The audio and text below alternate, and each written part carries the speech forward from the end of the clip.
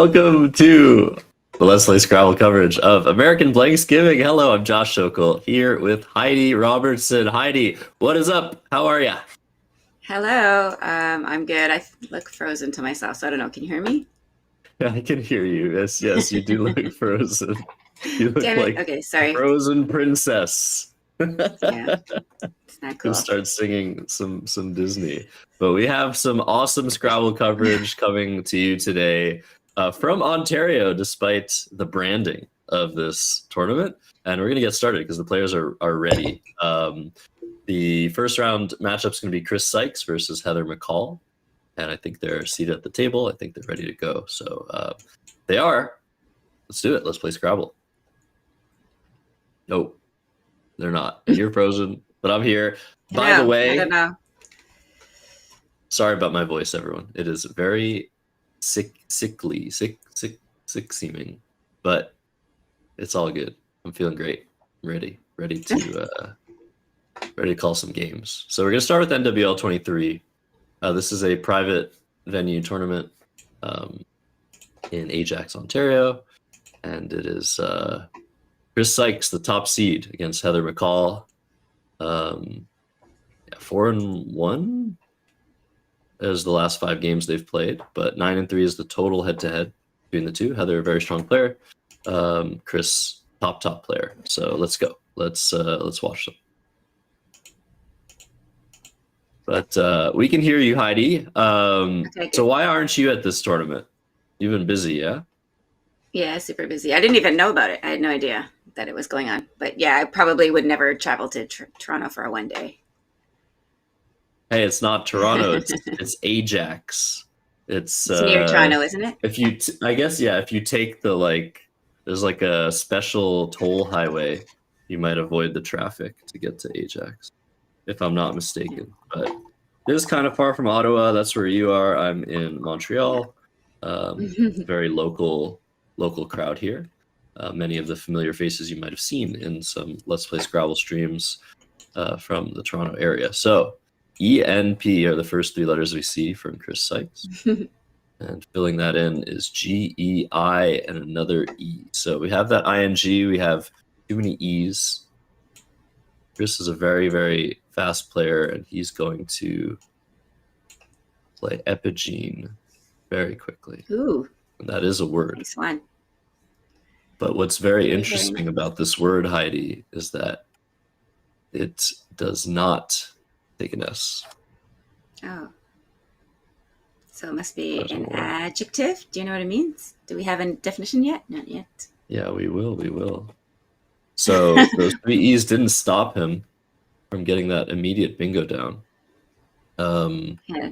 So it means occurring near the surface of the earth. What's really difficult is that there's another word, epicene. You replace the G with the C. That one does take an S. So that's tripped me up before. That might trip some of these, either of these players up. I'm kind of wondering if that's going to play a role, but there might just be some overlaps, and the S hook won't be that important. But very good start for Chris. This is exactly. I like this comment in the chat. Sorry to cut you off. I was just going to say I like this comment in the chat about will there be special events whenever the blanks are drawn because we're doing BLANKSgiving. Hi everybody, by the way. Sorry I took a bit to get started here, but hopefully things are all good now. Yeah. There should be special prizes. I'm not on site, but I'm sure there's some fun prizes available. This is just a casual one-day tournament, 7 games. And it's really great that Let's Play Scrabble is just coming in hot with the streams. So I think FID looks pretty good here for Chris Sykes on top of the ENE. Fid or Fido. What are you thinking here, Heidi? I'm not sure. I haven't had a chance to really look yet. I'm still trying to get sorted. Sorry, it's my ADHD kicking in. There's so many windows. This is a 3-way stream here. We got well, actually, no, I didn't end up going. Well, that's what I mean. But you're trying to get your stream going. No, I gave up. I've abandoned. Oh, So you've yeah, I'm abandoned? not No, streaming. we'll Yeah, I'm get not that streaming. live. We'll get that live on your channel for sure. I thought you With couldn't Fid after coming you already down. went live. Yeah, but Thought it's too late if you we'll don't figure get it it out. right away. We'll But figure anyway, it it's out. fine. It's fine. Yeah. So yeah, I don't know. What are you thinking? You might have to show me some options so I can choose among candidates. Yeah, Fid or Dip looked really good there. I don't really see a need to put the O on Fid to make Fido. That would open a lot more Right, space and open a triple letter score for Heather. right. This rack looks good too, but it's balanced, and that's about it. There's no bingo here for Heather, Glue so it's man. kind of a sucky position. Yes. Okay, so Heather is quite a bit behind here. Like, what is the best thing she can do right now with this rack? Yeah, I mean, I feel like just playing under the under the A of aha looks fine. Okay. It's just going to be really hard to come back from this deficit. Luge Man That is would a be good try. Glue Man, Legu Man. These all seem legume. kind of Yeah, yeah. Tegumen is that's plausible. the word, right? That's close to that. Yeah. What's interesting is that IN in the center of the board. So if Heather does decide to keep that G, she might draw into a 9-letter word. Good The eye. Good eye. IN. But it just feels like that gets blocked. I don't know. It's not a good position for sure. She's Yeah, got 82. doesn't It's like doesn't feel very what's good satisfying in about this position. Heidi is that it creates another line underneath. Oh, So right. Yes. I Yes. guess that's nice, but Good job, Heather. if you really wanted to go aggressive, she could have played with Yes. MEH MEH. for a couple fewer points, opening that triple, but that would be crazy. Oh, I see what you're saying. Yes.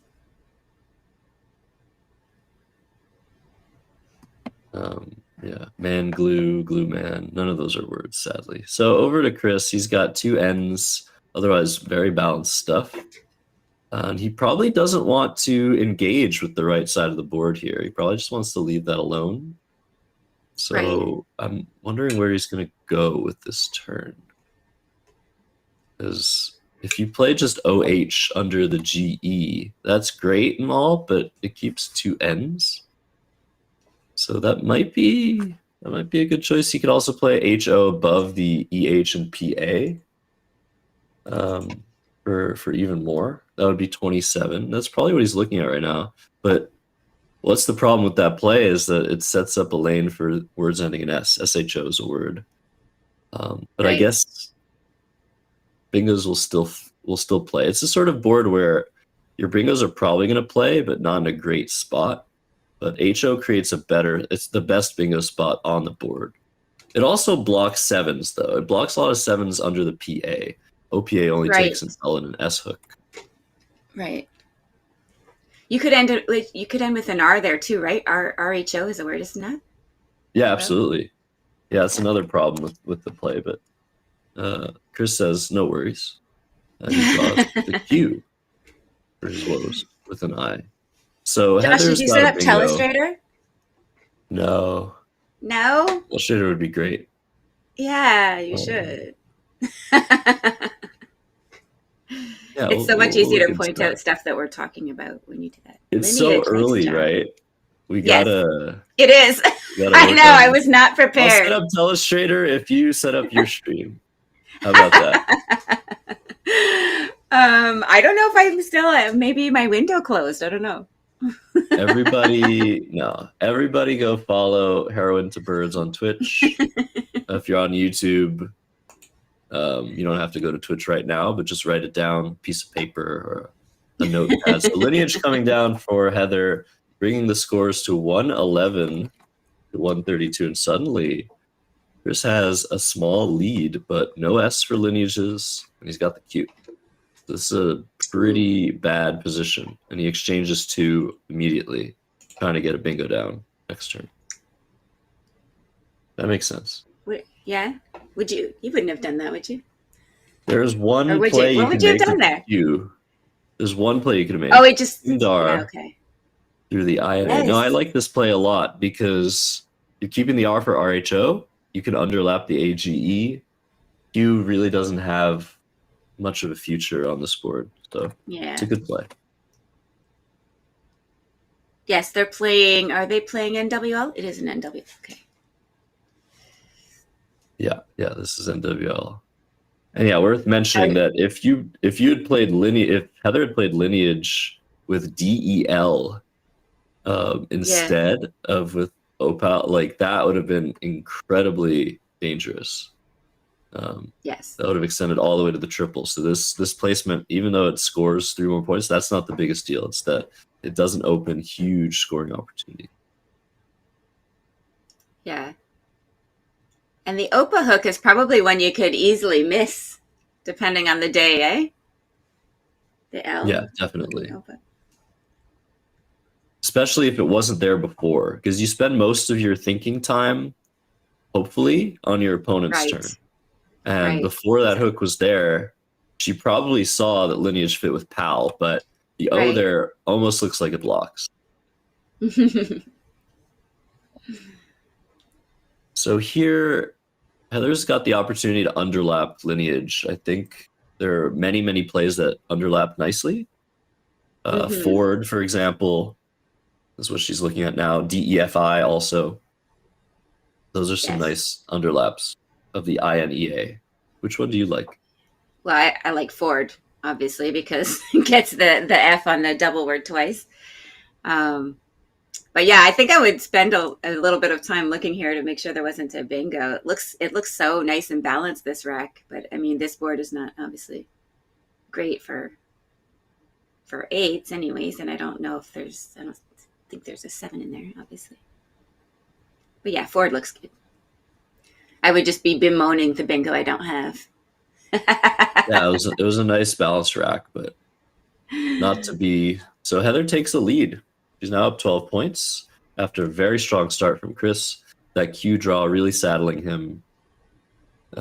And he exchanged one of his ends. The only play he could have reasonably made to score last move was this move, Undine. And he redrew an end, so he now has the play again. This is 27, the highest score in the position. Given what's going on the board, given the score line, this makes perfect sense. Yeah. And still keeping that R maybe for the row hook in the future. Hopefully he draws something. Heather has drawn. She's drawn that incredible hook to AD. This is going to be an interesting move. See how long she takes here, and if she spots the gigantic 71-point play she has with ads. So that's a hook I miss often. AD to ADZ. How about you? I wouldn't say that I miss that one often. There are other ones that I definitely miss more frequently. I think, honestly, QIN, I think I don't see a lot of the time. It's so weird. It's very weird. But I think I usually see ads if it's available. And there she spotted it. Nice play. I was having trouble spotting. Yeah, I was having trouble spotting this word. Looking at that rack, I'm like, what 5 does she have?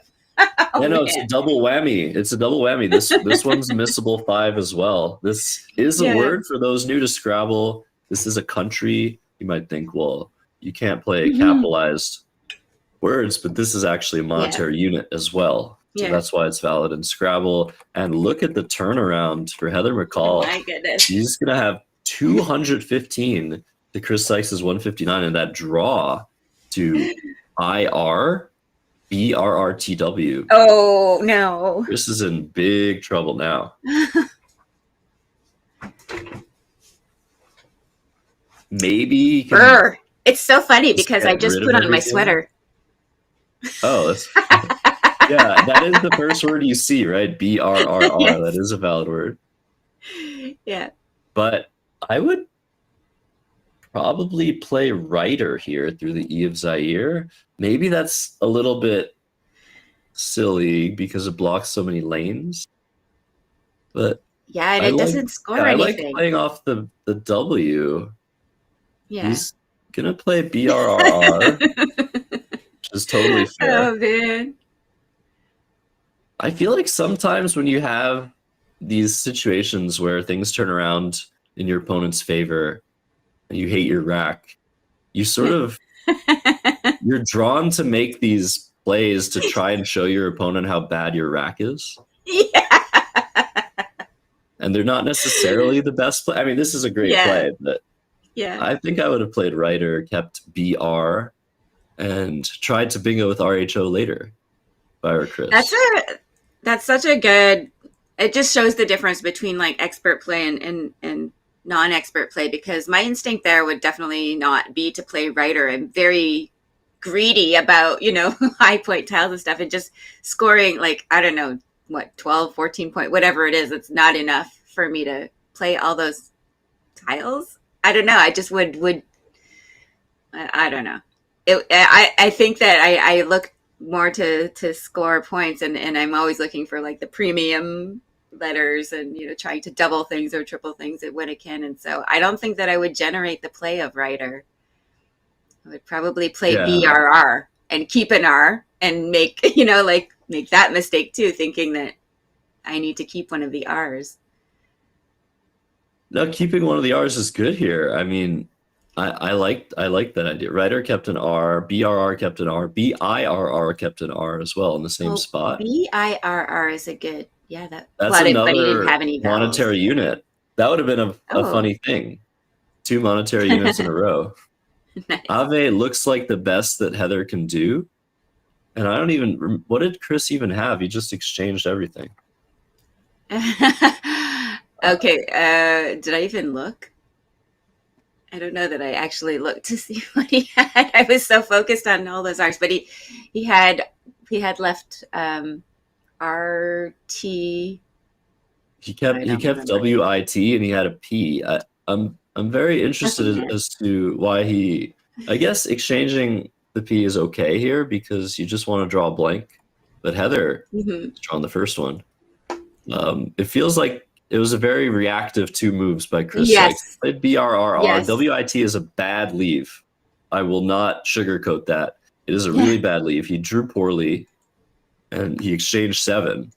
And suddenly, in the last 5 moves, he's scored what, like nothing? 27, 41 points.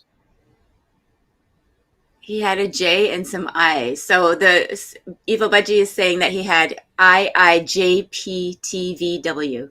That's pretty yucky. Very yucky, yeah. And he's got an S. That's the one benefit he's had in this exchange. He's showing us messages. Yeah. And he likes these messages when he's streamed. He has a good sense of humor about it.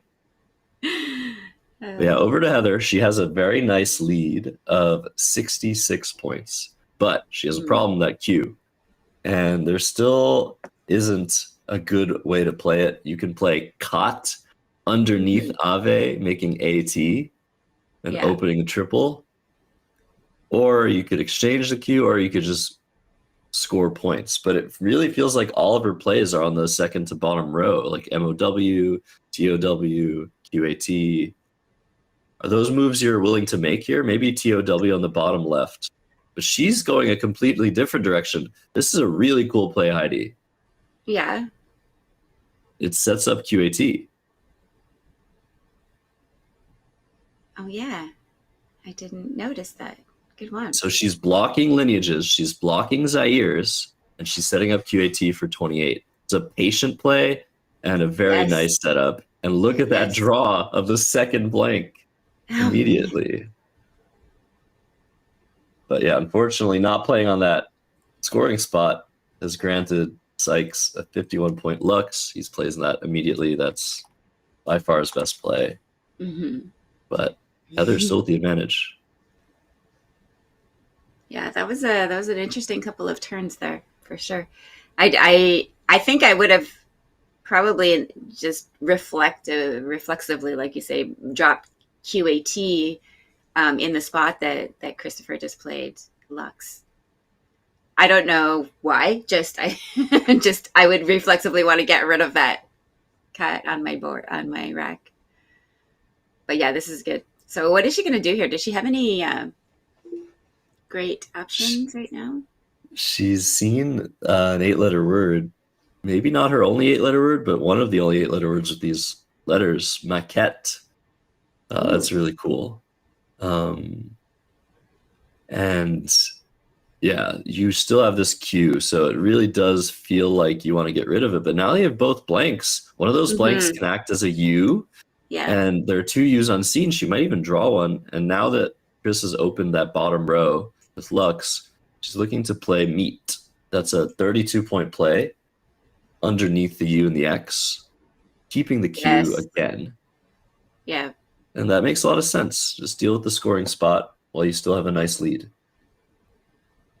Yeah, I like that. I do like that. Heather's been playing great.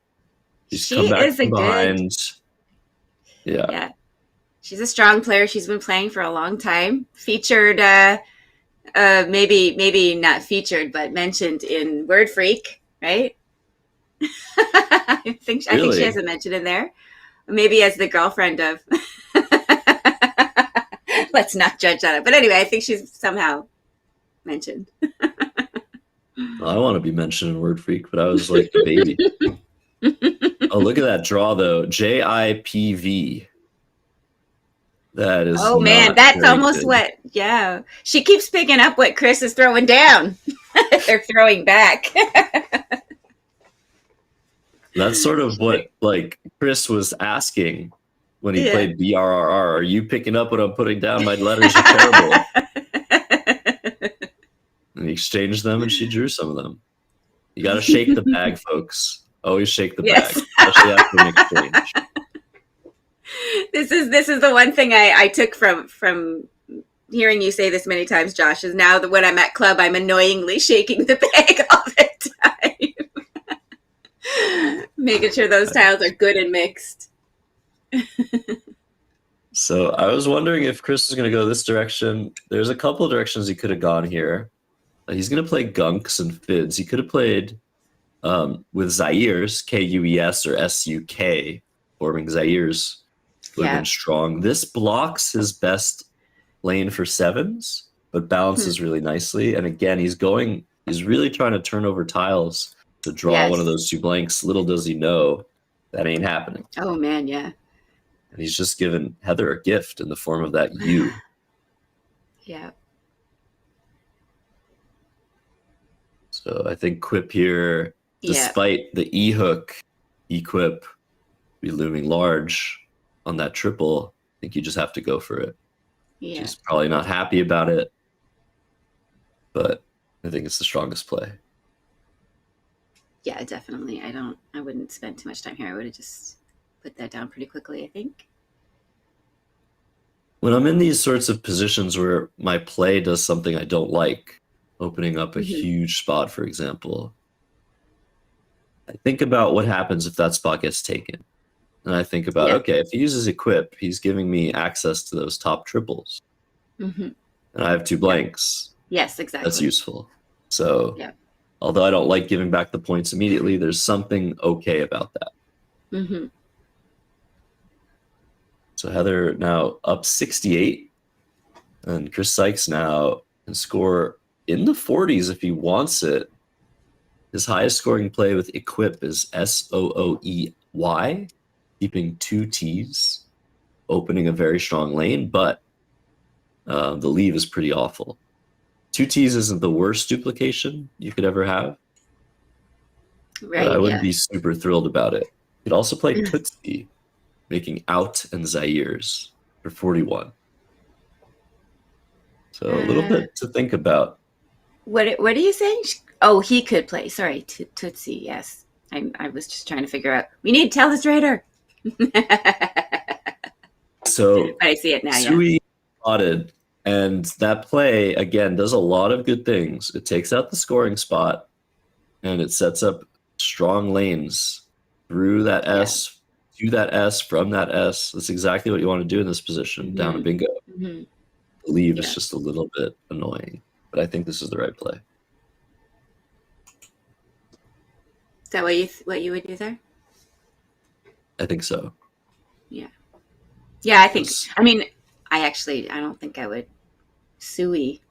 How many ooey words are there?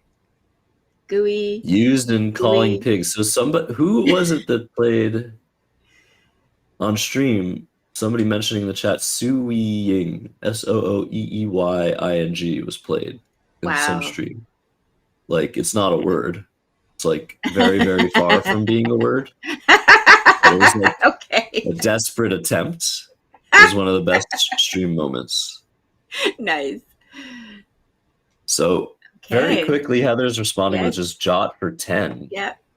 Yep. She drew all Close down those consonants, lines. closes a lot down, and with both Mhm. blanks, she should be first to hit something, but Yeah. apparently top coats Oh, nice. Beautiful. is coming Oh, down, which man. is a really, really beautiful find by Chris Sykes. And he's actually Compound taking a words are 20. so hard. This is a 30-point lead now for Chris. Oh, This is my a very, gosh. very good draw for him, especially after Jot blocked so much. Now look Yeah. at this board. What's Heather going to do with both blanks? Things are suddenly super complicated. Exciting game. I think you burn a blank now. I think it's time. Yeah. Vids with equips on the top right. VIDS. Mm-hmm. That's 38 points. Oh, A man. lot of points. 3 eyes he just drew. This is a fun game. Yeah, this game has been super back and forth. Yeah. Top coats was just so fortunate for Chris Sykes. Keeping Well, two yeah, T's, and like not drawing a blank. Like, yeah. that's not an easy spot, that word. Very impressive. It really isn't. So Ivy the choice by Heather. She could have scored one more point from the I and Undine. This is 17. That would have been 18, but not a huge difference there. And she's just very patient here. She really thinks that she's got time to do whatever she wants. She's got the last S. She's got both blanks. Yeah. There's nowhere to bingo right now, but with both blanks, you can bingo on boards that seem completely dead. Well, and also there's something I don't know, sort of. I don't think maybe it's a good thing to do in the game sometimes when you know that you have the blanks, but your opponent doesn't know that. So maybe they're still going for the blanks and can maybe give you an advantage that way when they open things up or whatever. I mean, he's not behind right now, but when he was, there certainly wasn't any impetus to open anything. And I don't know, it just seems like you can be a lot more patient when you have two blanks, right? And it could create this this sort of effect for your opponent where they're still going for the blanks, but meanwhile they're on your rack, so you know they don't have a chance of drawing them. Yeah, that's a very good point. Chris is considering exchanging here, so this Heidi is a very sharp position, I would say. There's 8 tiles in the bag. When there's something like 8 or 7 tiles in the bag, you don't really want to make a normal move because that will give your opponent the opportunity to make a normal move, like 3 tile play, and put you in a really bad situation with only a couple tiles left. So this is where exchanges become valuable. Yes. If Chris can just draw one blank here, he's going to have the tempo advantage and the score advantage after the exchange. So he might actually just exchange 7. Yeah. I mean, he could, like, the pool, the unseen pool from his perspective looks pretty good. But I mean, he must assume right now that Heather has at least one blank with the way that she's been playing. She played Jaws. She's been playing sort of smaller Ivy, right? Just sort of fishing tiles. So he must assume. I would assume that my opponent had the blank by this point, at least one. Probably would be hoping they didn't have 2. But yeah, I think Chris has to sort of hope that she doesn't have both. Unless she ends up just opening the board, which has not been her game plan. Feels like if she has both blanks, it's going to be really hard regardless. But if she has one of them, that's when Chris has a chance just match that with the second one. So I feel like I don't think keeping the B makes any sense. So he exchanges 5, keeping AT. This is balanced. There's only one other A, one other T to draw. This makes sense. Yeah. He's not going to draw a blank. Right. I did kind of like your idea of doing all 7 because, like I said, that pool looks really promising. I don't know. Yeah, Didn't look like you could get hurt too bad. Yeah, this is a crushing position now for Heather. She still doesn't have a bingo. But if she just plays EST, making OWE and Zaires, she retains the last hooks for OWE. There's no NWL hooks OWE. OWER is a Collins only word. So she retains the D for Ode, the blanks for Ode or O's. And she's going to be able to score a ton of points with EST. That scores 27. Yeah. And I feel like that's just a pretty much game over play if she sees it. She could also just play Teds on the top right, making equips. That scores 35. She doesn't even need to open here. Yeah. So she's deciding to play Vest. It looks like. See the blank cam. So this is a huge mistake. That is so interesting. If we can get the blank cam, the reason that she's doing this is she hasn't realized that she has those last hooks. So she's burning blank for 0 points for defensive purposes. I don't think it's going to lose her the game.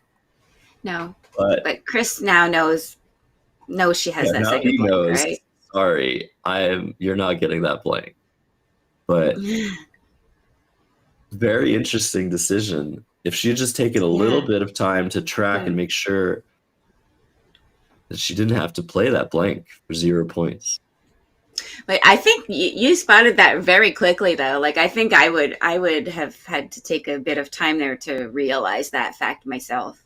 And I might just not even consider it because it looks so like you're opening so much. I don't know, right? So I don't even know that I would think to look and say, like, wait, are there any other hooks to this? Am I the only one? Yeah, there could be some issue with having mistracked. I doubt it. I think the reasoning is just it's so unnatural when you've been playing defensively the whole game. You have basically the trump cards in the position. Yes. To just open something, it doesn't seem necessary at all. Also, there is some value, Heidi, to playing more tiles, because it allows Chris to play fewer tiles without emptying the bag. Right. And so there's some value in playing the blank, but it's not worth 0 points. It's like you get some value from just playing the extra tile, but it's not worth the value of a blank, which is around 25 points usually. Yeah. But I wonder, maybe she thought, like, over is a word. Who knows? I don't know. When who owes. That could be. Yeah. Those are all doubtful things, but there's a lot of things that could have went into that decision. And yeah. It's funny, like I said, when you're in game too, you forget things that cold when you're studying or whatever, right? Once you're in the game situation, you're like, oh, wait, does this take an R? I don't, right? Maybe it does. I don't remember. So, yeah. Yeah, and suddenly now we're in the end game, Heidi. Chris has taken his highest score with Tuna. He had Cortana in order to play it. Tuna's 20 points. He's up 5. He's going to redraw that W and that B that he just threw back, but only one of the I's. Heather drew 2 of them. And now it's a not so simple endgame where Heather should be winning, but she has to be a little careful because Chris has some high scoring options available now on the top right. It's like CAW, for example. She can probably withstand that. She probably doesn't have to block, but she's got a blank, and it's really complicated. 7 minutes to find a winning line for Heather. She wants to go out in 2. and she wants to probably prevent Chris from scoring as much as he can. He also has Ka and Kopal. That is also a high-scoring play. So that's something that she might miss. Yeah, for sure. That's the new word to me for sure. Copal? Copal? Copal? What I would say here is that she's already separated LOI, which means she's maybe considering playing Oily to the Y and Sui. She doesn't have to worry about Chris bingoing, of course. She made sure of that last turn. Mm-hmm. She just has to make sure she's going to overcome her 5-point deficit and whatever deficit Chris brings to her with his next play. So Oily is a winning play to the Y. I think if she doesn't find anything better than that, she'll play either Dies on the top right, which is the best play in the position, or Oily. She really just, wow, this is just completely amazing. Cold. Like, she has so much time to double check everything. She's like, nah, I got this. This is the best play, best endgame play. Is it? Yeah. There's multiple spots for OIL. That's what you have to make sure. Oh, okay. So And what if she played? If she played lids there, she wouldn't have an out. Maybe that what's lids doesn't go out next YE? turn, Yeah, right. but it still wins because it just Oh, scores so okay. much. Okay. But yeah, this is the best play. Fantastically done. Heather's Tough now at Heather. 404, 379. We're going to see an upset here. Not a big one. Yeah. First seed versus second seed. There's around 300 rating between them, I think. 300's a decent amount. Yeah. Yeah, Chris now has 10 minutes to consider his fate. It's the worst when you have all those high scoring tiles at the end and you can't get rid of them all at once, and you're just like, oh, you're like, oh, maybe this is going to score me a lot of points, but then wait, then I have to subtract this many after she goes out. What is she going to score? What is her best move? And a lot to consider. But 10 minutes is a lot of time to do it in, so. Yeah, so we didn't see any huge blunders in this game. We saw a very nice comeback. That Q completely stopping Chris in his tracks early. He exchanged it. Heather drew both blanks. Had some really weird, awkward consonant racks, but was very patient the entire time. Yes. Just it's a really high level thing to watch somebody just coast, knowing that they have both blanks. They have so much flexibility. Close game, you're not winning that. I got both blanks. Yeah. Yeah. So yeah, does she get a prize for playing that blank off for 0 points? Yeah, that's got to be something. Definitely noteworthy.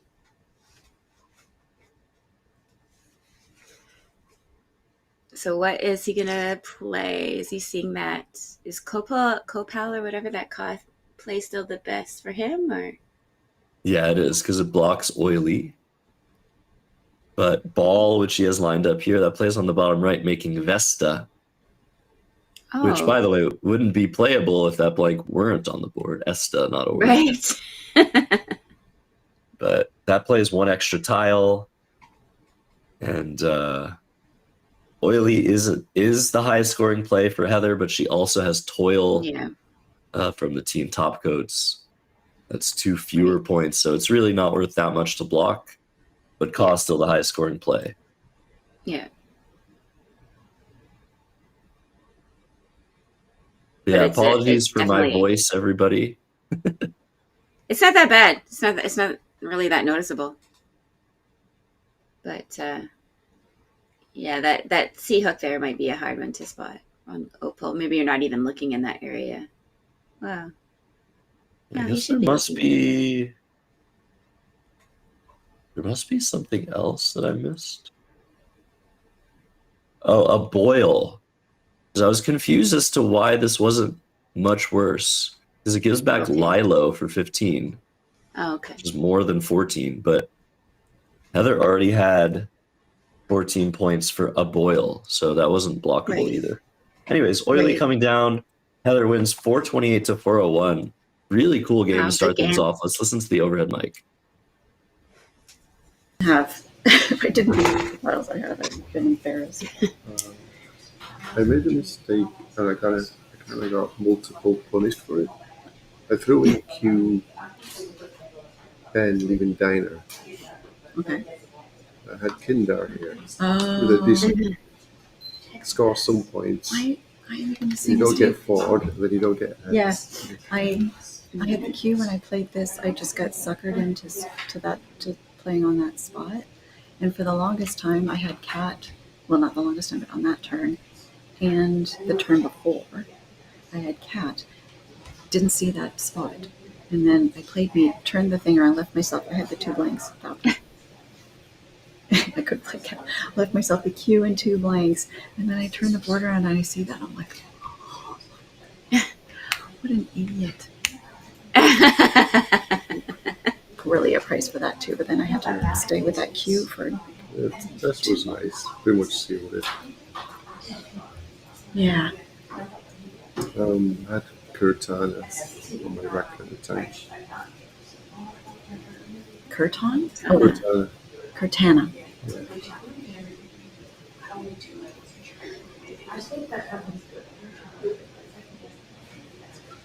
So, a couple of words to check.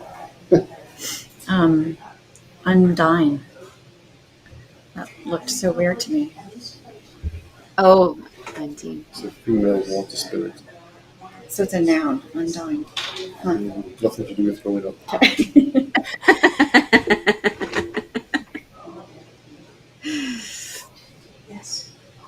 Chris's knowledge of definitions is amazing. You had to think about it? Yeah, well, it was good. I liked it. I was like, I mean, I couldn't think of another way that you would spell it, and I knew that. I Which was one? pretty sure that I'd seen it played before too, not just. mm. Yeah. Top Coats was such a nice find at like such a dire point in the game. That was like a do or die. I was impressed. Very impressive. Yeah, Wow. Give me a chance. I drew all 3 eyes on the W. So Yeah. No, I mean, I just thought, I I'll throw them had back, maybe lovely you get racks. them. I didn't have to struggle too much with my racks at all. So yeah. Well done. Can I just say the most Canadian, Yeah. kind, soft post game I've ever heard. I mean, I know both of these guys. They're so nice, but that was just that was just so So wholesome. gentle. Yes. Yeah. So this might be an American BLANKSgiving stream. Tournament is being held in Canada. Just want to remind you guys. There's some nice people up here. It's true. It's true. I don't know. It's in our blood. But yeah, nice one. Nice, good gamemanship, good gaming, good, nice play finding. Just yeah, but real treat. That was a good game. I enjoyed it. Yeah, it's great. It's great. So, without further ado, we are going to show round 2 eventually. I guess there will be some ado before then. We'll be working on getting Heidi's stream up. Are We'll be we? working on. Do you think? Yes, you should. I don't know. You should do what you're planning, and so that we can get this streamed because you deserve it. Everybody, go follow Heidi. It is time to give thanks and follows. Make sure to subscribe, like this YouTube stream, of course. Let's Play Yes. Scrabble is everywhere. Canada, Africa, United Unreal. States. Gonna be in Thailand. Oop. You're not supposed to say that? Why not? No, yeah, we can say it. I'm just kidding. So let's take a small break. Let's get everything set up for you guys Yeah. for round 2 of 7. And yeah, we'll see you in just a moment, Heidi. Yeah. Okay.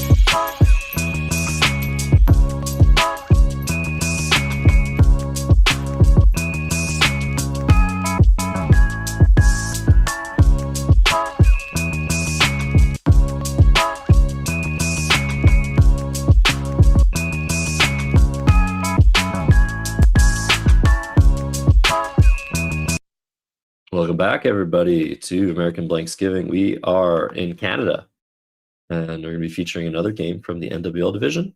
7 rounds today. Anna Moransky versus Trevor Seeley. Heidi's getting her stream ready, so we'll be hopefully getting that going. Oh, she's ready. Very cool. I actually have no idea if it's running or not. Oh wait, I see chat, so maybe should be fine. Maybe should be fine. Working. Should be fine. But let's get these guys going. I think they're ready to go. Actually, Anna Moransky, Trevor Seeley. Again, this is a local Toronto area tournament. A very, very tough matchup. 11-12. Thank you so much to Let's Play Scrabble for these amazing advanced stats. It's a great matchup. Okay, awesome. Anna going first, Trevor going second. We got a prediction running on my Twitch channel. We got people liking, subscribing, hopefully, on the Let's Play Scrabble channel, which, by the way, has grown massively in the last month, thanks to the World Championship coverage. It was a fantastic initiative. And now that Heidi's live, everybody should go on Twitch, say hi, well, follow. I don't know how it's working, honestly. So yeah, maybe it's. I don't know. Oh, look! I might have to shut it down. I don't know. Look at this opening crack. Goonily is lined up. I don't think Anna's going to pull the trigger on that. It's not a word, but it could very well be. You never know with those ILY words. Goonie is an adjective, does not adverbialize. So this is a great choice. Goonie for 26. Nice. Only thing better than this would have been ology, which could have created some really cool extensions. Whenever ology is the opening play, OLOGY, I just hope for like cryptozoology or something like that. But that's too many letters. Astrobiology has been played in a Scrabble game. Probably one of the best plays of all time. Yes. But we're not going to see that this game. Or will we? I would have been so tempted to play Goonily there. Yeah, same. But Goonie, thankfully, is the choice. I think Trevor probably would have challenged Goonily. But first turn is the best time to try something, isn't it? Yeah, yeah. Yeah, over to Trevor now. I'm wanting to get rid of the V, the F, the K, one of the E's. Can't do all that. But something like knave looks very good through the N. If he spots that, that's a great play. K-N-A-V-E.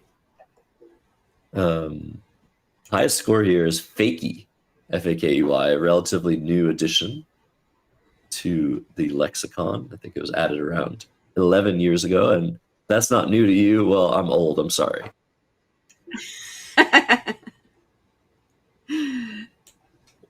What do you think between the two? Knave is 24. The F is obviously a lot better than the V. Yeah. We're seeing even instead. So keeping a little bit of a heavy leave, but being pretty defensive, more defensive than the other options. And if he gets what he wants, Trevor, you draw an I for kith underneath the G-O. He has cough and EF immediately. And Anna has terrible tiles. Yes. I don't know. Liu, can she play that anywhere? L-I-E-U. There's no G-U or U-G in this, yeah.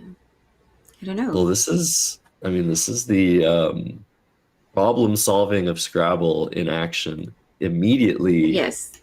Heidi says, can I play Liu somewhere? So instead of lamenting, and this is exactly what Anna's looking for too, instead of lamenting the rack, it's like, okay, well, what can I do here? L-I-E-U is a great option if there's a spot for it. You can play Guile from the G to use those 4 letters. Yes, that's a good one. Louis, that's a good one. Louis through the O. Those are options probably worth playing. I think Guile is a lot better. Doesn't open a triple. Or we can just see an exchange. Exchange 3, keeping line. That's a pretty good leave. You might even draw an ing word, hitting the triple. Yeah, that's true. I think, too, it depends on if you know your opponent, right? Like, I don't know what kind of game Trevor plays. Is he more defensive? Like, do I need to make sure I, create a nice open board, or do I want to play a little bit more closed board against him? So, yeah, I don't know. I think I might do different things depending on how I feel I need to play in the game. Should I be super Yeah. aggressive and throw things open, make as many like bingo lanes as possible, or, Well, I've played Trevor a number of times, Anna a number of times, not as much as they've played each other. So they probably know better the styles. What I would say for Trevor, my scouting report is don't let him get going. Don't let him get going because he's fast, he's right? furious, and he is just going to play fast. Whenever he has the opportunity, he's going to just go boom, boom, boom. But sometimes get him to tough situations. He doesn't know what to do. That happens to all of us, happens to the best of us, and he might slow down. Gets very tense. Games with him are very, very tense. That's what I'd say. So Igloo, people were talking about that word Yeah. in the chat earlier. It's a good option. Problem is it kept 2 E's and vanished on the third one. Yeah. It's a lot of vowels to keep. But if Trevor doesn't have an S, this board is pretty tough to work with. Yeah.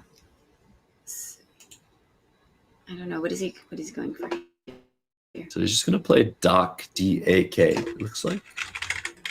Undouble the D's, score with that K. Again, he's keeping a little bit clunky with that F, but he's going to be able to score some points next turn. And very quickly, the response from Anna, this is a beautiful play of Yelin.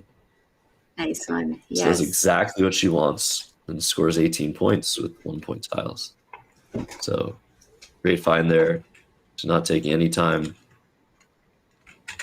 And right. 49 to 38.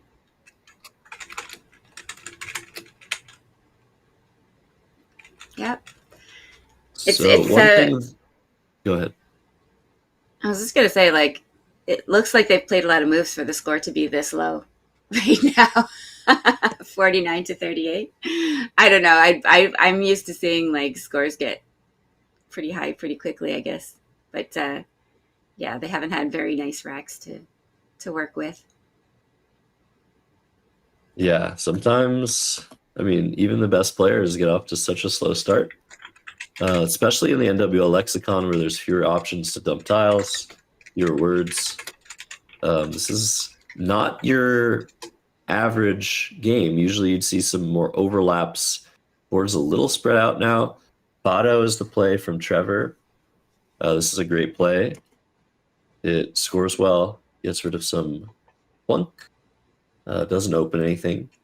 I would have preferred to see Fido in the same spot. We were talking about that word last game. Yes. I'm a little bit worried about that I, even though with the G you might draw an N for ING words. Always a little bit worried that we're going to duplicate our I's, but we'll see. Mm-hmm. Yeah. Instead we see a Q and another I. Yeah, okay, well that's not very good. Yeah. Anna's rack looks nice and balanced. She's got that. Yeah. She could do anything beside that hot spot beside deck. Nice spot for that. Yes, she has. Yeah, Heidi, she has one killer play. It's almost lined up. She just moves that A. She's looking at Azon. Yeah. Just moves that A. She might see this really, really difficult word, Yetzo. Tiezo, which fits with Do for 81. By far our best play. This is a word that is newer in the lexicon, and even if it were a word for a long time, it is so hard to spot a word ending in ZO. I can actually tell you there was a position that a few grandmasters were discussing this summer where somebody played a phony word, and the only way to block their valid words in the position was to play this word piezo, and she spotted it, and I missed it. the position was given to me. It was like, there's one way to block. And I couldn't see this word. So this is an absolutely incredible find by Anna for 81, taking a huge lead now. And I totally was looking beside, like, you know, making za and something with it or whatever. Like, I didn't get a chance to really look, but I would have been hyper focused on getting my Z on that triple letter score instead of looking down from the triple. So yeah, I might have whiffed hard there. I don't know. Yeah, it's a tough one. And yeah, just showing some great class, some great play finding ability. Anna, yeah, she's a killer. Yeah. So over to Trevor now. He's got some problems. He was okay before this play came down. He had a potential spot to play QI and ID. That's fine.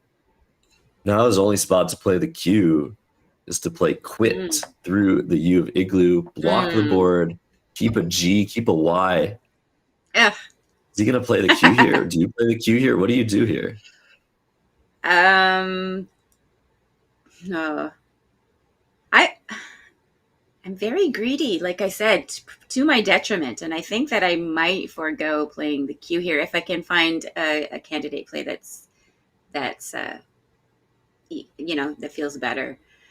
But, you know, I might be looking to see if there's some kind of like ITY word I can make beside effed, making lay, or F making effed and lay.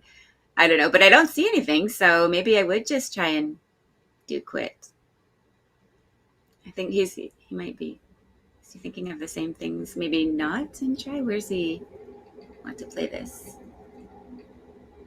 I'm wondering the same thing. He's gonna play Tori. Okay. Oh, This scores pretty well. The problem is the leave is just atrocious, right? right. Yes.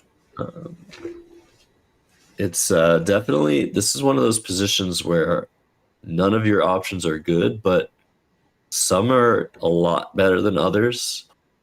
A play like this very much depends on a good draw.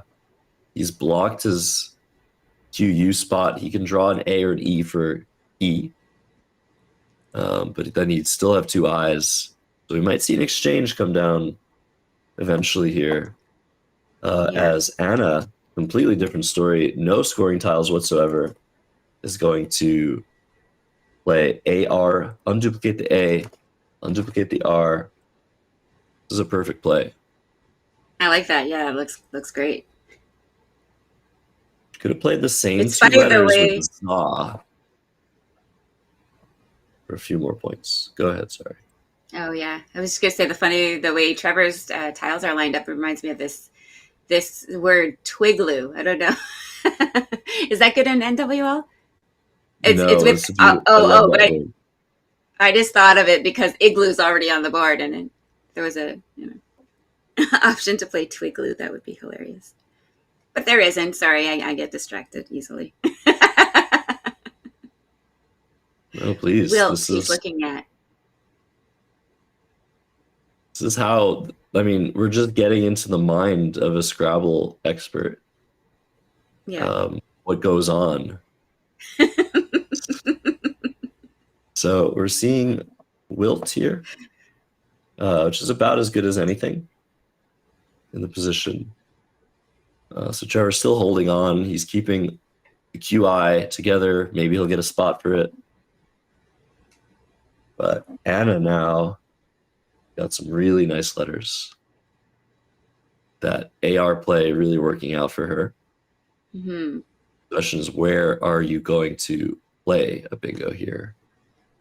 76 is her highest score. It's a tough find.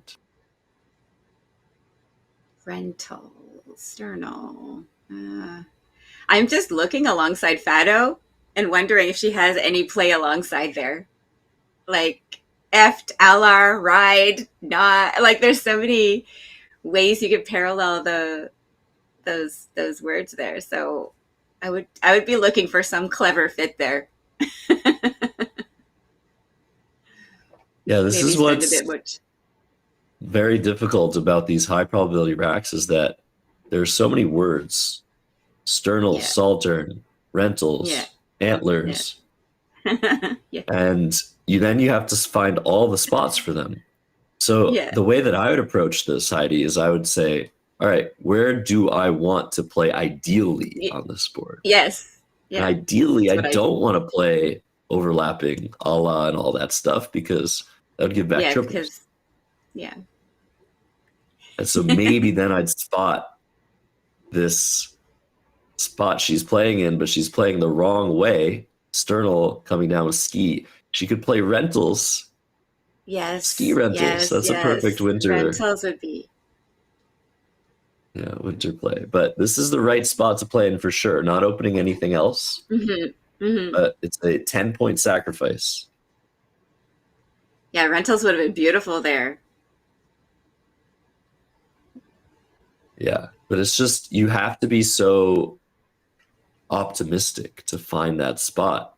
It doesn't look like anything should fit there, especially a bingo. Mm. But Trevor now is like, okay, that's it. I'm done. Done with this cue. Plays caught for 22. Good. Get rid of it. But No, 32. Yeah, that's what you said. Sound like you said 22. Sorry. it was 22. Yeah. Is it? Oh, yeah. Yeah. Yeah. Sorry. I'm looking at it. Looks like a triple, but of course it's a double. Yeah. He could have played Ibla, another Oh, yeah. I love that word. through the L of sternal. That would have scored a bit more, blocked a little bit more. But I think the score would have been worth it. But, at some point when you have the cue, like, all right, I see a spot, done with this thing. Mm-hmm. Get it off my rack. Mm-hmm. Get off my rack. Trevor could have used a little bit of time there. He could have also played QIS with Yelins. But that also has its risks.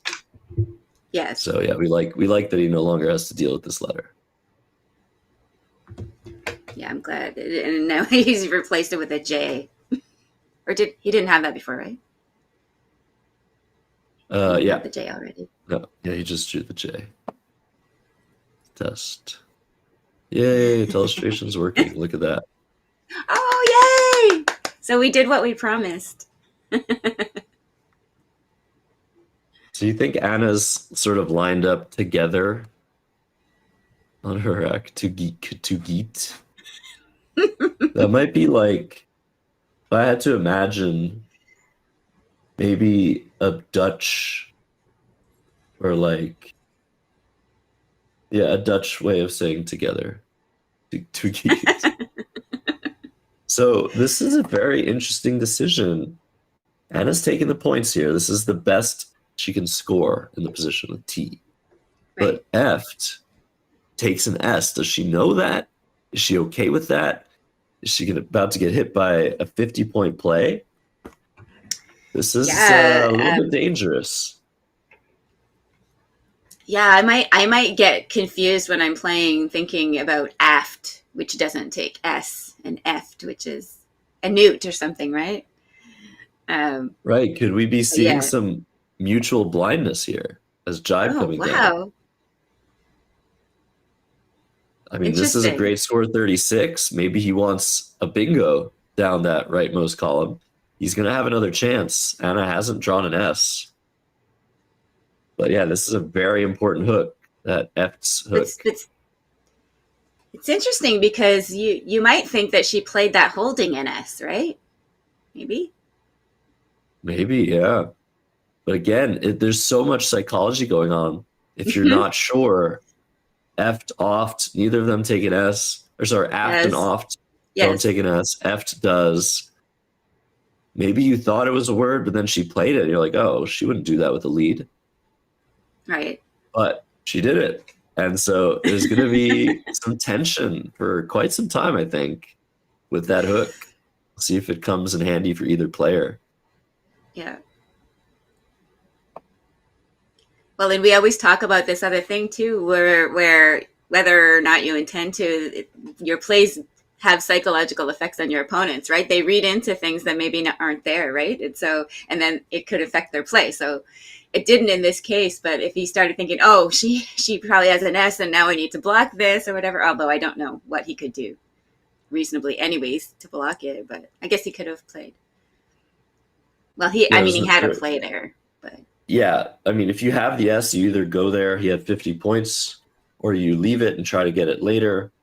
From Trevor's perspective, there were 2 S's unseen, still 2 blanks unseen, by the way. yeah. And Yeah. Anna now feels like I'm starting to get to her a little bit because she's down like 4 minutes on the clock, but she has a nice lead. She's blowing the board open. Yeah. So she's playing gum here. Now there's another hook. Obviously, both players know that gums is a word. So now I'm just thinking Anna's just taking points, just balancing, taking points, hoping to draw an S, hoping to draw a blank. There's a lot of tension now. Yeah. It's so interesting to see how different people play, and how, play changes as you move up, the ladder, the strategic choices that you make, without wanting, like, I don't know. This is one of the things when I'm playing, I find that I go by feel in the game. So I have no idea whether I'm up or down. I just, if I feel like I've had a lot of racks where I'm struggling or whatever, then I feel like I'm behind, even though I may not be. And I don't look at the score enough and adjust my play according to whether I'm behind or ahead, And so I think that kind of thing is a lot more automatic for as you climb the ranks, as you get better and better at Scrabble. So yeah, and especially if you've never really been on stream. I feel like both these players have been on stream maybe once or twice before today.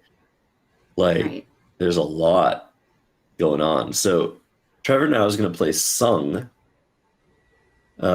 making Gride. So he's not taking the biggest of the S hooks. He's taking the scoring spot on the bottom right, hoping to draw another S. And Anna still with no S, no blank. Things are getting really interesting. It's 187 to 251. I had lined up Woofed, which fits from the W of Wilt. Guess I can use this now.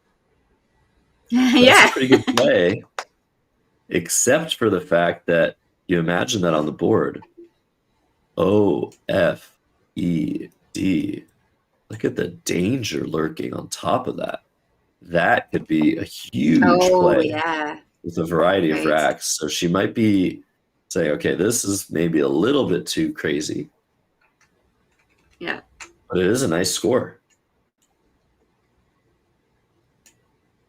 How much does that score for? 26. Yeah. So what's interesting is there's so much going on in a Scrabble game, right? It's not just what plays you have available, what they leave. It's also the score. And what the score is really dictates what you want to be doing, but not specifically. Not specifically. Right. She's going to play, it looks like Fool or Fooled, to sacrifice 6 points for defense, which makes sense. But there is a theory. If you're ahead, you want to keep scoring spots open. Yeah. So how much do you open scoring spots when you're ahead?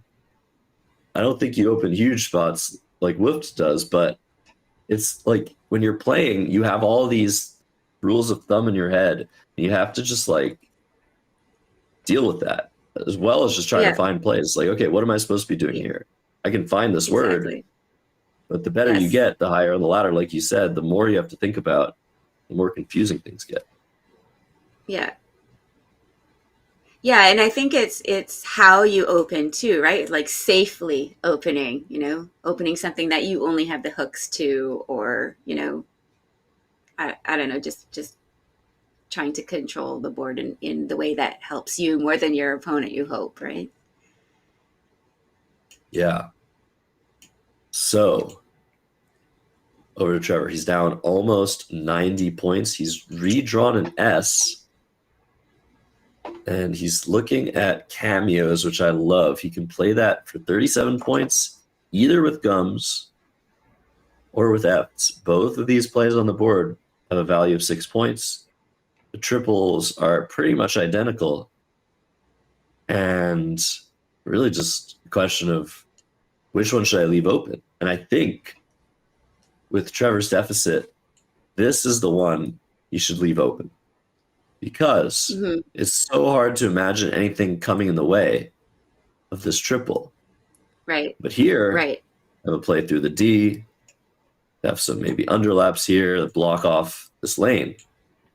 So with the deficit now, it actually feels a lot better to use gums instead of Fs. Good job. I love commentating with you, Josh, because you always have such good insights, and I think it helps me in the end. If I can remember all the words of wisdom, then I think it will definitely help me in my game, because there's a lot of things that I don't consider, that I'm still learning to consider, I guess. And so, yeah, it's good to point them out and like talk them through, like why they make sense. And that was a really, really good analysis of that position, I think. So thank you for that. Hey, I'm thankful for you as well. Just, you know, you always have such nice things to say about my overthinking everything. So over to Anna now, who actually has the opportunity to take a huge, huge lead here. She knows the word durative, which plays to this E in Piezo. Oh, That's man. a tough one. She's seen a play here. She's already looked at tardive. I think she's noticed the spot, but durative. What happened to her rack? Is that her arm? She's blocking it with her arm. Yeah, everybody does this. But that would be an incredible way to take a commanding lead here. The only issue is still 2 blanks out. If you place that D all the way on the left side of the board, you could get tripled on. But 82 points versus 30. Yeah. You got to take it right? if you see it. But this is a tough one. Those IVE words, some of the hardest words to remember. Durative good is legative. Like there's so many like that. Denotive, like are these words, and I'm saying them and you don't even know. At home, you don't even know. So imagine trying to play. You guys can check all these words. You're like, oh yeah, I knew that. You're in the game. It's a different story. Yeah. It's so true. Like that's the whole thing. Even our new world champion, again, Adam Logan, says that it's one thing to study at home and know everything cold while you're studying, and then it's a totally different situation once you get in the game, right? So absolutely. So look at this nice find by Anna, inserting that R between the O and the C, making orc. This is, again, her play finding has been fantastic this game. Just finding all those overlaps, those insertion plays. She's got a nice commanding lead. She's impressed me. Heidi, is she going to draw an S or a blank? Because if she doesn't, this game is still potentially Trevor's. Yeah. See an H and a T. Not so good. Duplication. Oh, oof. no. That is well, not there's still a a few good draw. tiles left. Oh, yeah. 12 in the bag. Trevor's got some problems of his own. He's got an X, a W, an H. Which do you play? Where do you play? I don't know. That doesn't look like problems to me. That looks like gifts. Like I can score, with, hex or something now, and then maybe I can bingo with my blank or something. I don't know. I haven't looked at the board yet, but I think that's how I would be looking at this rack. This isn't good. No, it's not. In NWL. So when you realize that there's actually just nowhere good to go for more than 20 points in this position. Even without that's what I was thinking. Hue something. So keep your X. Like these are still great tiles. These are great tiles. No, you're right. I'm just concerned if I'm Trevor, time's running out. I need a bingo. I'm down 75. That X is not helping me bingo. That blank is, but look at this setup. This sets up the X super nicely. Yeah. So this is a great play by Trevor Seeley. And if Anna has a struggle, which she does have right now, Trevor might just come back without a bingo. Right. Look at those nice tiles, though. But yeah, the board is not super bingo friendly right now. No, you're totally right. I mean, these tiles that Trevor has are great. And this board as well, the fact that there's this E here and this hook, which again, we don't know if either player is going to be sure of. I feel like Trevor will use it if he has to. There's great potential for bingos. And now there's great potential for the X. So Anna's spotted this word PHUT. This fits with PHEW. Look at this. Oh, yeah. If she plays that for 30. Yeah. What is she going to give back? Yeah, she gives back massive plays. So this is getting very, very interesting. I mean, it was interesting the whole time, but now there's 9 tiles unseen, only a few moves left. It's just anyone's game. So crazy. They got a lot of time, so that's good. Yeah, still has a lot of time. But under the 10-minute mark, you start to worry. Start to worry a little bit. So she's going to play punt. Okay, so she doesn't want to open anything anymore. But again, that F's hook is just huge. There's a blank out. There's an S out. She's got almost a 50% chance of drawing one of those 2.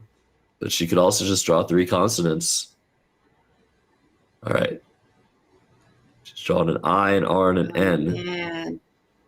So this is looking really, really tough. If Trevor just burns his X or bombs his X in this spot with something like Axe.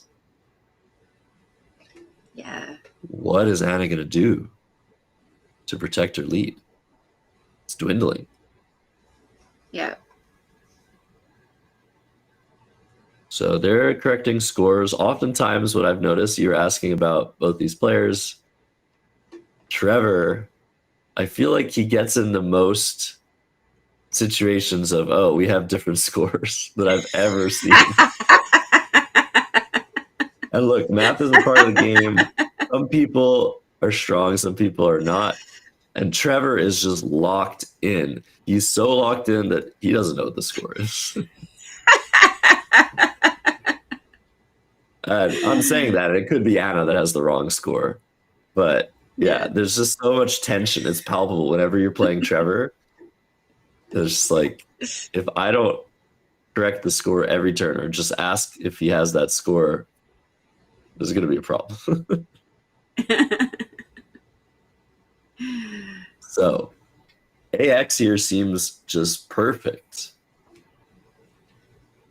But whether, Heidi, whether F's is a word now, like, and it is, we know that we're sitting here, but whether this is valid is becoming so important every single turn that passes.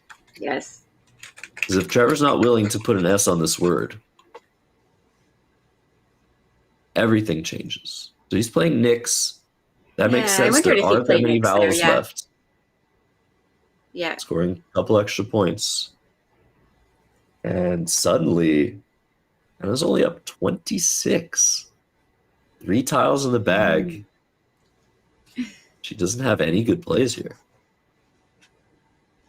Uh-oh. Okay. So, depending on whether she's thinking about F's, she might just play Harry, P-E-R-I, or Petty, through the E and the I, leave 1 tile in the bag, and hope to survive. Right, right. Trevor's drawn the second blank, and he's drawn that S. So if he's aware of everything, if he's able to spot his best plays, I don't think Anna can win this game. No. But it's a big ask. Thanks. She might be looking to play tripe. which is interesting because Oh, that takes an man. S hook. It's a little bit. I mean, what is going on here? There's just so much tension in the bag from Anna's perspective. 2 blanks, an S. She needs one of those. She wants to Yeah. feel secure. Yeah. I'd be scared to death here, Heidi. Yeah, I would too. I would too. You know, you need Very curious you to need see to what she score, does. and there's no way to do it, right? F's is valid, yes. Thanks D, E, and again to I might everybody be for what she's being here. thinking about. Oh, she's gonna even go. Oh Wow. man. Okay, so she's Oh going for man. this, Okay. leaving 1 tile in the bag, and Is there gonna now be it's up to a Trevor. triple option here? There are certainly triples here. How quickly, if at all, will Trevor be able to find this? What's very cool about this play of Hind is that it blocks 7-letter words. So that might have been front of mind for Anna. But many triples available for Trevor. Wow. Problem is you have all of the pressure of the world on you right now. Cadenzas, cadavers. You guys are finding that you guys have no pressure. Yeah. Cadenzas would be sweet. A couple more. Cadavers. Also, any bingo should win here for Trevor. He's not risking getting stuck with the tile. Actually, is he? No, he's not. Not risking getting stuck with the tile. So something like daycares also works from the D, making Fs. Advances. If you're not sure of Fs, that stops right here. And there's 1 bingo to the E. There's a few. But Right. pressure is on. If Trevor does not bingo this turn, I don't know if he's winning this. Sedelcia? Is that a thing? Yes. Is that how you spell Sedelcia. it? That is a Nice. relatively high probability word, but Nice I'm pretty find. sure Trevor doesn't study words by probability. Yeah. What do you think he does? Do you know? Does he I just have no idea. This is why by this playing game, or like, I'm trying to think if he plays like CADE, for example, is he still going to win? Oh. This is a really, really difficult position because all of the pressure is on. Yeah, even CADE would potentially win him the game if he's able to follow it up. Right. But here, let's. But we want to see a triple. Nothing against Anna, but we always love to see triples. Yeah. Anna's played very well this game. I mean, this play of Hind, actually, the more I think about it, the more it makes sense. You want to block Fs. You want to make it hard for Trevor. You need to draw a blank, probably. Yes. Yeah. And if that E of Piazza stays open, maybe you draw something. Maybe he plays there and you draw something through his play. Trevor started this turn with around 9 minutes. He's already used 3.5. Will he be able to spot any bingo here? Those 2 blanks are absolutely mind. Can I say mind? I don't want to say the bad word, but they completely, you get so inside your head when you have 2 blanks. Yes. Especially when you know this is the time where you should have something. And you're on stream and you're like, I don't want to miss something cool, you know, or if I have a triple, I don't want to miss it. Like, it's a lot of pressure. Yeah, I would not be surprised if Trevor doesn't bingo here, but even if he doesn't bingo, he's still in a fantastic position. Those 2 blanks, so strong. But he has to make sure BLANKSgiving he indeed. doesn't. Yeah, he has to make sure he doesn't go overtime. That's the one thing. The lower your time gets, it just feels like you look at your rack, you're looking, and then you look at your clock, like, where did my time go? What just Yeah. happened? I just used 5 minutes and I'm still at square one. So he's And I looking don't at know if playing this dances. happens. What is it? Dances? Yeah. Go ahead. I was just gonna say I don't know if this happens to you, but 1 blank you can deal with. 2 blanks, I don't know. There's so many possibilities that your brain can just shut down, right? Like, just you think you're and then you get stressed out because you can't think, and so it hinders your process even more, right? So just it's so funny, like that stress of the time and the all the possibilities, like for some brains anyways, just creates too much and stimulation or whatever, and then you're just shut down, right? Because you can't deal with it. This happens to me sometimes in games, and then I end up going like 2 minutes over time because I've just not been able to stop and like think it through. Just my brain freezes. So yeah. So tough. This is this is very, very impressive for Trevor that he is making a play with so much time left, but he hasn't designated the blank. So Anna can just restart his clock if he wants to.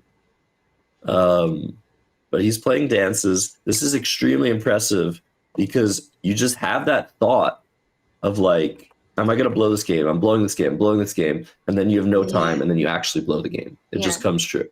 Yeah. But Trevor's going to draw an R. He's down 7 points, but Anna's options are terrible. She can just pull this off if, and only if, she finds one of 3 plays. She'll have just enough to win. But this position is so difficult. Being only up 7 points, her options are terrible. Her 3 wins are playing EO or BO. That's her maximum score. 19 is all she can score here. Or playing probe. Those will all win the game by, and I kid you not, 1 single point if these guys have the scores correct. Oh man. If instead Anna plays opt and Trevor finds his best response, this game should end in a tie. But there's so much going on here. Do they have the right score?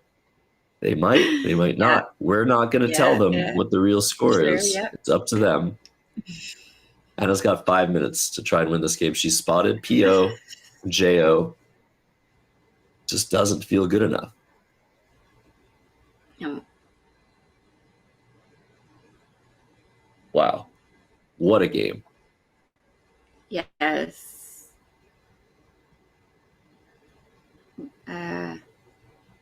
This is why you leave yourself time, by the way, for the end of the game.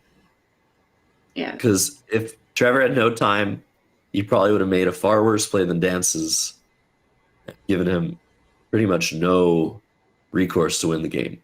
But he had the time to see, my position's really good. If I'm able to score this turn and next, I should be okay.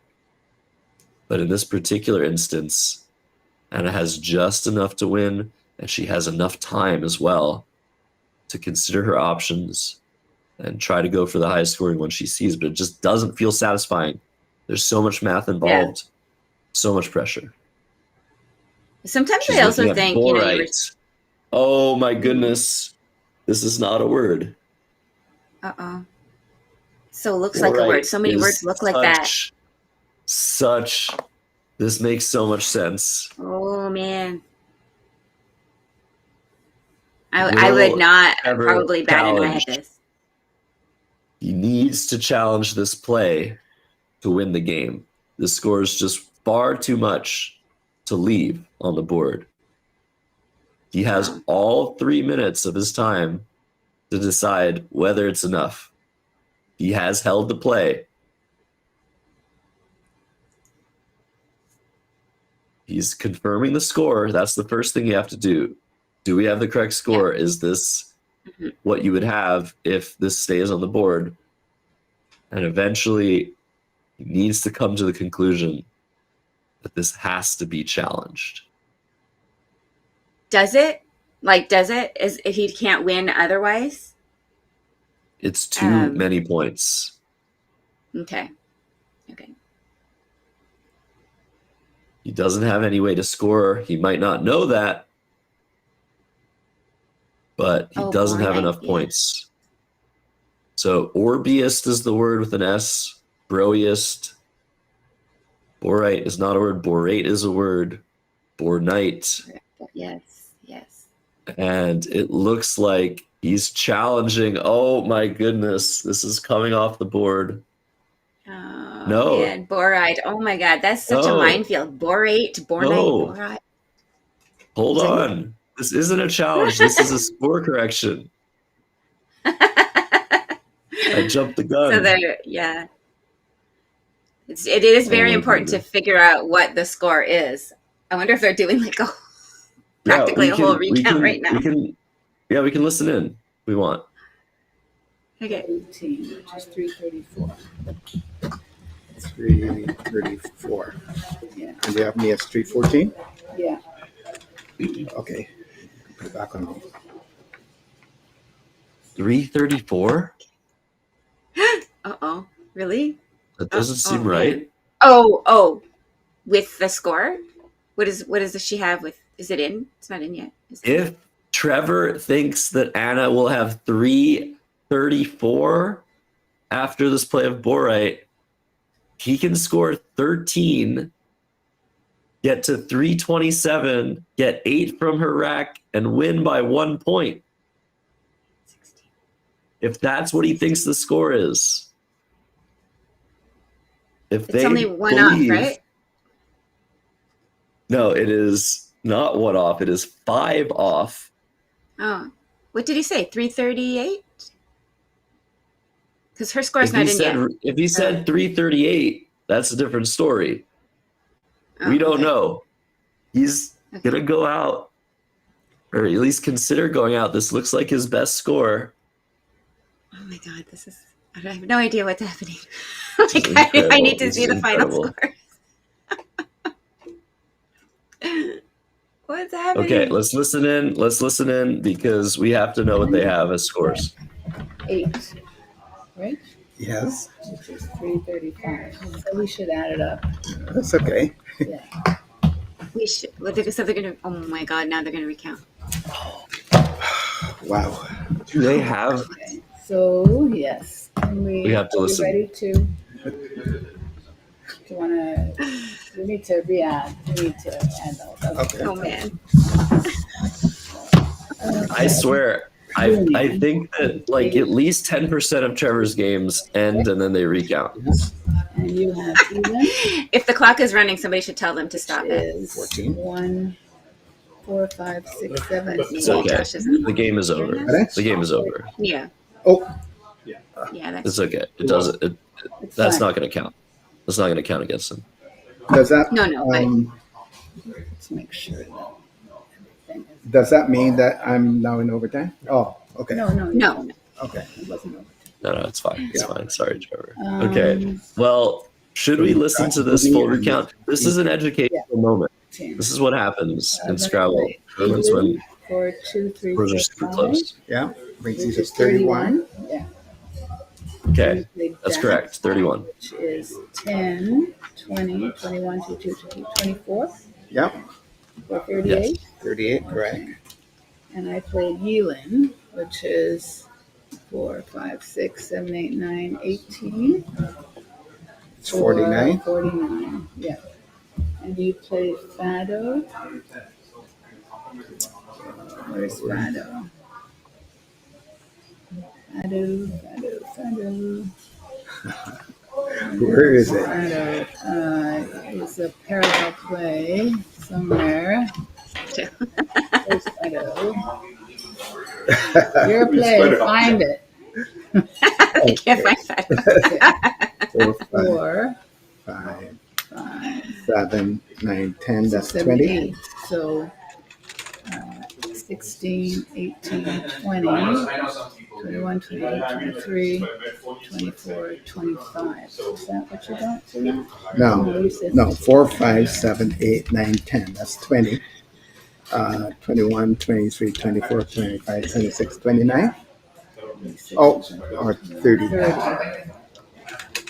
4, oh no, hang on a second. 30, you did say 30, so let's do it again.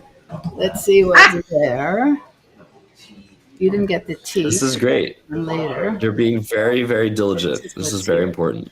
4, 5, 6, 7, 8, 16, 18, 20. You had this is there. 22, 23, 24, 25, 26, 27, 28, 29. No, I don't think it's that much. Okay, so it's this. Okay, so at this point, just a second. At this point, this was on the board.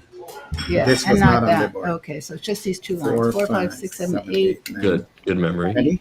21, 22, 23, 24, 25, 26, 30. Okay, you're done. Great. Help us. Check. Actually, you know what I'm going to do? 11, 12, 13, 14, 15, 16 times 3. Hold on. Is 48. 16, no. 20, 21, 22, 23, 45, 26 times 3 is 78. 79. 81. Let's follow them. 80. Here's what we're going to do. Yes. Okay. That brings you to 130. 130. You play Tori. Tori, where's Tori? This is important. We're just going to follow their scores. This is what they currently are at. 13, 14, 15, 17. 8, 9, 10. We're 17. 12. 13, 14, 15. Yeah, okay. 17. 85. We're 85. Yeah. I played AR. I must have been here. 1, 2, 3, 4. 5, 6, 7, 8, 9, 10, 11, 12, 13, 14. Is that what it is? Yes. Very good, sir. Okay. You played Wilt for 17. Where is it? There. This is why you write down the plays, you write down the scores. The rules state all you have to write down is the total scores. But if you get into a situation like this one, 66. That goes 1, 2, 3, 4, 5, 6. Not having the plays written down is terrible in a position like that. 16. So do you think they both have them written down, or they don't, or one of them does and one doesn't? I don't know if Trevor does. Hannah does. P2. Okay. I once saw a game that had such a long recount 22. that the directors had to say, no, we're ending the game. Yeah. The players couldn't agree on a score. Then I've done that, yeah. I've had to shut down recounts before. We went over here. 3. Oh, this is me. 3, 4, 5, 6, 7, 8, 9, 10, 11, 12, 13, 14, 15, 16, 17.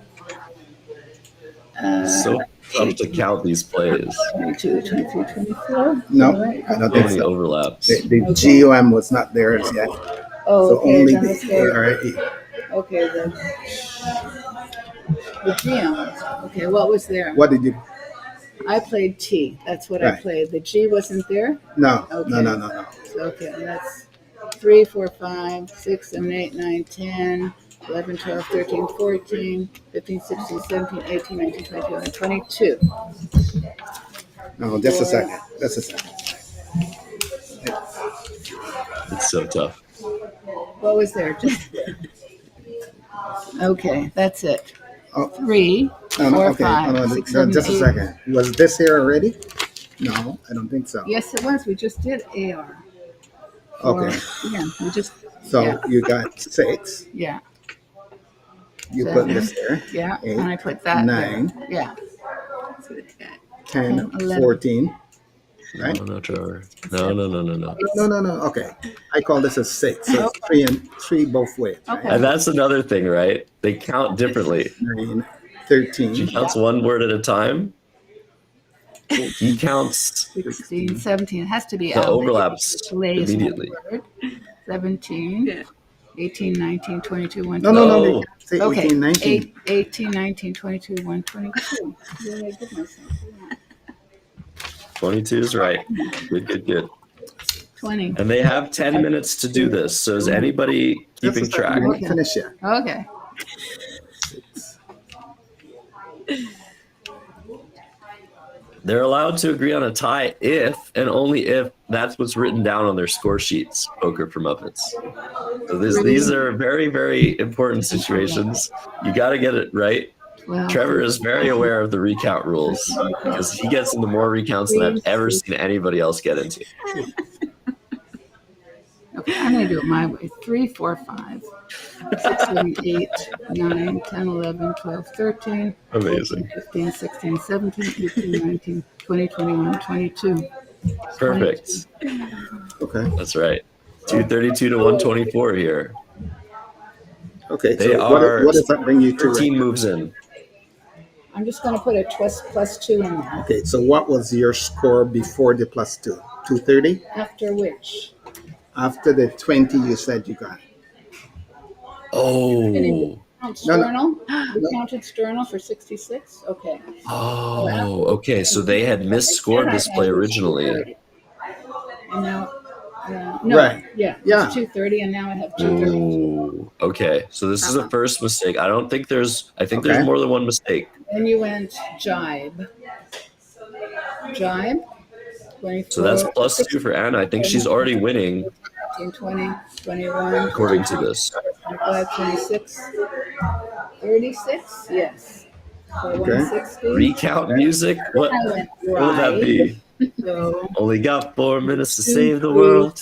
5, 6. Just a second though. Was Oh, what- maybe. here. Right. Oh, shit. See. So So it was, I think it's back to 20. all right. 6. You're right. 6, 7, 11. 8, 12, 13, 14, 15, 16, 17, 18, No, 20. they This was not here. no. So I would have put they one didn't. E there? I Yeah. don't think so. For a play? No. No. You played gride, G and the E. And then I played gums. Is that right? So I played gum and gride? Okay, no, at this point, Yeah. let's talk about this one. It Again, was we rigged. cannot intervene. Yeah, But where does the T come in then? Where does the gride come in then? I no. wouldn't- The grade is afterwards, right? At this So point, you mean played, you're telling me I'm playing one letter? No. I'm saying you're playing 6,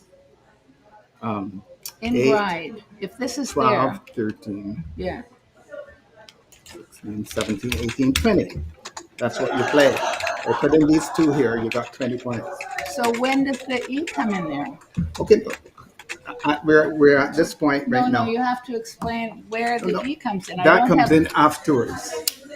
After you played gride, you played G and E to make gride at that point. But at this That's not point, true. I just played the G and the E. you played the T and the E Okay. for 20 points. I accept that. Okay. So we go back to Whoa. Is the camera? Whoa. On? Scores are players' responsibility. that's Yeah, right. I know, but we're not being mic'd or anything. right Yeah, now. we are. But that's okay. Let's finish. We're Let's giving finish this. people what recount is. That's Okay. Whoa. Okay, so where are we right now? So you're at 230. Okay, so now they're back to where they started. They think that 30. Anna has agreed, So after this play, then I scored a 27. but we'll see if they disagree again. Is that right? For what? Sorry? For okay. Maybe put the E back on the board, Trevor. You scored 27 for. Again, we can't. live. Is that right? I've seen this happen before. For jive, I mean 27. So we're at 187. No, I'm at 187. It'll be nicer now that they know they're on stream. And then I played gride. How does that come for how much? 16, you said, right? How does that get to be 16 then? 2, 3, 4, 5, 6, 7, 8, 9, 10. How is that? This doesn't make any sense. You didn't write down. Does Anna have her plays written down? Right now for 16. Yeah, it doesn't sound like it. So she counted. Okay. Then that E would have had to be there. She counted gum as 16. So we are finding the two mistakes that they have. It doesn't make any sense otherwise. Okay, so While then they show me how deliberate, you got grade. let's put the mic for a second. I just want to explain what's happening. Just show me how you got Okay. grade. 16. It would have had We to can cut be the mic. 6, 7, 8, 9, 10, 11, 12, 13, 14, 15, 16. The gum would have gone down and the grade. Let's cut the mic for a sec. Yeah, she played No, no. T. Okay. So here's the problem. So they thought that she counted T as 20, but it was 22. They got to 22, but because that led to her winning, Trevor in his mind is like, no, that can't be. And somehow he got to the E not being on the board. I don't know where the E is now. And she counted gum, her play of gum, as 16. Oh man. Which is also wrong. So Oh, those man. are I'm the getting two stressed. mistakes. They had to score five more points, or 5 fewer points for Anna than what actually happened. And those are the two mistakes, the TEE and the GUM. These were actually the moments where Anna was probably the most nervous, not knowing what to do in this game. And that's why she probably made these math mistakes. But where is that E? Okay, let's go back. Let's cut back. Trevor still has the E. Let's cut back to Mike. They're going back to the T play. Hopefully they figure it out. Come close to 16. If I go 9, 10, 11, 12, 13, 14, 15, 16, 17, 16, 17, okay. 9, 10, 11, 12, 13, 14, 15, 16, 17, 18, 19. That makes gride. Oh my God. Under, How are they? No. that would have been under then. Where's the That would have I been disagree 19, most strenuously. I think that is Most strenuously.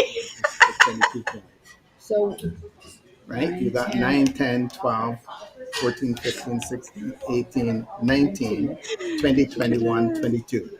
Are you watching over here? yeah, So 9, 10, 12, 14, 15, 16, 18, 19, 20, 21, 22. That's your next play, not your next play. You saw you had 22 points, right? yeah. Beautiful. So that's where your grade is at that point. What? This is just here. Yeah. I played this. Yeah.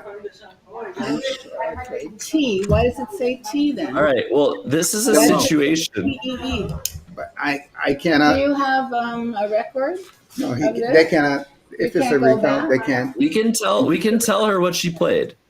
Because I think I As the director can intervene and say what the play was. No, There's- then you and I don't. really then, liked that play. but, Then yeah, I would have played gum. no. Yeah. We might have to get the rules out. I think Josh, as the director, can say what was played. 2, 3, 4, 5. And if he thinks that Trevor is totally wrong, which he 9, is, 10, 11, 12, 13, 14, 15, he can rule 19, 20. who wins this game. Well, He I don't can. know. 22. I have that- 22. You have 22 for the following play. Which would be. Tell me how I get that. This is the problem with not writing down the plays. Trevor is Yes. trying to recall 19, and from why his would mind I- what Okay, happened. Because by putting Nineteen. If you don't write it down, 22, that's your 22 points. All By right, so putting let's this. accept that. So that makes. Let's accept that. Because I can't do anything else but accept that with the gum, right? Okay. Right. And this is gum. amazing. So you're Alright, 248, 22. right? I'm at 248. I'm still at +2, right? Right. And you are counting. Okay. So they figured out +2. So right now Anna's winning. Before Trevor thought he was winning, but now Trevor is losing by 1 point. 5, 6, 7, 8, 9, 10, 30, 30, 30, 31, 34, 35, 37. So they've somehow skipped the play of pool And 187. Is that what we have? 14. and the play of sung. 224. Yes. Okay. Sorry. And Okay. then I make fooled. 4, 5, 6, 7, 8, 10. All right. 8, 9. They still have the right score for Trevor. Yep. 268. Okay. Yeah. My Q. Here. Sorry, I should save the scores where they're How at. much did you get for them? Okay.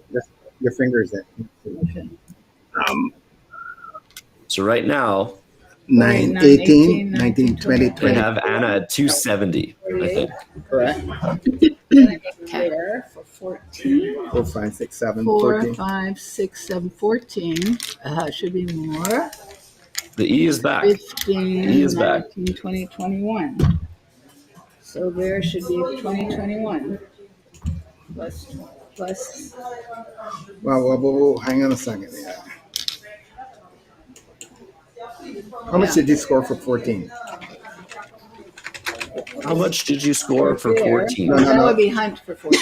No, it's Hunt.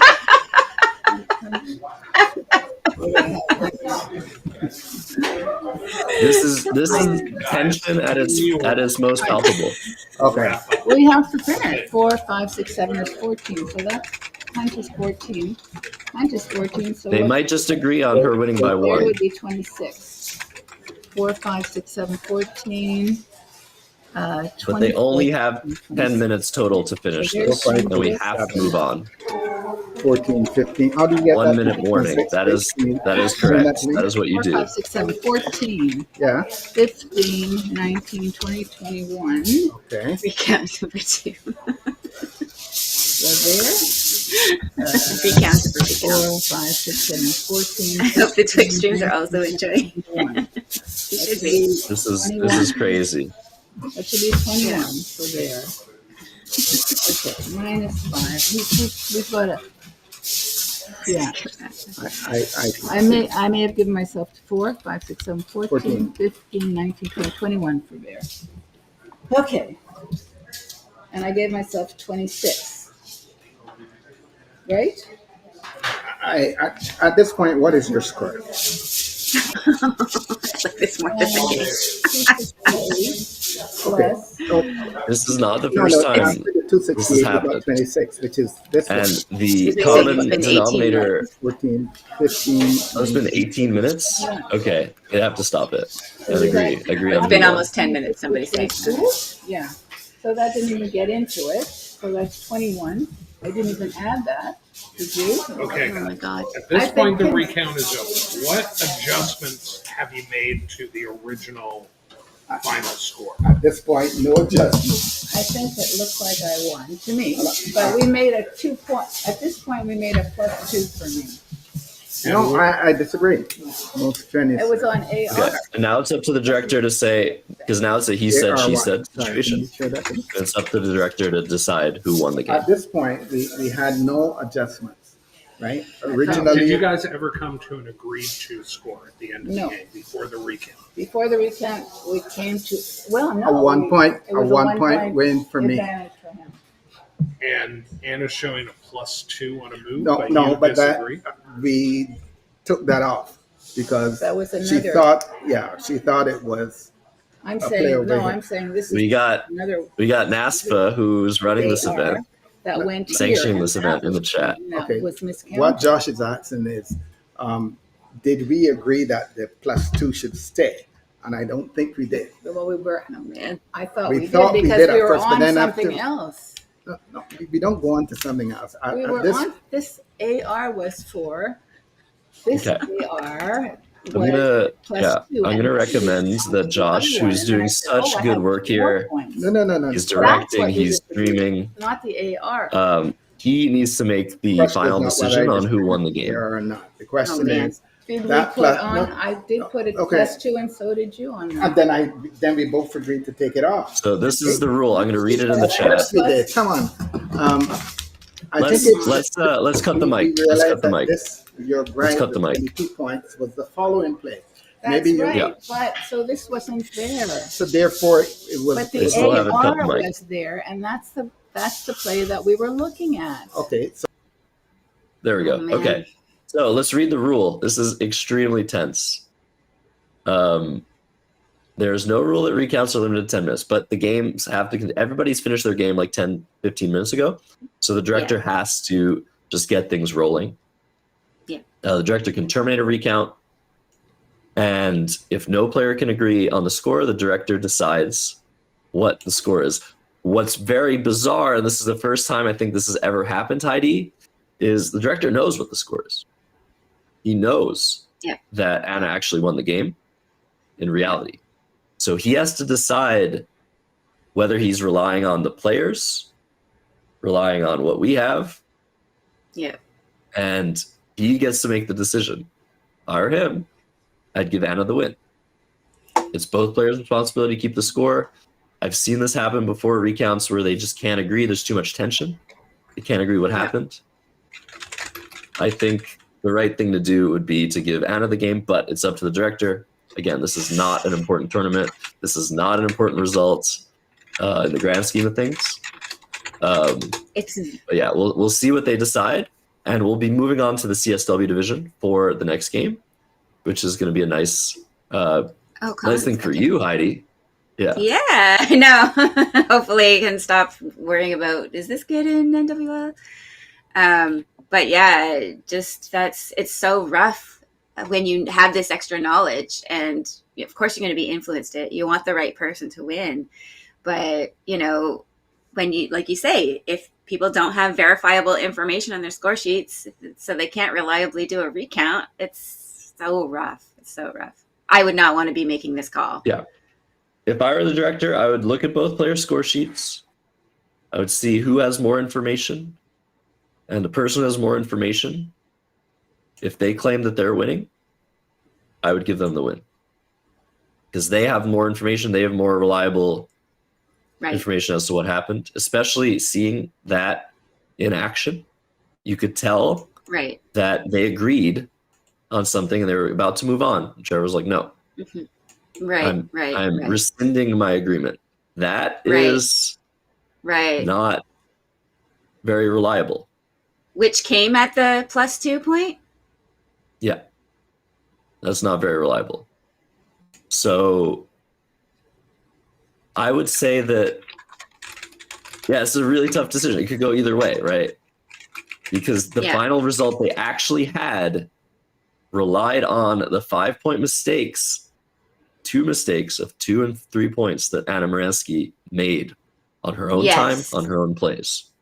So that was the original sin, per se. But both players are responsible for keeping track of both players' scores. There's no impetus on a single player to be counting their scores more accurately than another player. There are rules in place that if you make a mistake, there's a recount. Your opponent can stop the clock. There's a lot of things you can do. But when a recount takes way too long, that's where things get really, really tricky. This is, wow, I did not think we were going to see this, Heidi. This is crazy. Flava saying, cut back to the board, want to see. Yeah, we might, this might be because we're really not supposed to tell them, right? According to the rules, but someone asked in the chat, should this lead to a rule change? I think in this case, it feels like how long things were delayed on that one move that should have been simple enough to count, with all the pressure and the tension, that should maybe be relieved. The director should say, okay, I'm awarding this win to Anna, maybe relying on just the 2 points. But this is not a situation I would put anyone in. This is so horrendous for everybody involved. So I'm working on rules, Josh, updating NASPA, like the Scrabble rules or whatever for NASPA at least. And it's interesting because we do have streaming now. And so I've wondered, like, why should we not be able to tell them when they have a score incorrect? But everybody doesn't get their game streamed. So everybody doesn't have that same opportunity, right? So you can't just favor some people over others because they had the opportunity to be on stream and have their games recorded and have full knowledge of the, that all the math is correct and all that. So yeah, it's just an interesting kind of situation. Yeah, I think if we were to put fault in anybody here, it's the rules. The rules make it so that we have situations where recounts are allowed to happen and they're allowed to go on indefinitely until a director intervenes. I think personally, I don't think recounts should be allowed. I think people should count the plays properly.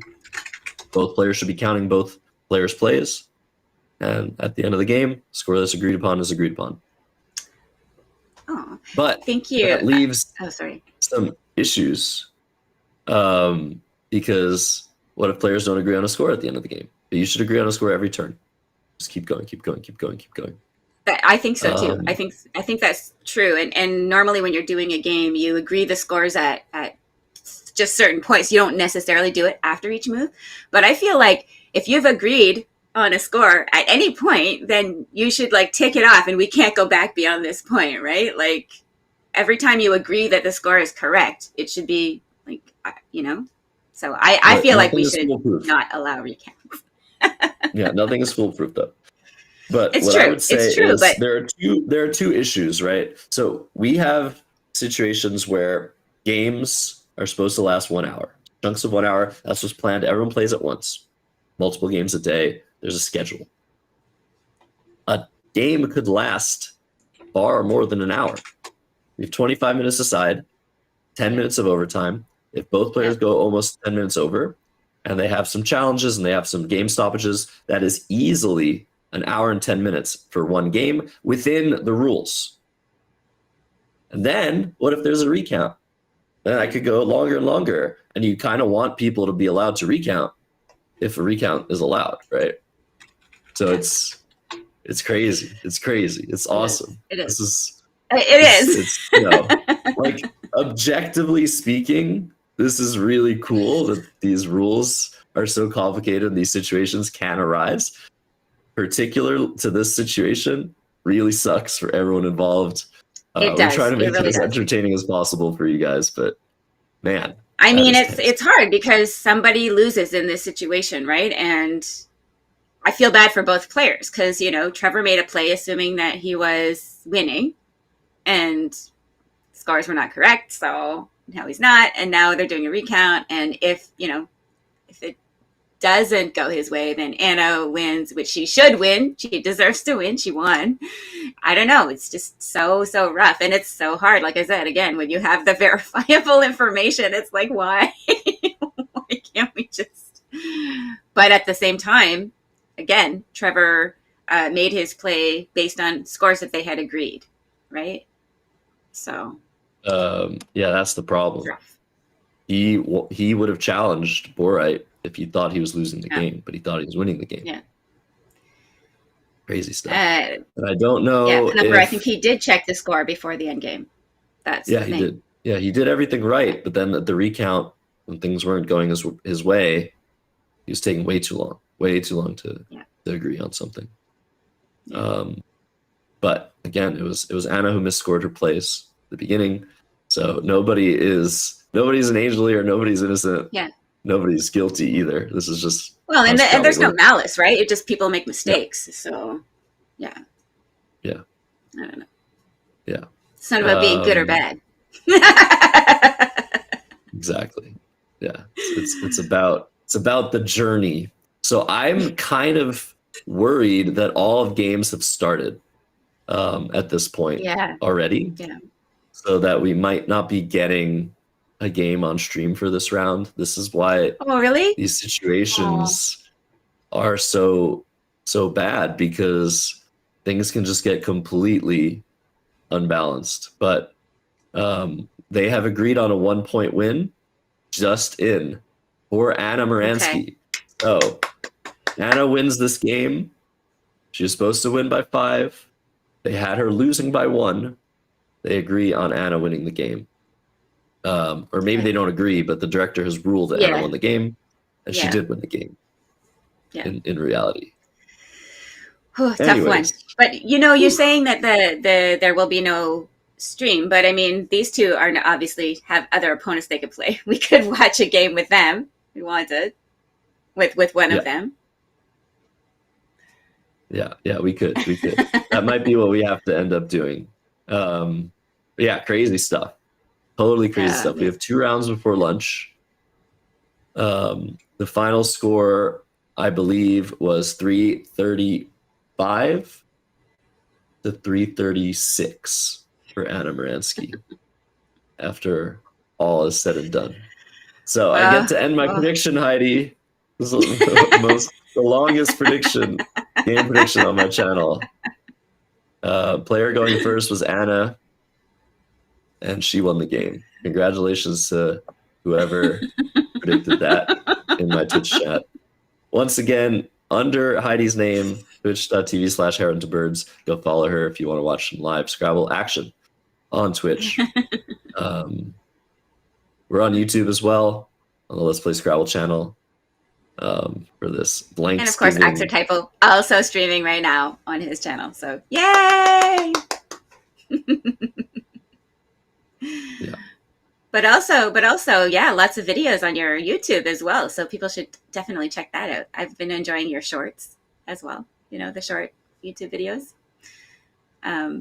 So yeah, that's fun. Everybody should definitely be subscribed there and watching those. And if you're not already subscribed to Let's Play channel, do that now. Make sure you've liked the video. I don't think I have yet, so I got to go do that myself. Yeah, doing that now. Only 7 likes. This is probably delayed. I'm sure we have more than 7 likes. Yeah, you could probably refresh. Yeah, how many likes do we have? We need more. So whatever we have, we need more. It seems like players are being found. I don't know which players yet, but we'll have a game for you guys very soon. Sorry for the delay. That was the most dramatic post game I think I've ever witnessed on stream. I hope you guys are in it for the long run. That's not going to happen again. Well, I say that, but I said good vibes only, and then we had the tensest vibes of all time.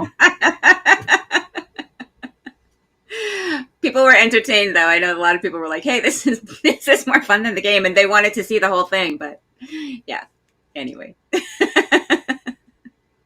Yeah. So I saw that. So who's this? Who are we going to watch now? I see people on stream. Vera? Yeah. Do you have names? Alex versus Vera. Who is it? Who's first?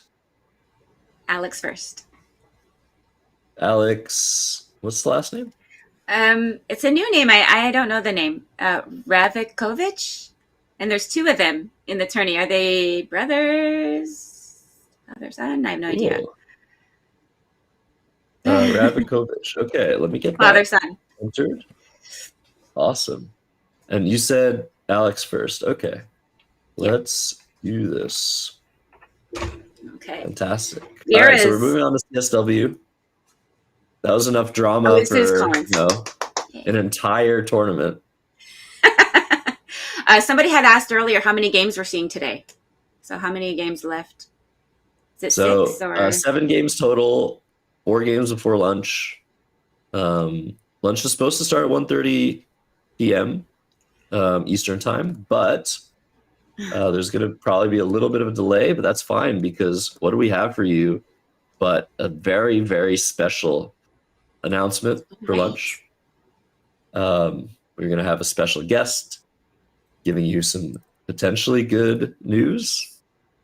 But yeah, let's go over to this preview. All right, so Alex, rated 1186, has played 7 tournaments and has a very, very nice average score. It's very impressive. Wow. Yeah. And Vera. That's crazy for being brand new, basically. 208 tournaments, so over 200 more tournaments that Vera has played. Let's show them on the screen. But I wanted to say about Vera that she has been a huge influence for all of the young players. So Alex's son probably maybe got into Scrabble with the help of Vera. Yeah. She really has done all the school Scrabble stuff for Toronto for such a long time. Yeah, she even came up to Ottawa to help me, over to Ottawa, anyway, to help me with try and get, do a school Scrabble showcase when I was trying to get school Scrabble running here in Ottawa. And yeah, she's just brilliant. She's also one of my most frequent opponents when I was playing NWL. So fierce competitor. And then she moved over to Collins too. So I guess I've played her a couple times since then too, but certainly not as much as earlier in our career. But yeah, she's a great player. Scary over the board.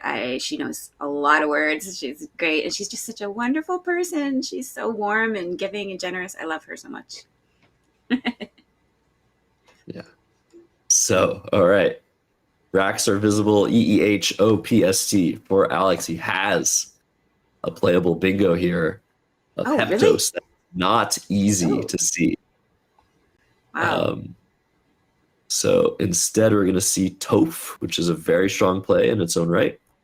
But 50 or 64, 60-point sacrifice, excuse me, Yeah. over the bingo, but it's a very tough one. But he's also very new, right? 7 tournaments only, so Oh, yeah. maybe he's just not there yet. And that's, that's not only a pretty low probability word, it's a very high level of difficulty to find that S in 6th position. Yes. Even if you know the word, you have to spot it. Yeah. Over to Vera, who also has a playable bingo, which I don't think we're going to see. You said Vera has switched to Collins recently. She switches back and forth. I don't think she's studied much in the way of Collins, and I don't even know this word, agamont. So she's going to play Mag, which is a very sensible idea, for 23, and take a 1-point lead. Yeah, AGAMONT. That's a new one for me. Yeah. Sharni. That's not a word, is it? It isn't. So we've switched to a different lexicon. If you blinked, you missed it. What's very important, the most important difference between the NWL and the CSW lexicon is the challenge rule. So in the CSW lexicon, it is only a 5-point sacrifice to challenge a valid word. If your opponent plays anything you're unsure of, you should probably challenge that. And if you're wrong, you give them 5 points. Difference in NWL is you lose your turn if you're wrong. So there's a huge emphasis in Collins on not playing invalid words or words you're unsure of, because they're getting challenged off almost all the time. Yeah, and we'd like to talk about this a lot, Josh, about how, that can create some reluctance to challenge. But then we also know that, people make mistakes all the time. And also they rely on that. Well, the person is not going to challenge, so I can try this thing because they're probably going to think that I know it if I'm playing it because it's only 5 points to challenge. There's all kinds of things you could do psychologically with a 5-point challenge rule like that. And I was going to say also, I wonder for Vera switching back and forth between Collins and NWL or WoW lexicons, would she be as ready to challenge? Like, would she get stuck in the if I'm going to lose my turn if I challenge or whatever, or is she just like, okay, I'm playing Collins now and I can challenge? Like, I don't know how easy it is to switch your mindset back and forth. No, that's definitely true. It's extremely tough. Have you tried playing both Lexica and both challenge rules at the same time? I definitely do. I do it at club, not as much as I used to. Luckily, we have lots of Collins players, but when I do, sometimes I can forget. Oh, wait, I can challenge. I forget, or wait, if I challenge, I lose my turn. Actually, it's more the case. But yeah, it can definitely take some getting used to, like getting really reminding yourself, oh yeah, I need to challenge, or I need to think harder about whether I want to challenge this. Yeah. I don't think you understood my question, but totally understandable. I mean, have you played both at exactly the same time? At the same way? Oh. Yeah. I'll do that at clubs sometimes. Like I may have, but I think usually when we play 2 games at club, we usually say, let's just play the same lexicon to make it easier, and the person has to play 2 games at once. Yeah, it's absurd. I don't wish it upon anybody. So arrow coming down for Vera, she's over to 38. The Alex is 44. That play looks as good as anything. Only have 1-point tiles. Yeah. Nothing to score. nothing to bingo. And Alex with too many vowels as well. Yes. At least they're not all the yucky vowels, like it's not like 3 I's and 2 U's or something. Can maybe make some kind of play that gets rid of a few, and then your rack will still be sort of balanced. Yeah, you can Maybe play just like even OE. OE. Yeah, even OE.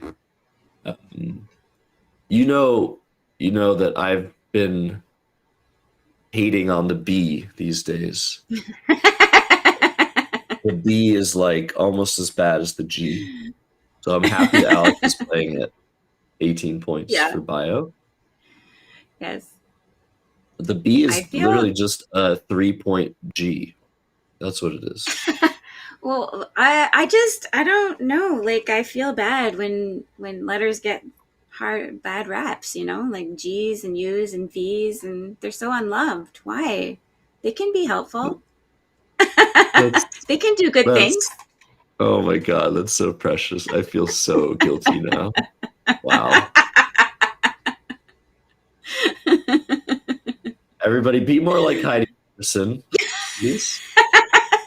This is what we need in our Scrabble world. Just need everybody loving every single letter, because why are we playing this game? Yes. You can't love all of the letters. Right. You don't have to love them equally, No. Like there's a time and a place. We definitely have B favorites. is great when you have able words, or if you need to overlap. The B is fantastic. B-A, B-E, B-I, B-O, B-Y. Yes. So many 2-letter words with the B. Let's get some love for the B. Yeah. Okay, Vera, what does she want? What is she going to do? A word? I think if I had to guess, it would be nice for Vera to spot this sneaky hook on Horny. Oh, nice. But she hasn't. Potentially she has, but doesn't want to use it quite maybe yet. she's saving it. Yeah. This is a good play. It keeps things tight. ADNRT, if you draw a vowel, you might be in some good luck position. But we see Alex still has 5 vowels, so she might draw 2 consonants, which would be really bad. Yeah. Oh, perfect. Odorant. There's so many words. Look how fast she spotted one of them. Tandoor. That's the toughest one. Odorant, Tandoor, Tornado, Donator. Tornado. Oh, yes. Look at her go. And Alex just has to stare at these good-looking tiles and then separate the EEO and be like, okay, can I just throw those away? You might just exchange EEO. Like, what do you do here? What do I do here? Yeah, probably something like this is what I would do. Just dump a couple vowels and hope to bingo next time. I'm liking getting into the head of Alex. I've never seen him play before. He seems to be a lot like me in that he doesn't like exchanging. Right. OE does something really nice. It sets up his S with OES. He might even draw a double next turn if that stays open. And it might be just enough to justify the slightly worse leave.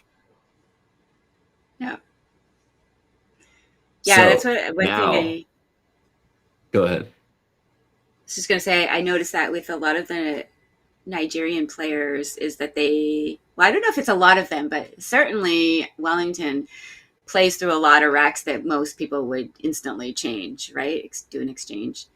And I love the patience, just watching some of those players play where they can just stay the course, play, keep scoring, and then not hurry to open things up until they have to. It's so fun to watch all kinds of different styles. But that's definitely something I've noticed, like in Wellington's play. Just he'll play through anything. It's so good. So it's really instructive to watch him play, which I got to do. Anyway, sorry. Let's focus on this game. Look at this though. I've entered the score for this play, but Vera hasn't hit her clock yet. Is she having second guesses about the placement of this? No, she's probably not happy about it, but it is going to get challenged. Oh. This makes sense. Alex needs to be sure this is a word because he wants to put his S on it. Yes. Oh, they need to change the lexicon though. Yes. They need to change the lexicon. I'm sure they'll notice. Okay. Very good. Good. I love the challenge cam. Thanks to Art for that. We'll be seeing Art a little bit later, but yes, wordjudge.me, or is that the link? Say hi to our Let's Play Scrabble extraordinaire, Josh, on screen. Yes, Art will be joining us later for a special announcement. We love this challenge cam. I love that comment by Chris in the chat. So I hate the Bee Gees? No, I love the Bee Gees. They're just not they're separate from Scrabble. Separate. Yeah. Maybe I should make like a Bee Gees parody Scrabble song. Maybe. Yes. Oh, let's do that. That sounds fun. Yeah. That sounds amazing. What happened? Are you having trouble adjudicating? This happens like pretty much like every single time that word judge is used. Sorry, Art, but I'm a hater. This happens every single stream. It's so awkward. You gotta have a challenge adjudicator that works 100% of the time, or at least close to it. I'm sorry, Art, if you're here. I love you, man. We gotta use this. We just have to. Okay, they've well, the good it. thing about this word judge is it's browser based, so you have it all the time. You don't need to have Ziziva installed on your computer, and sometimes you just don't have access to that. So that's the good thing about Art's word judge. But yeah, Ziziva also has a very nice word judge.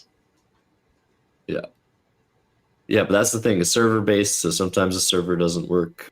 Ziziva doesn't use the internet, so it's just an app. But yeah, there's reasons to use word judge for sure, just not in this context. So donor is the normal word. Donator is right. Homonym, something. Homonym? No, synonym. Synonym. Okay, we gotta replace word judge and replace Josh Sokol as commentator. That's what we've determined. No, that's not what we have determined at all. All right, so this can either be refaces or defaces.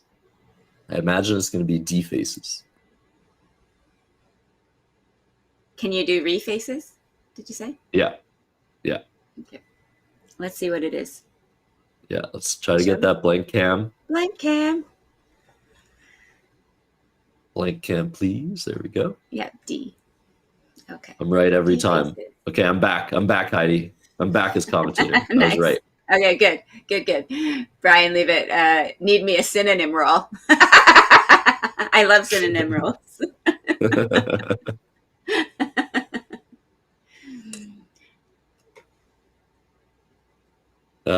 Great. All right, this is a great game. 161 to 137. Bears drawn the X. A couple places to play that for nice points, which tends to happen on open boards. Yeah. And she just has to choose. Like, you can underlap Donator. You can play XI. Play XI here. Set up your S. Yeah, that's interesting, especially after your opponent just bingoed, getting 7 random tiles. And also using one of the blanks and the S's, so fewer to draw. She's going to take... That's what I expected her to do. I think this is probably a little bit too... how would you call it? Reserved. A little bit too patient. I really like that aggressive S setup when your opponent's just drawn 7 fresh tiles. Yeah. In this case, he does have an S, Alex. Yeah. But after XI, you wouldn't have had a great play in this particular instance. But I really like that sort of aggressive decision. But Bear's like, I'm fine. I don't need no help. Yeah. All right.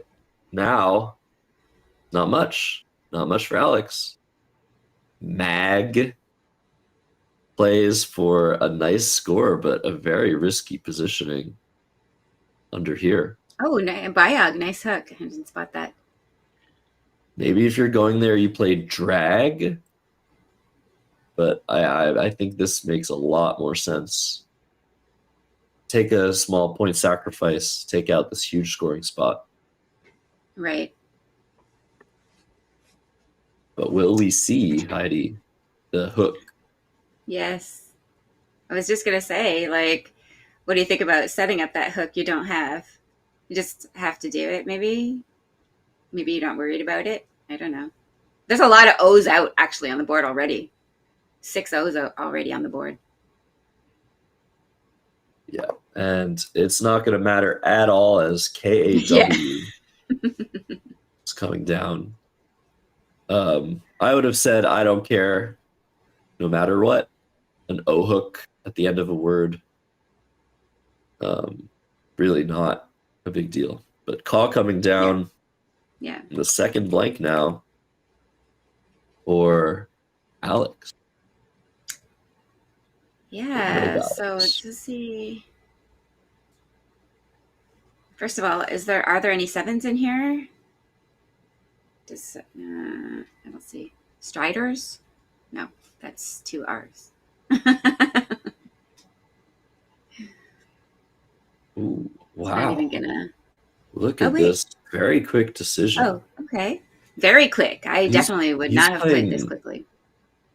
He's playing his 2 unique tiles, the ones he doesn't have duplicates of. Keeps SSTT. And he's going to need a couple of nice vowels here, probably, to get something going. Yeah. I would have liked to see him burn an S. DOSed. Yeah, like. Yeah.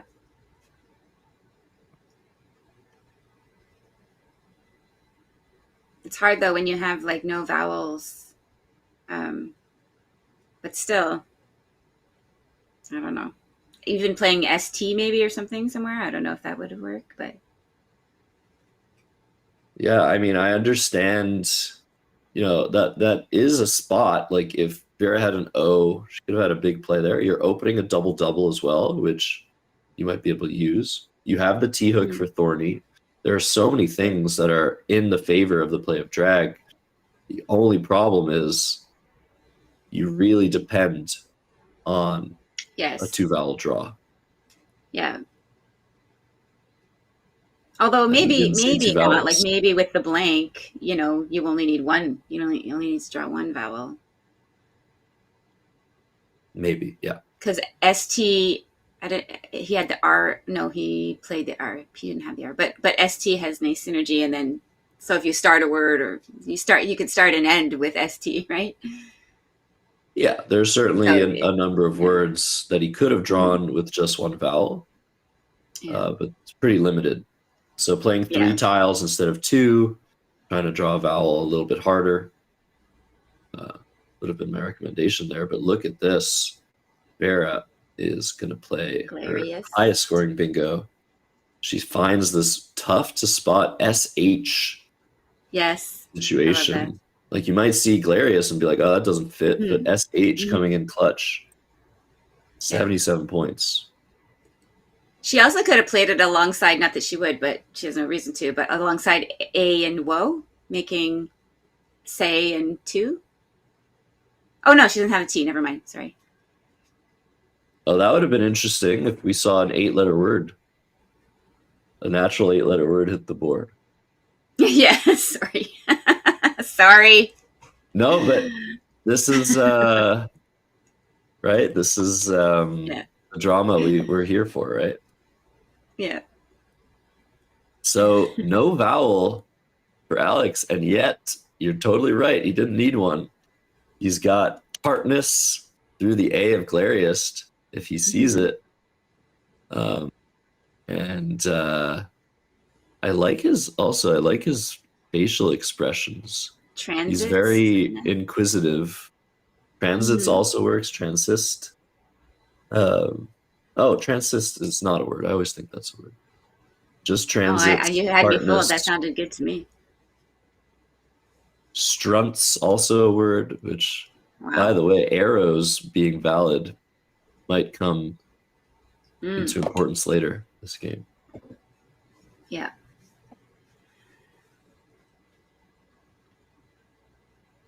Yeah, very nice. Somebody in chat said they saw a natural 8 get played once the other player was like, challenge. Nice. Yeah. Hilarious. That's happened. Happens It to the does best of us. happen. So, Vera's still ahead by 11 here after her natural bingos of Donator and Glariest and nice scoring plays with the X. And she's drawn a J, and she's got very nice scoring potential. She's already spotted play through the G of Judge, and she's putting it down. No hesitation. It's a very great play. Excellent. You can see how Alex has had both of those blanks, but he's still quite behind here. Yeah, and someone in the chat pointing out that arrows is irrelevant with all the S's and blanks gone already. So here we go. No more S's or blanks. Yeah, but 2 V's there are, 3 U's there are. Vera has drawn only 2 of them. There's a Q out. Some really ugly stuff. We're looking at those remaining tiles above Alex's head there. Yeah. Viva comes to mind, making DA the center of the board. Vivat also good, right? I'm just, yes. Yeah, this seems like the sort of play you want to make no matter what. The problem is, what's next for Alex? Yeah. He's down a significant amount even after this play. He's going to need some complications to happen. Vera to have some tough racks, such as this one. I might have considered, I don't know, I might have considered playing Vita there through the T and transits. Oh, interesting. Actually, sorry, he's played Vive, which is a really cool idea. I'm not sure if he's thought this through, but if he just draws the Q now, Trank is going to fit very nicely through this R. So keeping that A to score with, sometimes you make these exceptions. We know the E is a better letter than the A in general. But on closed boards, when you need to score points, overlap, sometimes the A can be stronger. That's interesting. Yes. Very good point. Over to Vera. She's got 315 to Alex's 288, and it might look dangerous to play through this R, but as we've mentioned, no S's left, no blanks left. She hasn't spotted the spot. Bruitt would have played there for a nice 36 points. Instead, she's playing butt. This is a big, big sacrifice on the scoreboard. Yeah. But speaking of butts, look at those 3 N's. Sink your teeth into that. Yikes. Best play here for Alex is Fratty, F-R-A-T-I. Colin's only word, keeping 3 N's. Oh, man. Scoring 45 points. What else do you do here? Well, I would definitely be looking to play some N's. I don't think that I would even think about a play that doesn't contain at least 1 N. So yeah, maybe I don't even know. I'm trying to see what, maybe just like in somewhere or something, INN. Yeah, I don't even see anything that would be satisfying to play here. But yeah, Yeah, Fratty, nothing if you know it. satisfying. That's for sure. Yeah. And it's worth mentioning that. Ooh.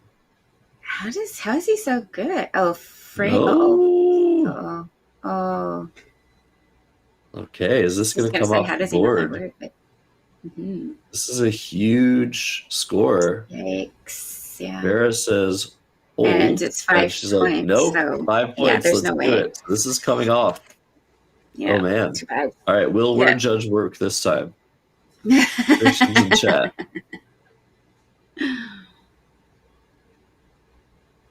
Oh, we're not even getting. Oh, are we getting? There we go. Let's see. Yeah, frame makes a lot of sense. Refrain. You can frame again. You Yeah. can't frame not again. Right. You can. Yeah. You can't just Only frame frame once. multiple times. So that's a very unfortunate lost turn. Yeah. Vera's going to have great gonna hurt, I think. compensation for this terrible rack in the form of her opponent scoring no points. That's still a big spot. She might think maybe Alex has another play there that I have to block. Yeah. Yeah. So are we going to see something like PU, Heidi? That looks pretty good. Yeah, that looks good. Nothing that actually uses the same spot. We might get worried. Am I giving Alex a place to play fraud? It's tough. Right. Yeah, a lot to think about for Vera now.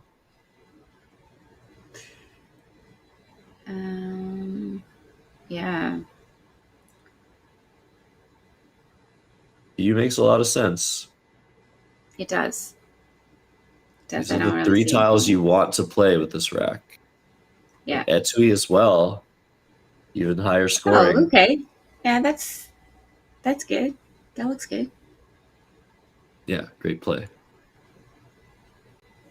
Nice find. It's one of those words that like you play all the time, and then sometimes like I was totally blind to it there, just because I guess your instinct is to keep the E and just play off that UI somehow. Indeed, indeed. So Yeah, now no great. good plays for Alex with this 3 ends. You can still take us out for dinner. D-I-N-N-A, that's a word. That probably would be Dinner? what to do here.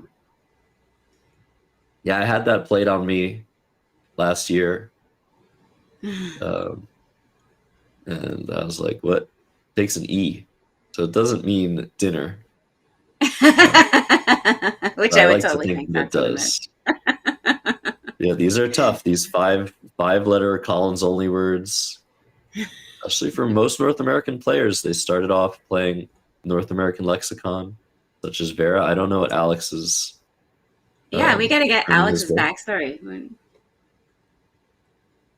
Don't know much about him. But he's got some stuff to work with here. He's got the B of butt. That's a lane. He's got potentially this lane, although you need that T to make TAI. Feels like the only remaining hook available. Yeah. But it's going to be a long way back in this game. It's going to be really tough to come back, especially with the unseen letters not being so good and the 3 ends. Yeah. Nap. That's rough. I think I'd almost prefer to play just in here, INN from that. Yeah, at least this scores some points. But yeah, instead of some food, we're seeing some sleep on the board.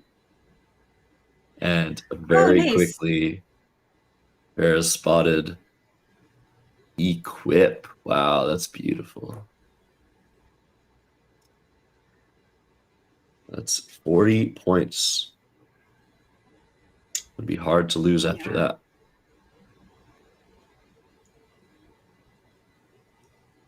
I'm just wondering if I would have played the E there. It's 7 extra points, but I don't know. DLL, I think I might want to keep the E.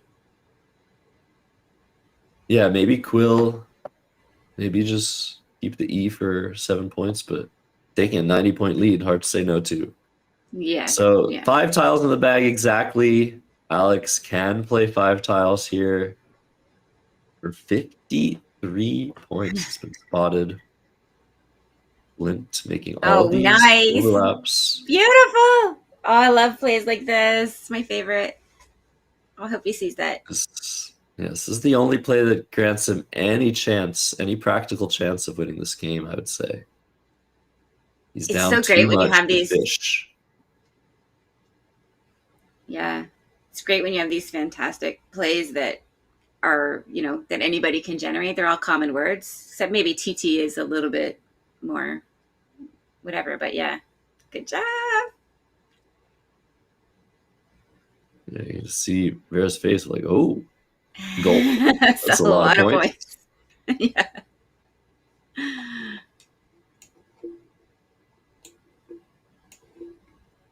So 53 for this. The lead is now at 37, but look at Vera's rack. Yeah. Elude. Yeah, she wasn't worried about keeping that E. Just draw a nice bingo with your DLL leave. That's amazing. And it just feels too good to be true. If she sees it, she's going to put it on the board immediately. Yeah. But she doesn't need this to win. Yeah, I mean, 94 points. That would be a fantastic way to finish this game for Vera. Especially look how many points she'd get off of Alex's rack. 12, 16, 38 points. So an 132-point play.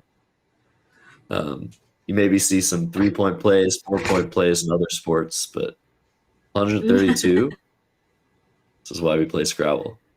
Yeah, exactly. But look, this is a sort of move. If you see it, you play it.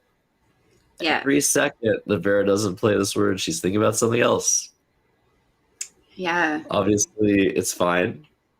As long as she goes out in 2.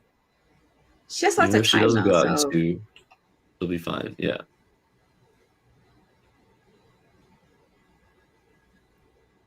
But it's just, again, like I've been in these positions where I'm going through the motions of the end game. And normally those motions, Heidi, are what does my opponent have? What are they threatening? What can I do about that? Yes. That's what you need to be looking at far before looking at what you have on your rack. Sometimes what's on your rack is completely like aside from the point. Like besides the point. Exactly. The point of the end game is to play like chess. What can my opponent do? How do I respond? How do I prevent? And you look at your rack. I've done this before. I've done this before so many times. I look at my rack. I'm like, oh, I'm sorry. Like I basically have to apologize to my opponent. Like, oh, I have a big yeah, exactly. Yeah. I wasn't slow rolling you.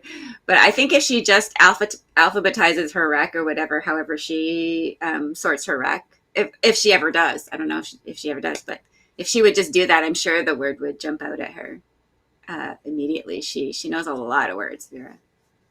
So. Yeah, and imagine being in Alex's situation if he tracks and he sees what she has, and then he sees collude. You're just gonna be like, please don't hurt me. I hope I'm wrong, kind of thing. Yeah. And then, like, will he give some kind of tell, like, oh man, once you realize, like, I'm a very expressive person, so I don't think anything is, a surprise for my opponent when it happens. Like, they know if I have good letters or bad letters, or so it's terrible. I need to learn. So there we go. Alphabetize. That's step 1. You said. Yeah. She's organizing the letters in a way that we tend to do to try and remember words. But this is just a common English word. It's through shuffling you'll find this most likely. Yeah. Again, she's probably already looking at this bottom row. How do I play here, score here, try to go out in 2 turns? Yeah, the only reason why I was thinking that that the alphabetizing would help is just to put you back in the mindset of looking for a bingo, right? Not necessarily that she couldn't find it by shuffling her tiles or whatever, but we know that she had could set up on the rack, so she might have been fixated on shorter plays. Now that she's got the rack all alphabetized, it's a new canvas, right? So she can start looking for sevens. Yeah, for sure. I would say in positions like these, it's good to do your diligence. You see that Alex has the letters that he has, and you have to find plays for him too. Ionize being mentioned, that is 50 points. Vera only up 37. Ooh. Can she survive that? Only if she goes out in 2 or blocks it.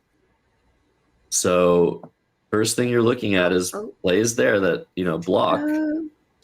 She's looking at code. The problem with this play is I don't think that goes out in 2. Yeah. It blocks her play of dull from the D of donators. Right. But yeah, plays down here. That's where you're looking at. And any play basically that goes out in 2 here is going to win for her. And that's what you want to attach yourself to. If you have a play that wins, then you can look for better. But you need to be comfortable.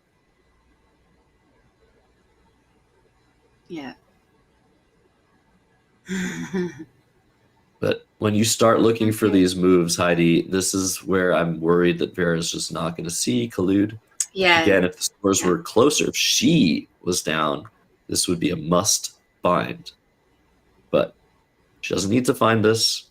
Obviously, her best play by a mile. Right.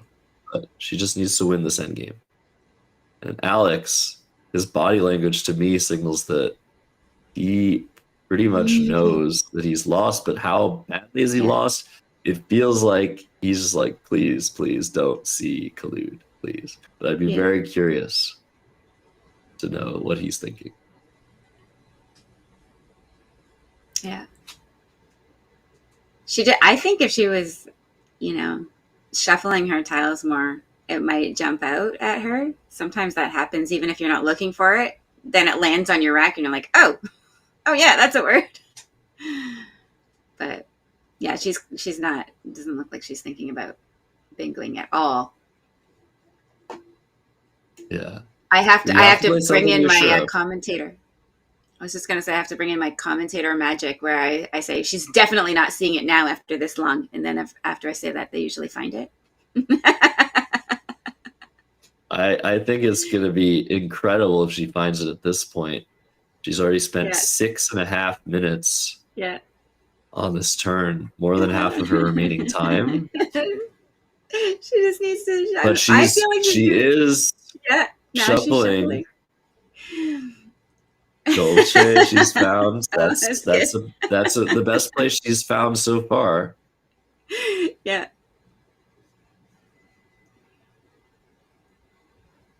But does it go out in 2? This is tough. But Vera just needs to make a good move here. If she plays a phony, that's when she's going to lose the game. So she just has to be sure. And so you're really not thinking about whether you have a bingo here. It's just not at all. You just have to see it because you're just not thinking about that at all. You're in an end game. You know what to do in an end game.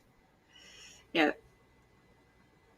She knows what he has. She knows, she can't let him get a massive Z play.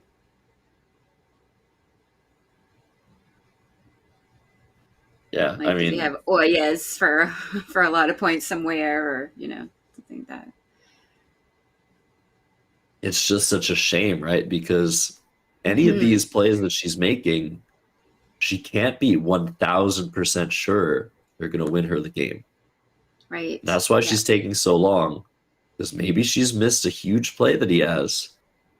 She needs to either ensure she can go out in 2 and outrun huge plays, or score enough to outrun them. But if she sees something that goes out in 2, I think that's what she'll do. She's so close to it. She's so close. Oh my gosh, tantalizing. This is giving me so much panic. She's looking Somebody at pointing out clue would work.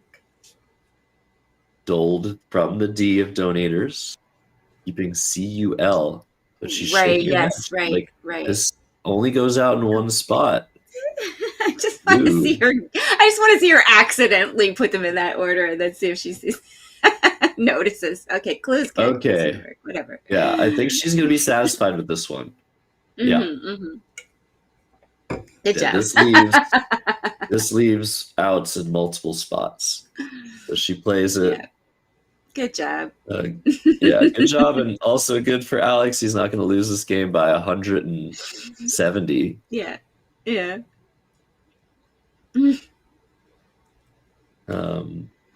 Yeah, his best play loses the game by 42 or 52, excuse me.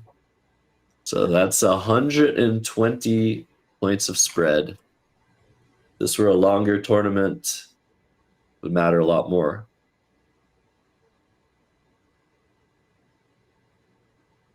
Yeah. His best play now is just Oye from this O. Right, yeah.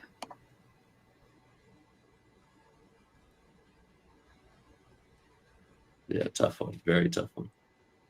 Yeah.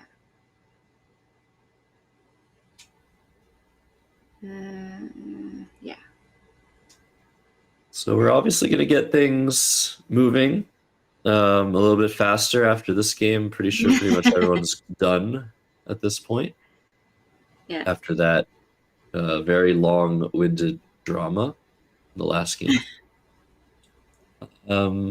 Still not sure if we're sticking with the CSW division. Doesn't really matter. This is just a fun one-day local tournament. Doesn't have loads of grandmasters waiting to show their stuff on stream. We're going to be switching back to the North American Lexicon. Caleb Pittman versus Crane Spanier. Ooh, that should be a fun nice game to watch. Yes. And Alex, would you challenge Untiny? Yeah, never mind.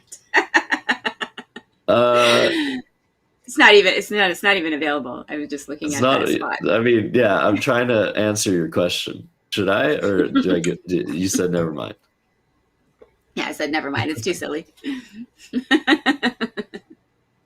Untidy. That's not that silly. There's weirder words. There definitely are weirder words. Like there are so many words that I'm like, why is that in? But this really common word is not in there. But anyway, whatever. We play with the lexicons we're given. Indeed. So Vera took, I think, almost 10 minutes on that move, but Alex is not going to take that long. Playing Z32. Shout out to all of our Americans celebrating their Thanksgiving. Yes. The only time I'm going to say Z unless someone plays it again. Old for 10 is Vera's outplay, 440 to 386 final. Let's listen to the overhead.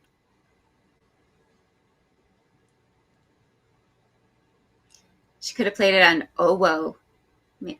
Is that more points? 2, 3, 4, 8. Okay. 14. So 440? Yep. Maybe. And 386 for me? Yep. Good game. Good game. Thank you. All right. You almost had me there. If Frayne was good, that would have been. What's that? If Frayne had been good. I think it was Freight probably. But I had 3 N's, so I needed to try to get rid of at least one of them. I played all the U's except with the Q, but then luckily it was ready for me. No, that was well played. Thank you. Perfect. I wasn't sure. Dolce. Dolce. It's one of those words where it was like I'm not going to work, or DOLCH, and I thought, no, I can't risk it. Yeah, Dolce Lanche. I don't know. It might be. Okay. It might be. But all right. So do we hand in a slip? Okay. Thank you.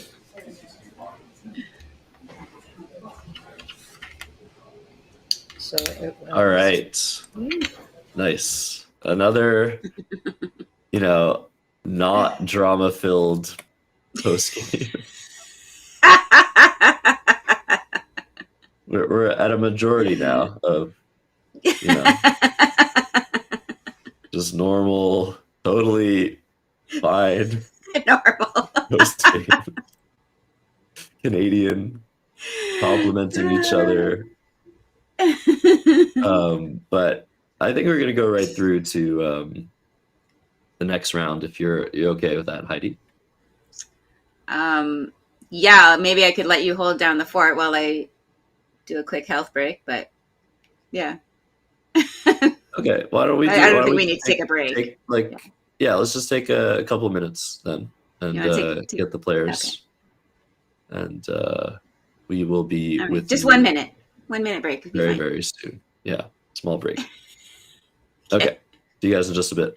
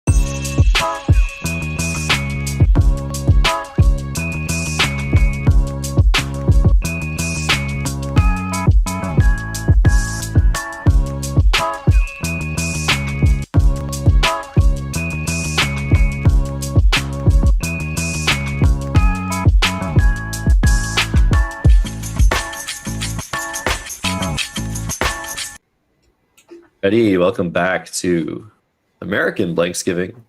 I'm in Montreal, here with Heidi, Ottawa. Got a tournament in Ajax, Ontario, on the outskirts of Toronto, being played in honor of blanks. We love blanks, don't we, Heidi?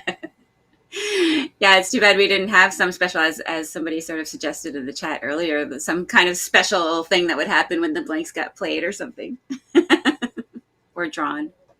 Yeah, that'd be awesome. But let's look at standings. We got some updated standings for you guys. 2-1 is Chris Sykes after losing to Heather on stream. He's bounced back. Heather in second. So all things considered, I think those are the top 3 seeds. And they're in 1, 2, and 3 in the NWLA division. So, all right, looking good. What is next? Let's look at other divisions if we have them. Because there's 3 divisions right now, 2 NWL and 1 Collins. So Greg is in first place, 3-0, but it's a long tournament, 7 games. He's doing great though. 3-0 plus 163 in clear first place in Division B. And Collins, let's see what's happening. Is Prashant in a way top seed coming in, but he's in 4th place with a very low spread. So looks like Abdul destroyed him in the first round. If I'm getting the math right, that's crazy. Well, got some work to do. But Abdul in clear first place, 240 points ahead of his next opponent.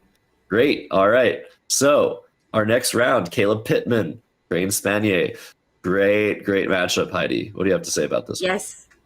I've seen Caleb play only a couple of times too, but I don't know. Crane is a really fun player. I think he's very creative and knowledgeable, and I think he likes. He knows a lot of like longer words. I don't know. He's just a very interesting player to watch. So this should be a fun one. I think it will be. So Caleb to go first. Yeah, both great players, great personalities as well. And Caleb's just been on quite the upswing in the hunt, and an immediate blank draw for him. That is very good news. Did he come up through school Scrabble?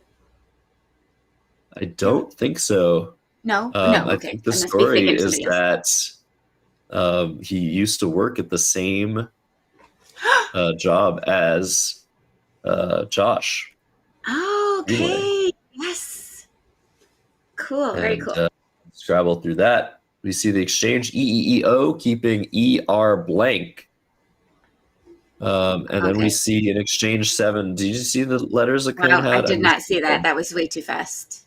Maybe one of our chat people saw it. Yeah, Caleb has to sort through like the 80 bingos he probably has playable right now.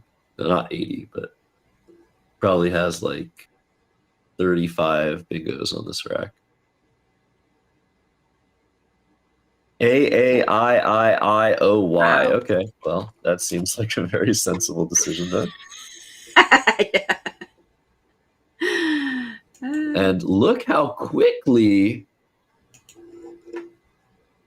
Wow. All right. We're seeing Roseate be played. Roseate? Is it Roseate? I don't know. I always say. Maybe it's Roseate. Roseate. I don't know. It's a very quick play. It takes no hooks. It's kind of defensive. You just want to make a play fast here. This is very mature. Like Caleb, you could be sorting through all of your options, be like, oh, I could play B rates, I could play beaters, I could play air rates, I could play D rates. I mean, I could go on and on and on and on here, but you just have to play something. And he's and I don't think I would have been able to play that fast. Like I said before, with all the possibilities, like you say, it would have taken a while. Sometimes it's fun to go through them too, just to see how many you can generate. But yeah, it's not a good thing when you have it. You just play sometimes, and then totally another nice draw. Yeah, great draw from Caleb. So this is a very, very moment already in this game. Crane has the opportunity to bingo back. It might not look it. Excuse me. You're looking at Sorry. overwords. You're maybe sneezing at your tiles a little bit, like Heidi is doing. But out brave is a word, and it plays through the A already on the board, nice. and he spotted it. Look at the content. God. Look at the content. Yes. Boom. But look what's about to happen. If Caleb has studied this rack, he is about to score a huge 118 points. Oh my God. Smiling. This is somewhat high probability. I don't know how far Caleb's gotten in his bingo study. But head to lows is 118 points. Wow. Well, he did win the Canadian BLANKSgiving, 6-1. He beat Max 2 out of 3. And so, yeah, we expect him to see this. Is this play on hold? I think it is. This is brutal. If you're not sure how brave is a word, you not only want to challenge it, because if it's not a word, it just comes off and you're in a fantastic position. But if it is a word, then you know you can hook it. So Caleb here has a really brutal decision to make. Is he going to decide this is valid? And is he going to play pedalos? That's the second step, but he's seen leopards. So he would be taking a huge sacrifice here. Play for 65 points. No, I just don't think he's studied pedalos. Yeah, it's a hard spot for sure. I mean, it's a hard word to know, I think. We'll see. We'll have to hear from him, but he's in a fantastic position anyway. 129 to 76, especially with that post bingo cue draw. Caleb's in the driver's seat here. So how much did the leopard score? I'm wondering, since he didn't know the pedalos or whatever, is it worth it to just play something making outbraved? Like, even if you're not bingoing? I don't know, to block off that crazy volatile spot now? I guess it's not as volatile because he's played leopards, but... Yeah, if you have the, knowledge of the words, if you know that outbrave is a word, you know it's a verb, things get a lot easier. Even if you don't know the word pedalos or you don't see it, your decision gets a lot easier. It might be worth hooking onto it, but I don't know if Caleb's going to touch this word unless he has to. Right. They're playing very quickly, eh? Yeah, very confidently. So Queer coming down. This is the only decent Q play, or only Q play at all that was available here for Rain in this lexicon. So although it does create a very dangerous hook, there's already a huge S hook on the board. So that triple being opened doesn't really mean anything at the moment. Yeah. I think somebody in the chat, by the way, is telling us that it looks like it's pronounced roseate, something like that. That's what I said. Is that what you said? Yeah. And now it can get extended for 33 points. It was mentioned roseately is a word. It's probably not the best play here, sadly, for those that like content. Okay. If Caleb played that with that knowledge, maybe he knew that this extended this way. He'd be very tempted to add the ly here, but it's probably, all of his best plays hook the D onto outbreak. So we're going to see another instance of whether he is going to be confident enough to play that.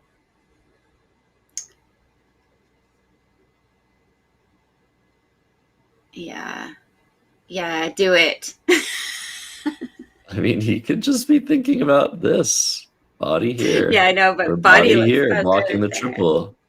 Oh. Yeah, no. But I feel like at that point you probably played Claude. Yeah. Oh, he's going for it. Yeah. And of course, Crane is just like, yeah, that's fine. That's the word. Yeah. So pressure's off now. This So could have just ideally, been somebody pointing out. bodily.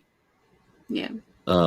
This could have been just pedalos. That could have been the only issue last turn for Caleb. Yeah. Yeah. He could have decided outbrave was a word, that it was a verb, but just not seen pedalos or deposal.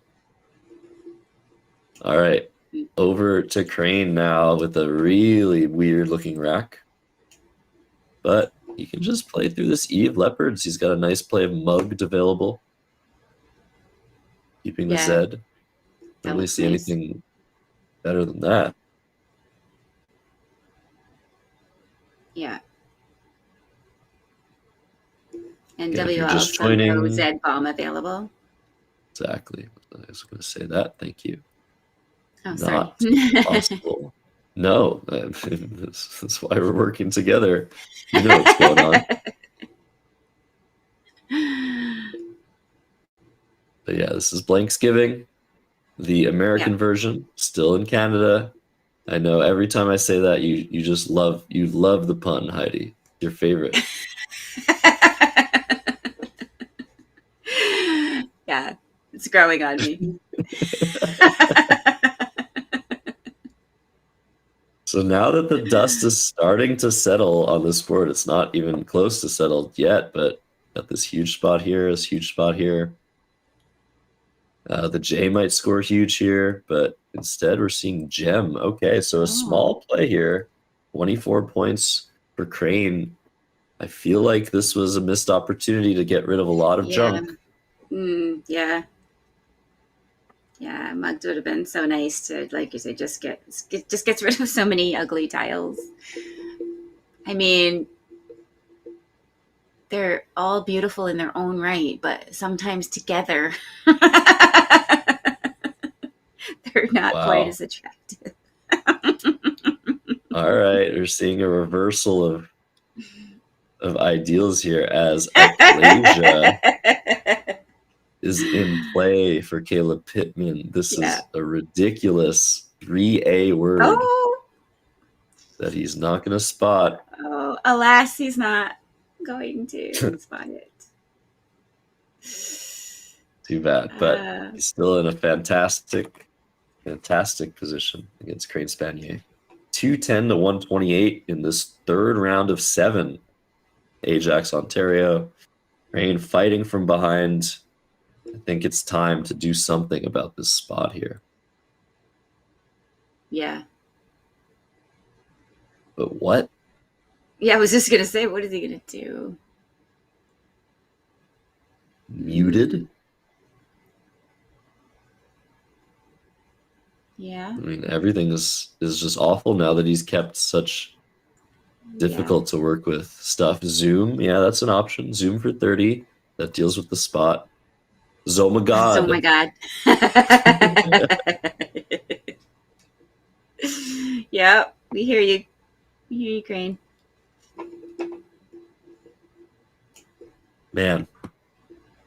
Yeah, it's going to be a lot to come back from here for Crane. Still a blank out. Caleb hasn't drawn it yet. What he has drawn is the X.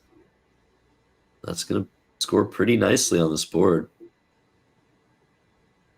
Yes. Tough position for Crane. He's finally taking some time. He's very close to expirate, isn't he? Expirate? Is that a word? Expire? Maybe not. Pretty sure that's valid in Collins. Oh, okay.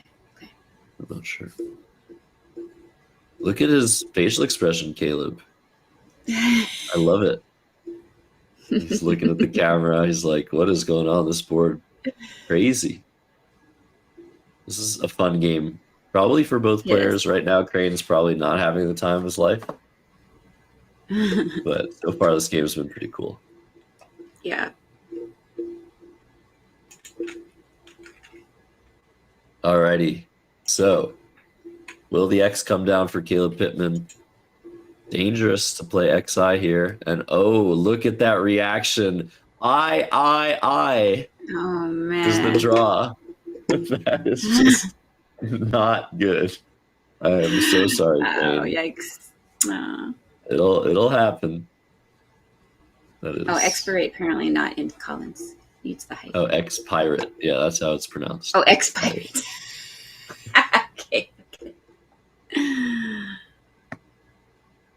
Yeah, little does Caleb know, Crane's tiles are abominable. What is Abominable? An abomination? Abominable? Yeah, I think that works. Proud of that one. Until someone calls me out on it.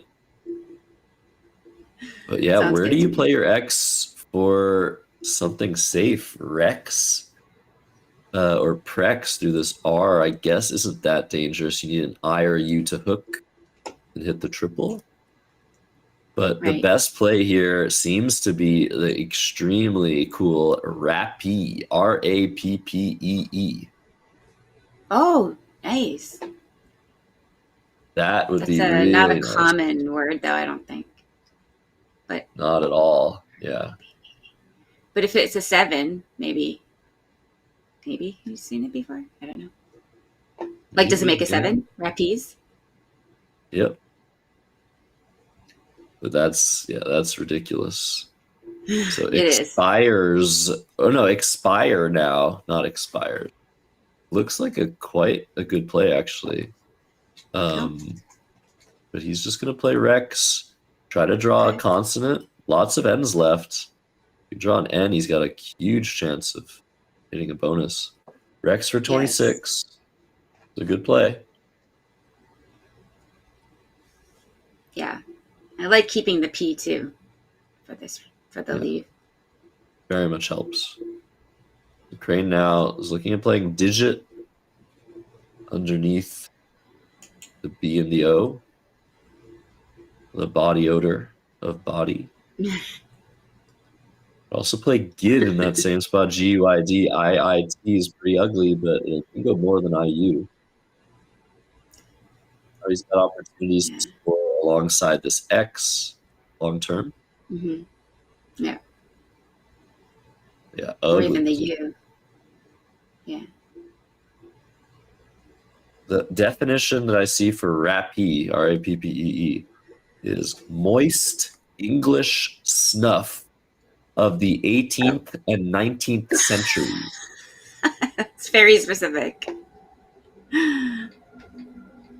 Pardon?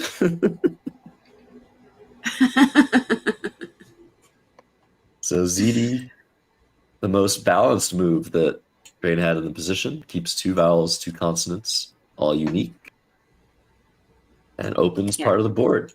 This is a good decision. Now let's see Caleb's play finding in action. Can he spot 43 points? Repave. It's through these disconnected E's. Oh, wow. Beautiful.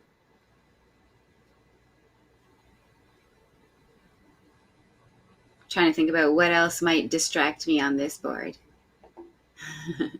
so that I wouldn't see that. Be thinking about trying to play alongside it on the other side, the X, just to take out the triple, or maybe, something like that, parv. Yeah, playing next to the X, I'd look for plays. I just don't see anything that starts an I, ire. No. Yeah, not doing that. Nothing worth it there. So this is how we sort through our positions. Yeah. We look at spots on the board, scoring spots, and we use that. Nope. Look at another scoring spot. I mean, next to ZD, play Paver, Arv. Those are pretty good options. Yeah, this scoring spot is kind of hidden. Mm-hmm. Very nice, though. It'd be very, very nice to spot this.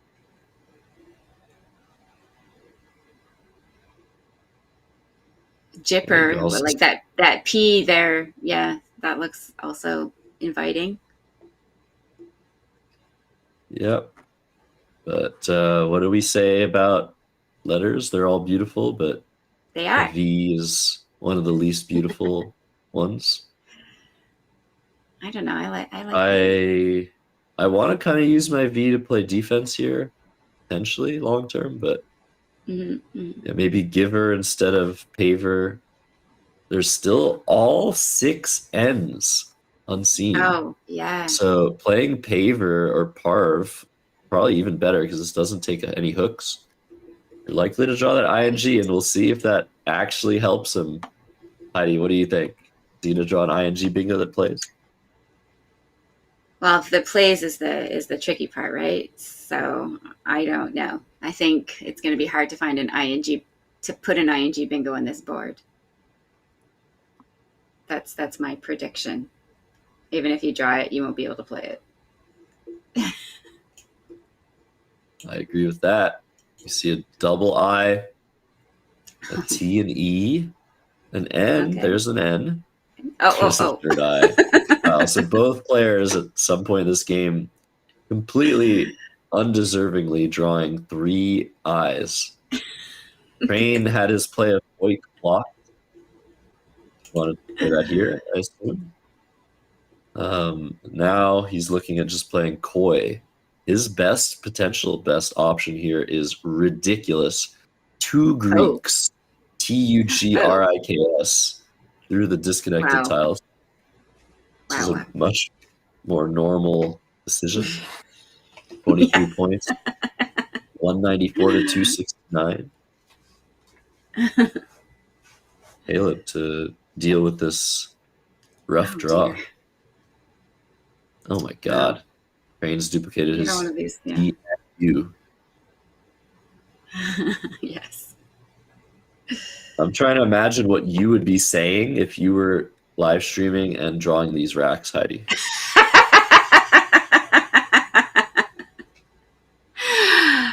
Hey, I've been trying to channel you a lot more and be like Zen, and like I'm attracting all the good energy and all the good tiles towards myself.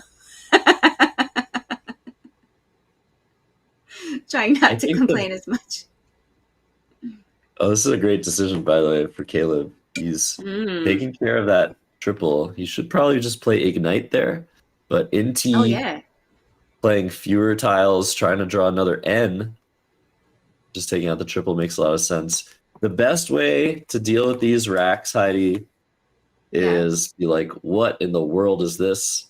Okay, let's go, puzzle time. That's how you do it. You obviously have to address the elephant in the room, which is like, what the heck do I have on my rack? Yeah. And then actually answer the question. What do I have? Yep. Yeah, like it looks like, even though absolutely nothing. Well, I don't know. Like, I feel like, okay, maybe I just think this way because I play Collins where there's a lot more hooks for like 2-letter words that are options or whatever. But when I see that, I start looking for like lucrative overlaps and things, right? Yeah. So I don't necessarily think it's the end of the world. Yeah. Well, some people think it's the end of the world. The elf in the room. Yeah, that's hilarious. I think I said elephant, but Duvet is the highest score here for Crane. If he wants 18 points. Otherwise, he's looking at playing Dud, or he's probably looking at playing Dude. Yeah. And it's basically saying, like, dude, what is this? What about Dude would have been better. Yeah. But maybe he's keeping that G for that N, those unseen N's. Caleb has not drawn an N. Instead, he's drawn EEOY. So I don't know what's happened. This game started off so incredible. Now, finally, we're seeing some action in that blank, yes. But the last turns for both of these guys has been like kind of sad. I guess Parv was fine. Yeah. Things have slowed down a lot.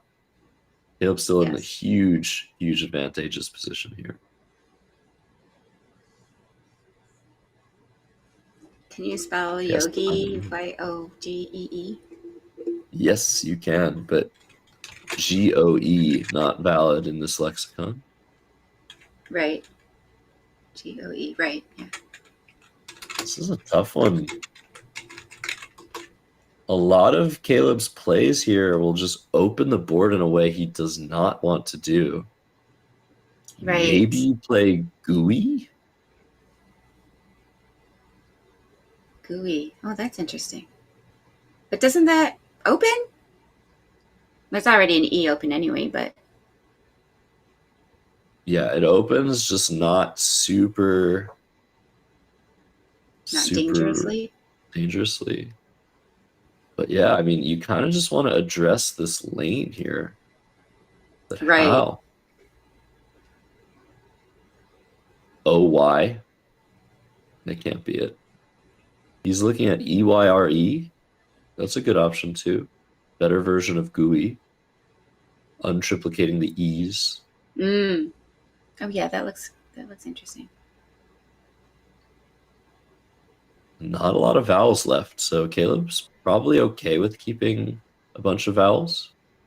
Right. I wonder what Crane's thinking, because he does have unblockable bingos on this board. Yeah. Multiple spots for them. How do you approach these positions, Heidi, when you have these blank racks? You want to be looking for bingos, but you also want to be looking for bingos in multiple spots, right? Yeah, for sure. For sure. Because once that happens, once you see that your bingos can't be blocked, it's just a sense of relief. It's totally, that's exactly it.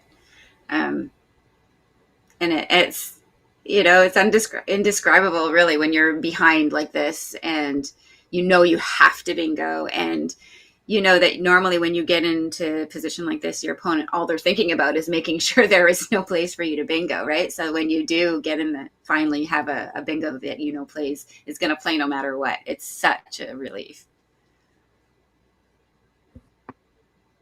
Yeah, and what I like most about knowing that I have options no matter what, now I can just expand my search. You don't stop. Yeah. You're like, okay, well, this is the worst that it could ever be, because I'll play outgone. Yeah. So Ire coming down. Exactly. Very nice find. Showcasing what makes these up-and-coming players so strong. Yes. Even without the word knowledge that Crane has, Caleb's play finding, his understanding is top-notch. Yeah. Yeah, that's good. I wonder, so he's going with tongues. Probably a D. Probably Will we making do the a blank D? D. Let's look at that blank slip.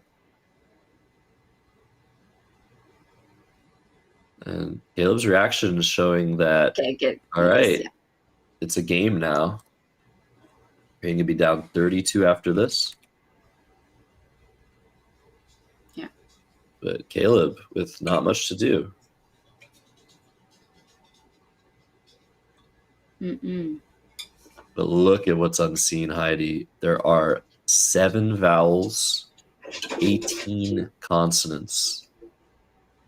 Is Crane going to draw a vowel? Yes. Is he going to draw a second vowel? That would be fantastic. And he draws 3. Wow, 3 nice. out of 7 vowels. That is an incredibly important key draw for Crane's Panier. This is a game. Caleb has to block that D. Hodge, at the very least, Right. HADJ is huge. Crane's already spotted it, lined it up. You have to block this. But how? Gadi. That's what Caleb's looking at. 18 points. Can't feel good, but does the right thing. Yeah. And if you can just keep vowels, he'll be fine. And he did kept 3, so that looks good. Yeah, sorry. He is playing 2 out of 5 vowels, but for the next few moves, I think max 1 vowel a turn is what you want to do. Or bingo? Maybe you don't want a bingo. This is an interesting question. What if he drew a bingo and was playable? If he just play it automatically, or might he think maybe not? Yeah, I think if you draw a bingo in Caleb's shoes, it's pretty much game over. He's up 50. But Okay. for Crane, he might need a bingo still in this position. Oh, that's a sad sounding dog. Oh, can you? Yeah. I don't know. But then, I let him in, and then he cries to get out. So I think by far the best play here for Crane would be to play Haj. And why is that such a good play? It sets up SHE plays, sets up Haji plays, and keeps 2 vowels. And after, if he's able to use Haji and Caleb doesn't have one of the 2 remaining eyes, then he'll be able to come back in this game potentially without a bingo. Right. Yeah, I like that idea a lot. No, it's definitely not. Crane has the opportunity. We know that Caleb doesn't have an eye. Crane does not know that. The play of Gadi, I was thinking, what does my opponent have after a play of Gadi? An eye is the first thing I think of. Yeah, for sure. Which makes, Hodge very much more difficult to play. I think you have to go for it. A very, very tense situation. Caleb's feeling good. He's up 50, but okay. We're seeing Haji like this. All right, this is a sacrifice of 9 points. Okay. But if Caleb if he's struggling, if Caleb can't make good plays, Crane still has a good chance. He's drawn another vowel. He's drawn a second eye. But that's not a good rack. No, it's not. Wow. All right. So Caleb's looking for plays, but he's also looking at what's unseen. Very few vowels, no E's. He has the last E. He has the last T. And these are the sorts of things that are so important at this stage of the game. Can I do something that sets my letter up that my opponent cannot have? Always want to be looking for those killer blows. And what do you think about this play? I was just going to say this play. Fantastic. Yeah, looks great. The only issue with this play, Heidi, is that this S hook now could be used immediately. Or maybe in the future, if Crane sets up a new spot to go, or even if he doesn't, might be hard for Caleb to inhibit that lane he just created. Right. They're going to correct the scores. Let's think about this position. This is a bingo lane. This is a bingo lane. It's H, I guess. It's somewhat of a lane. This K, less so. These are the resources, the lifelines that Crane Spania needs to hang on to. Try to hit something.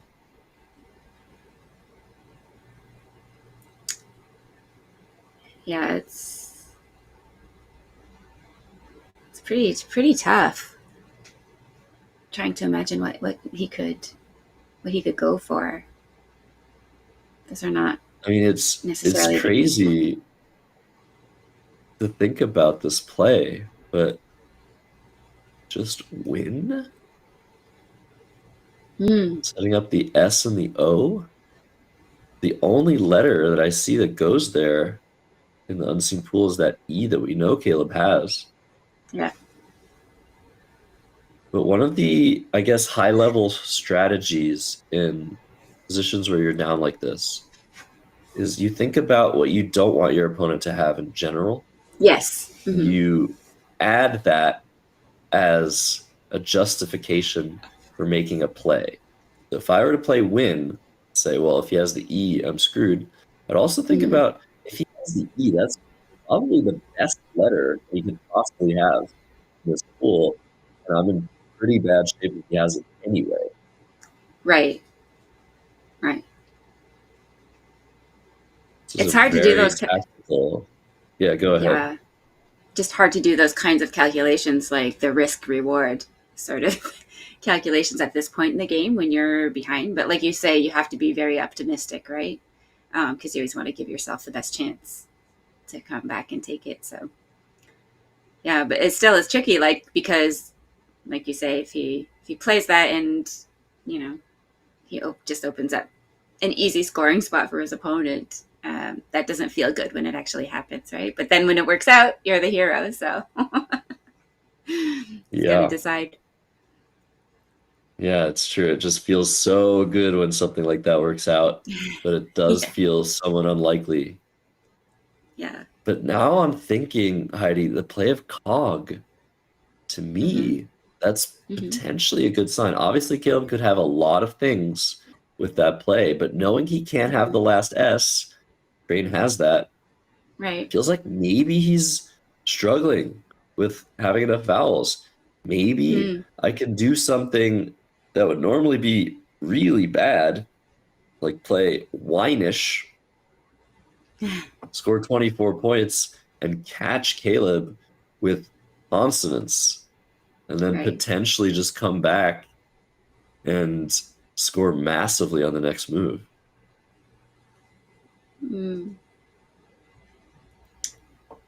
Yeah, the problem with Cog is that it scored a lot of points, right? So whatever you have, like, that's always going to be an appealing option, I think, whatever you're holding. So maybe you can't infer as much from that play as you might normally. Yeah, definitely. You can't know for sure, but in positions where you're down a lot or you're down big, you have to be hopeful. Yes. But that play that Bane just about put on the board, that is not a hopeful play. Yeah. That blocks so much that he's reconsidering. So while Crane is deliberating here, a big reminder to stay tuned after this game. There's a lunch break. We won't be going away. We have a big reveal planned for you guys. Art Moore will be joining us. Art organizes every year the biggest tournament in North America, Scrabble Players Championship. And in the last few years, it's taken a long time to announce the next year's location. So the tension is high. People want to know where their tournament is so they can start planning months ahead next summer. As Wino comes down. So Art will be here to tell you guys the big reveal. Tell you where so much of North American Scrabble is going to convene. So don't go anywhere after this game. Yep. Caleb's got to be happy to see that play at the board. Yeah. Tell you what, I mean, look at the unseen pool now. ACFFILN and then RRSU. Those 6 tiles in the bag. Caleb's counting. Very common thing to do at this stage of the game. Make sure you know what's left, how many tiles are left. Start to know a little bit more what the shape of your opponent's tiles are, what they're kind of likely to look like, what the threats are. That's a tough position for someone that only has 7.5 minutes. But Caleb's got to feel pretty good about this one, Heidi. Yeah, I think so. It's funny, the perspective, eh? You're like, he only has 7.5 minutes, and I'm like, he has 7.5 minutes. It's so much time. Because I never have probably this much time at the end of the game. So yeah, I know you need a lot of time to work things out, but 7 minutes to me seems a lot, especially given your Mun dailies. There's 6 minutes, although those are void, so you don't have to worry about phoning. All right. Ut coming down. Okay. That's a great play. Again, great recognition. You really don't want to play off your vowels. They're so important Yeah. this stage of the game. And it also removes that, like, Crane's ability to do the same sort of thing, right? If he's stuck with a bunch of consonants. Yeah, play like fun or fur was in the cards. Yeah. That is exactly what Crane would have wanted to play. Fun in that spot, probably. Yeah. But now it's time for Crane to do something. He's down 70 points. 4 tiles in the bag. He has one chance to set himself up for a potential win. How does he do that? How does he set up his S? So many options available. Yeah. Which ones are the most foolproof? What are you looking at here, Heidi? Is there any way you see of setting your S up, trying to bingo out? I think I would be looking, I guess he doesn't have any unique letter that, he can't create a hook that he has kind of thing. So yeah, maybe just, I don't know. I was looking at Finn down beside par, but that doesn't seem like it's going to work. Wondering about, I don't know. See, I'm looking at, I don't even know what he'd be going for. So for the bingos, I'd have to like sit and look and see like what could I possibly draw that would give me a bingo to go out, and then how do I make that happen? And it might take me a lot more time to figure it out. So I don't know. Do you have a play? Do you have a play that does it? Well, if Crane can just draw that E again, it's just very nice for him. He'll have decent opportunities. The problem now is that after the play of Wino, Caleb's just going to block any setup that Crane tries to make. So he needs to probably rely on drawing something through the H or through the K, right? Which is a pretty big ask. You kind of need the E for both of those situations. You can maybe try to play if, draw something here, maybe in the same spot. Set up this lane, make it a little bit hard on Caleb. Instead, we're seeing man. So playing those tiles that Crane wanted to play earlier. I kind of really like your idea of if. That looks good. I don't know. Then you're only drawing one more tile, and you can't draw 2 consonants. I don't know. So it looks so close to a bingo through that K. But I don't think it's going to be. I don't think it'll happen for Crane. Caleb has an unplayable 7-letter word of Laween. Yes. But he has to be careful here. He just wants to block as much as he can. Unseen to him, nothing really that dangerous, but he knows his word knowledge is not as good as Crane's. He knows there might be something lurking. So what do you choose to block here? You have to block something. Yeah. Or and I think will he choose to play off 1 tile? There's still 2 in the bag. Caleb has 1 more turn to not empty the bag. Is he just going to drop a tile for 10 points? Yeah. I think you make a good point there that can really affect you if you know that your knowledge of the words is not that great or not as good as not nearly as strong as the person sitting across from you. It makes it very difficult. You can get super paranoid about words that could be in there that you don't know, right? So it makes it a lot harder to make plays because you get afraid to do anything almost. So yeah, it's tricky. It's tricky to play. This is why we have to learn all the words. We have to study. Yeah, it's a tough one. So it's definitely not feeling totally secure for Caleb, but he seems calm. He seems cucumber-like. Yeah. Nice. Well, the 1 tile in the bag is the R, and this looks like a good play. Yeah. If So what we wanted him to do last time. Yeah. he's going to draw that R, and that's not what he needed. Oh yeah.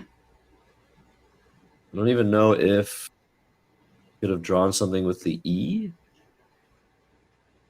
But he's got to try something. Yeah. I wonder, did he have better chances? Like, so if he'd played if last turn instead, he probably still wouldn't have anything now, right? Played FN, so yeah. Yeah, there was a crazy possibility that was mentioned in chat of going for Franklin. Ooh. Do that K. Wow. And he would have had to play just the S off for that. Yeah, that would be crazy. That would be hard to do. Yeah, but it looks like it's over here. Caleb can't really lose. He maybe doesn't know that. But yeah, it's 2 unplayable 7s. That's just part of the game. If you can't play your 7-letter words and you're ahead of bingo, that is a good sign. That means you played good defense. Yes, exactly. Nope. Caleb drops his score sheets on the camera. He's going to play Caulk. C-A-U-L-K. Keeping E-I-N. That'll be about it for this game. Good game. Apologize for my lack of insight there, that game. I'll try to do better next time. I was just at a loss this time. I'm like, I don't know what you do. Sometimes it's like that. Sometimes, you can see everything, all these different possibilities, and then other times your brain's just like, no, I'm not doing this right now. Sure. So, once again, if you're just joining, we have a huge announcement. Much of the reason for the hype of the stream is that we finally have an answer to where is the 2026 SPC going to be held. Are we finding out before the break or after the break? I thought after. During the break. Oh, during the break. Oh, okay. Cool. Yeah. So Sin coming down for 22. And Caleb to go out in multiple spots. Cine, Line, Nevi. Great options for him. And you can be happy with this win. Played very well. Played some good defense. Drew some good tiles. And 14 points, 426 to 348. Caleb takes this one. Let's listen to the overhead mic. +8, 416. I had myself at 418 before, and then another 8. So I had 426. We agreed at the 358, right? And you got 22. Yeah. 380. And you got 14. I got 10 in between there. Jesus, what's going on here? With that. You said 10? Yeah, that was 10. There's 390. 390, 404, 418. 418 total. Well, plus the 4, so 426, 339. About 380 All right, let's get a recount. 90.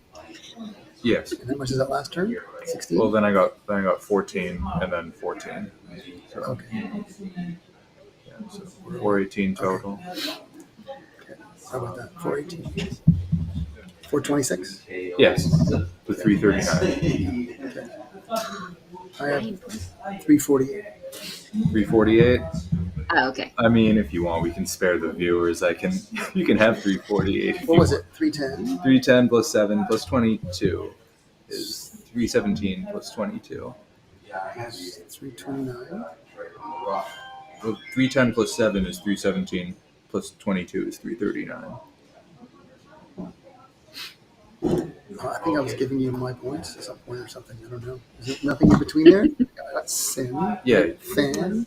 You went fan and then... Oh, did I miss a turn in there? Something's wrong. Oh, yeah, I forgot your points for if. So you get 9 more. Oh, so 348. Okay, good.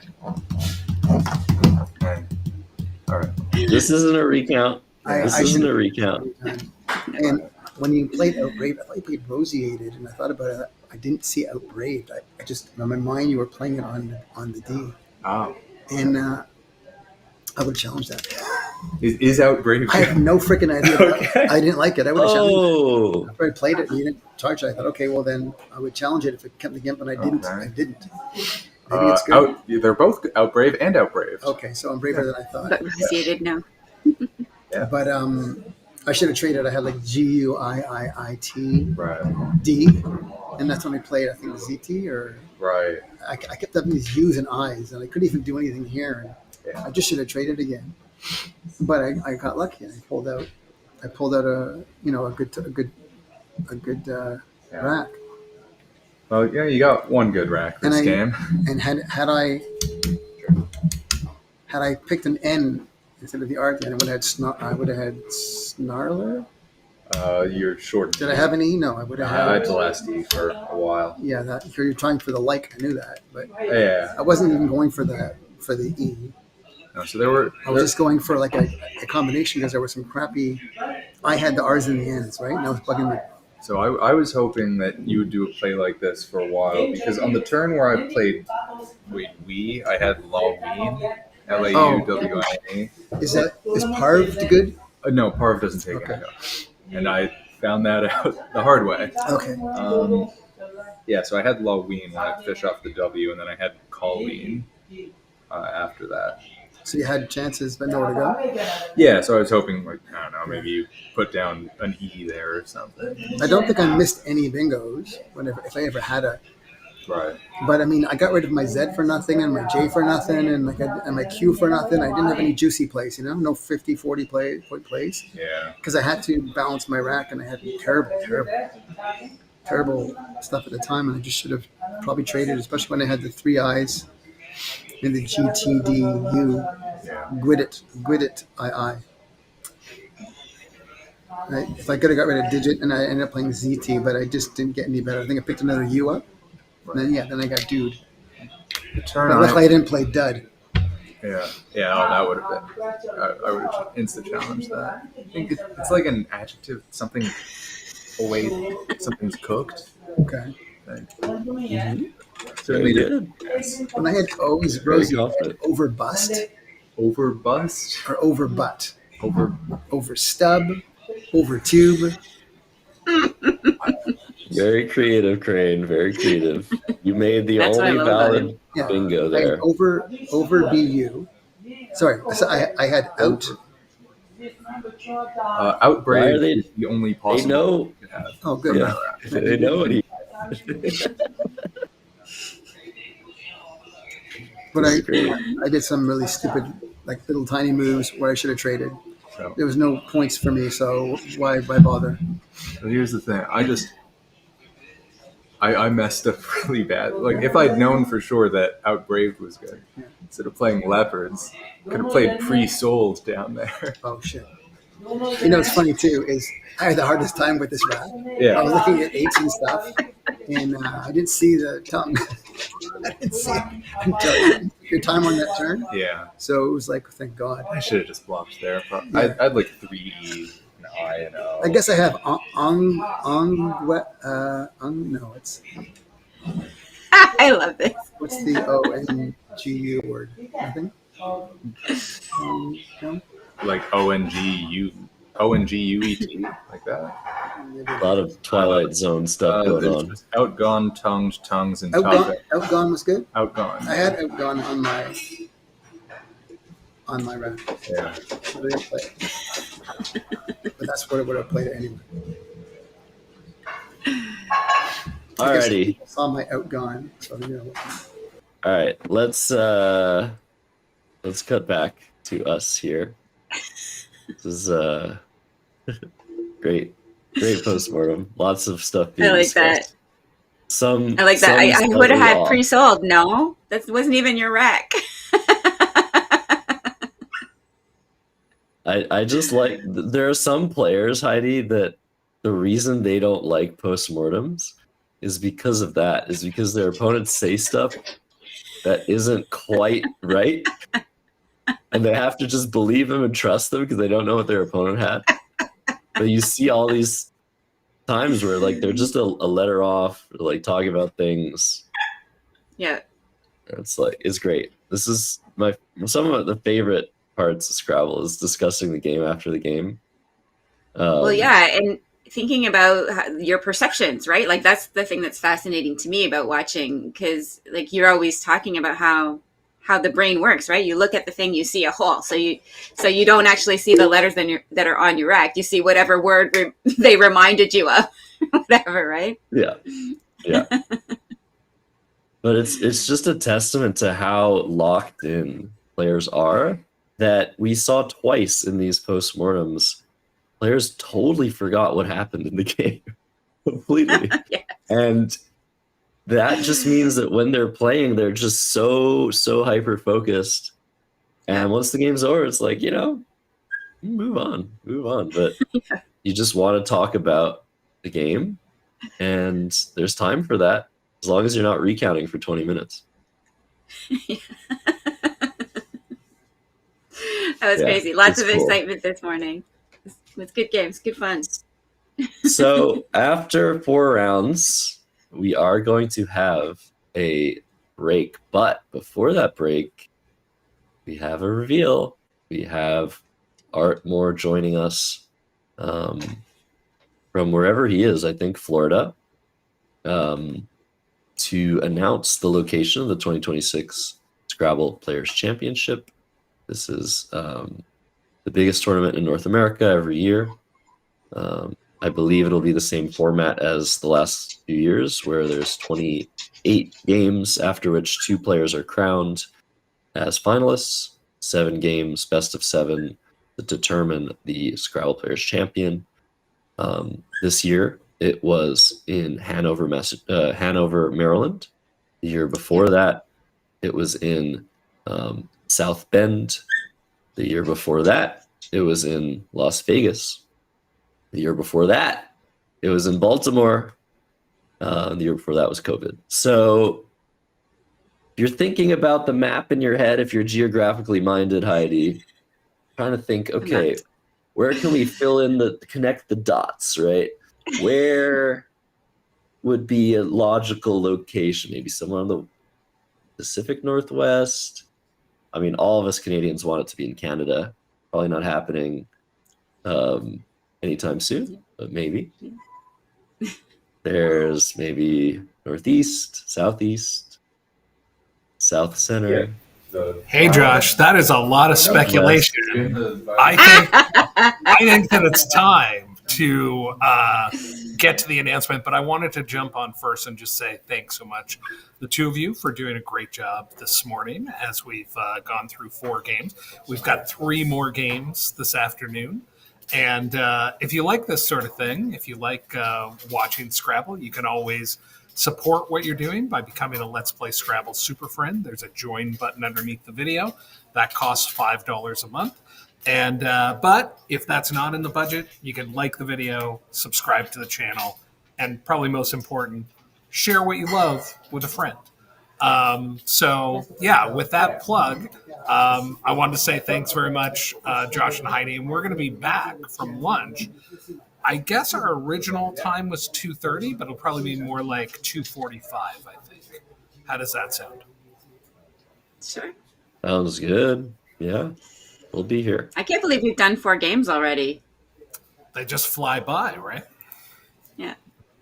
Not for me. It's been intense. What are you guys talking about? Yeah, you're doing all the work while you two, the Joshes, are doing all the work. I'm just along for the ride. Tell us in chat where you're watching from, how many games that felt like, all of the above, like and subscribe. But for now, Josh, tell us where we're at. Well, without further ado, I'm going to bring in all of our good friends and so much more, the director of the Scrabble Players Championship. Thanks, Heidi and Josh. We'll see you around 2:45. And here we go. Hello, Art. Hopefully this works. How are you? Hello, everything is great here. I hope you're doing well. Scrabble family, Josh and Heidi, thanks for bringing the morning through. Um, we had recounts, we had word judge crash. I don't know what's going on. I don't know what's going on. We got Word Judge working. That was, I think it was on the Linux machine, the time and date were out of sequence. So it didn't like what was going on. So I managed to fix that. But yeah, we've had some great games today. And we're doing this little one day for American BLANKSgiving, give thanks for blanks. And as part of that programming, we've got a special announcement. But I got a few questions for you before you reveal the location. But ultimately, this is going to be a quick segment. So the first thing I wanted to say was, I believe this is number 8 coming up for you. I did the math. I think you've done 7 of them, going all the way back to New Orleans 2017 when it was the North American Scrabble Championship, all the way up to last year in Hanover, Maryland. So, how are you feeling after running 7 of these and heading into number 8, or as we've called it in the past, the double Dallas? The double Dallas. You've been asking me about this for years, and we finally made it. I'm feeling great, especially since I had a 2-year break. So, no, we're ready to roll through. We're having a lot of fun with this. It's a lot of work, but it's the kind of work I enjoy doing. So, no, we start right into the next year as soon as we wrap up the current. So, Hanover, we put a bow on that, and then we start digging into reviewing proposals and site visits, and we get to where we are today. Yeah, I think people are often curious about what the process is like. So when you and the team are kind of looking at locations, what can you tell us just about, what are the priorities for the search? What are the sorts of things you're thinking about? Because you've done championships in big towns like Vegas, New Orleans, stuff like that, but then also smaller ones, South Bend, Fort Wayne come to mind. Yeah. So what goes through your mind when you're thinking about locations? I like to look at the player experience. What are they going to get to see and do? And then you have to look at how are they going to get there? Is this place easy accessible? Are you close to an airport? Um, do I have to take 4 planes to get to where you are? Hopefully not. Um, are you going to like the place we take you? What's available in walking distance? What's available in the evenings? What's the weather like? Even is something we kind of look at also. It's not the driver, but it's something. There's so many little pieces, and then affordability. How much is this room going to cost you? Because we know it's a significant time and expense to get to a championship. So it's so many factors, and it is tough to say one has equal weight to the other because it's so many we have to consider before we come up with the final. Now you've mentioned site visits a couple of times. What's the deal there? Do you end up doing, like, every time you've done one of these? Do you do a site visit, and what are you looking to determine once you're on the ground? Well, all of us on the committee do site visits. It depends on availability and distance. And again, we're looking for the player experience. We're looking at the playing space, factors like outside noise, interruptions, lighting, um, stuff like that. Just you can get a proposal and it sounds great, but you have to walk it, you have to see it to know is this space really suitable for our needs. Yeah, very good. So, another thing I wanted to ask about, just obviously we're live streaming today. We're live streaming this tournament. And the Scrabble Players Championship, NASC, has always been a leader when it comes to streaming. Pretty much the first tournament to have a regular, fully commentated stream. And then the first one to go all 31. And then this past year, the first one to go 2 parallel streams the whole way. How do you see the role of streaming with this event in particular and just sort of Scrabble in general? Well, obviously, we want to stream every game at every table, um, but that there's so much in the world of streaming, and I don't have my hand directly there because that takes dedicated work. I've got you there. We've got Christian and Andrew, Kay working the stream also, and you guys come up with such great ideas. And I really let you two teams drive, and I come along for the ride and take a whole lot of credit for look what I brought to the championship. But it's not me.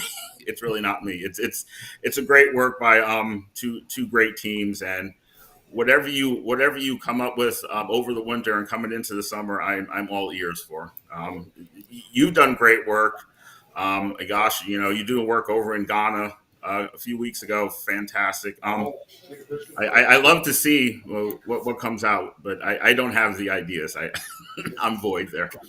Well, but we're going to have more streaming of the event, obviously, going forward, which is awesome. And just before we're closing in on the announcement, everybody. But is there anything, let me ask you this. You've had some innovations in this tournament over the years, like some recent ones. Well, obviously the double stream, but the big W, the big win, different ways that you've kind of personalized. Is there anything that you're thinking about that might be new this year or different or... I know I'm putting you on the spot, and we're in early days here, but is there anything worth talking about there? Nothing worth talking about. I have ideas bounce around until they've become fully formed. I like the W's are fun, and I want to keep that going. But yeah, I don't know what the next surprise will be, which is good because it'll come and it'll be another way to make memories. Okay. And just before we do the reveal, do we have a sense of when registration is going to open? Registration generally opens in January. And we still have to get the website ready and all the pieces in place. So, expect that around January. All right. Well, look, I think we've come to the moment we've all been waiting for. I don't know whether you've got anything prepared, whether you're just going to hit us with it. I don't know the location. I specifically came into this interview blind, so I'm really excited to hear where we're headed. No surprises. No ripping open the shirt this year.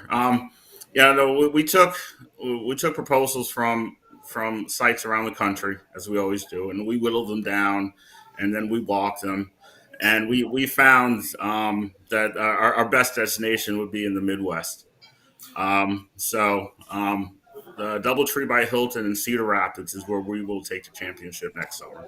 All right, Cedar Rapids, Iowa, right? Cedar Rapids, Iowa, yes.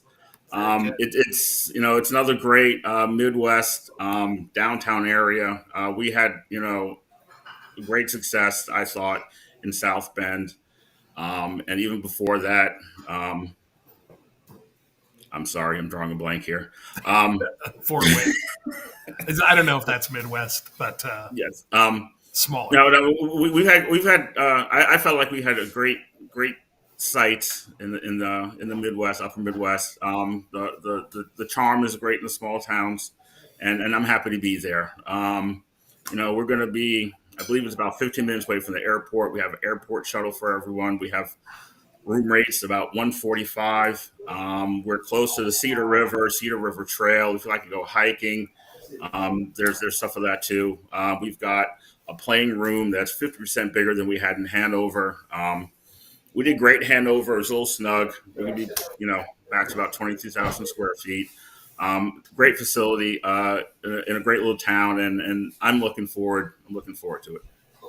Well, that sounds awesome. I mean, look, Midwest hospitality is amazing. I've been lucky enough this past kind of summer, fall, I guess, to visit Galesburg, Illinois, and Madison, Wisconsin, and had fantastic trips. So love the idea of a Midwest Nationals.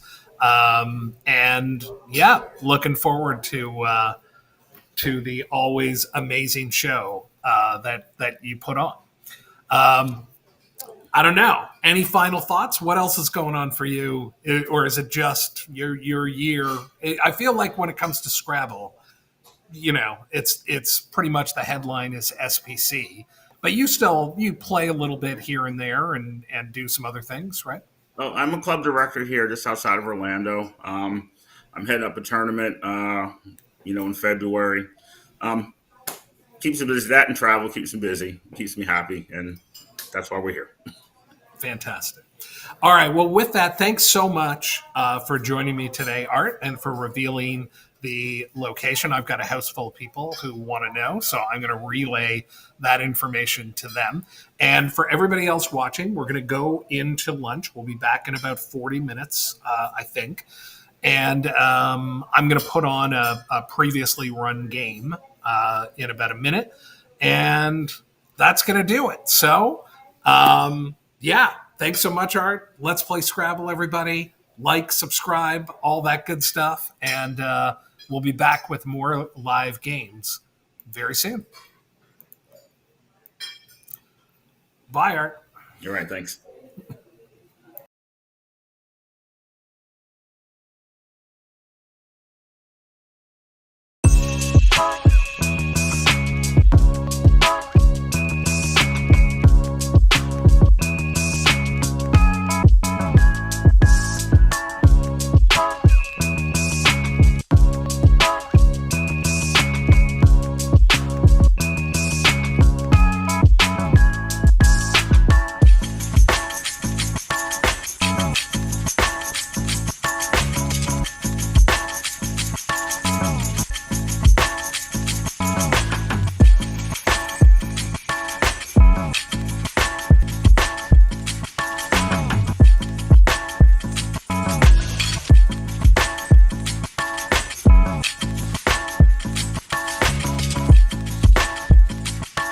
Seth, again, back on stream, facing top player Jackson Smiley. So this should be a really good game. Seth knows the entire dictionary with a very high degree of accuracy, but so does Jackson. Jackson has really worked on that word knowledge to where it is absolutely not a weakness in any way, shape, or form. I think we're getting ready to get started here. Let's go ahead and get this rolling.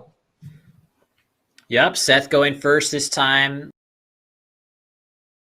As we see Seth play Retax, by far his highest scoring play. I wonder if there's any merit to playing just EAUX here, but I definitely like Retax for Seth. Havingly, that's not a word, is it? Oh, man, you can tell that Jackson is evaluating that. It's not a valid word. Playing that would almost certainly Seth challenge that word again for the reasons we described. He really has very good dictionary command. I don't think Jackson is going to play having. Well, I was going to say he's taking too long in that. I think as Jonathan Lind pointed out in the chat, with that kind of play, it's pretty easy to see with such a clunky rack. And if you're Jackson, if you're going to phone it, you want to do it quickly, because if you take a long time, that indicates to your opponent that you're probably unsure of it, because otherwise, why would you take 2 minutes and go for 84 points with a really ugly rack? So I think that was a smart play by Jackson if he just taking 48 for retaxing. The funny thing is playing retaxing in that spot blocked Seth from playing retaxing. He has ING on his rack as well. True. So I think Seth was probably like, ooh, look, I've just drawn ING, right? Now I can get this extension. And then Jackson playing the very same extension that he potentially hoped to play. And that does leave Seth with a much more difficult decision in terms of he's not likely to have a play that both scores any kind of good number of points and keeps a good leave here. Seth has gun lined up now, which goes under the X. The lead, it's not bad. The lead is a little bit val heavy for my liking, but it does score pretty well. And he does have the R to work with, so it's not terrible. Wow. Okay. So what's happened here is gun looks really good, except for maybe a slight imbalance. But Seth's drawn consonants that shockingly, normally that draw would not be that good, Mac. But you see what he's drawn. Yeah. No, I think what we both realized it. I think we both said "wow" at the same instance there, and the Seth has drawn pedicab on his rack, which is not like an obscure word per se. I believe it's like a bicycle taxi, but it's just not an easy word to see. But Seth, as we saw it immediately, and he's re-alphabetized his tiles, but we know he sees it. And yeah, if you're Jackson here, kind of a clunky rack. He has Faye lined up, which I guess he might Probably play with here. or above the R and the E. I'm not sure, but yeah, probably in that spot looks a little bit stronger, and that would block pedicab, I believe. So of course Jackson does not know that. Yeah, pedicab is going to fit right here with AR and B. And if Jackson just plays pretty much anything in this spot, that is going to end the dream. And that is really, it's just so painful, Mac, when you have such a nice 7-letter bingo on your rack. There's a spot for it, only one spot for it, and then you see it evaporate before your very eyes. Oh, interesting. He switched to Fe, which I like, keeping VIYL instead of VIHL. Normally, the H is a little bit better than the Y, but HV is pretty clunky together. And also with an L and IL on his rack, ILY is a pretty good group of letters together for synergy. So again, this is why Jackson is so good. He thinks beyond the basics, right? Of okay, an H is better than a Y, therefore I should play Fe or Fe rather, and kind of goes to the next step of looking at overall synergy. Yeah, it hurts, but you got to shake it off. If you're Seth, you have to realize that, the spot was always relatively likely. So pedicab right here. How was Jackson? Pre-taxing is not good, I don't think. Oh, yeah, I think pre-tax is just an adjective. So, yeah. Oh, good point, though. So that is definitely something he's going to be considering. Yeah, and I wonder if he's thinking about it. Yeah, very interesting point. That is, oh man, that's tantalizing. So that's a great point. I totally could imagine him now agonizing. He had this place to play pedicab, which was not controversial in any way. He knows that's valid. Now he's left with this decision. Pre-tax is a valid word, but it happens to only be an. He was just thinking about it. Well, he's thinking about it. Yeah. Oh my gosh, this is so painful. But I can easily see him go for it, and he does. Oh boy, he does. Oh boy, I feel like Jackson's going to challenge this off, but I agree. But this definitely puts him to the test in a big way. Yeah, this is going to be a tough one. Insta challenge. Jackson, insta challenge. Not even a moment. So you know what this tells me? This tells me that Jackson has probably already thought this over. Of what am I going to do if a P comes up? Like there was no. Well, he's putting pedicab just to be careful, and you can see pre-taxing. You get I love the word judge.me, and also the producer, Josh Greenway of Let's Play Scrabble, the beautiful challenge screen. I just love that so much. Mac, I think that was a reasonable gamble for Seth to take, but I'm really impressed by that fast challenge. I'm even more impressed by this play of Viney for Jackson. We know based on how he had his tiles set up that he actually saw that he had a really cool play of buy vinyl through the IN on the board. He had his tiles set up in that way, and that would have created a really nice hook for his S. But now he knows what Seth has. He's just seen all of Seth's tiles. And buy vinyl in this spot would have allowed Seth to play very nice, high-scoring plays like biped in this spot that score very well. After Viney, there's very little going on for Seth on this board. He can hardly do anything in response. And Jackson, not only does he set up his L to play something with vinyl, he draws just a very nice, flexible combination of letters. And he still has an S hook here with Hags. So just a great adjustment there by Jackson, who I really think was going to play by vinyl and then switched over to this one, Mac, after seeing Seth's letters. I think Jackson handled it perfectly there, and he is going to be able to bingo back with bistable is a word, I believe, and that's going to play it is. B. It's going to be an absolute hammer of a play. Yeah, no question. I think he actually anticipated because he had that lined up before biped came down. I think Jackson even figured that Seth was probably going to play biped and was just waiting for that, which is incredible. That's amazing. Yeah, so biped in the spot where Seth played it scored 26. It would have scored 39 had Jackson gone through and played his what I think he was getting set to play of by vinyl, would have scored 13 more points in that spot. So you can just see how much better on the exchange between the one turn and the next for Jackson. It's just worked out so unbelievably well for him. And the momentum has totally swung in Jackson's favor. Big going here, though, so this is not over. No, by no means is it over. Just want to give Jackson his props for that very, very impressive sequence there.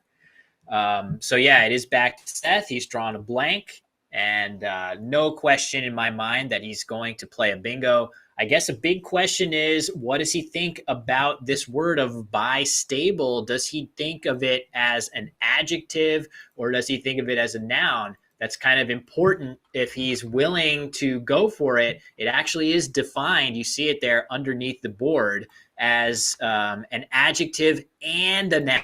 So it can take an S hook. And if he's confident enough in doing that, he can play crustal there for 80 points. What would you do here, Mac? Would you feel confident in that S hook? Maybe you already lost a challenge in this game. You're feeling a little bit vulnerable. Yeah, I happen to know for sure that is valid. That being said, if I weren't sure, I like Seth's decision here. You really don't want to lose another turn. And he's, I think, only giving up about 2 points by doing this. So it's really not that big a sacrifice. Now, the one drawback to his play is it definitely keeps the board a bit more restricted. If he had played crustal and bistables, he would have created not only a line for 7s under the A and the L, but also created several more lines for 8s through the C and the R. So his play is inferior positionally, but it's very, very tough to be sure of that word. 8s to make 9s are a tricky bunch. And unfortunately for Seth, Jackson is about to score 78 more points here, Will.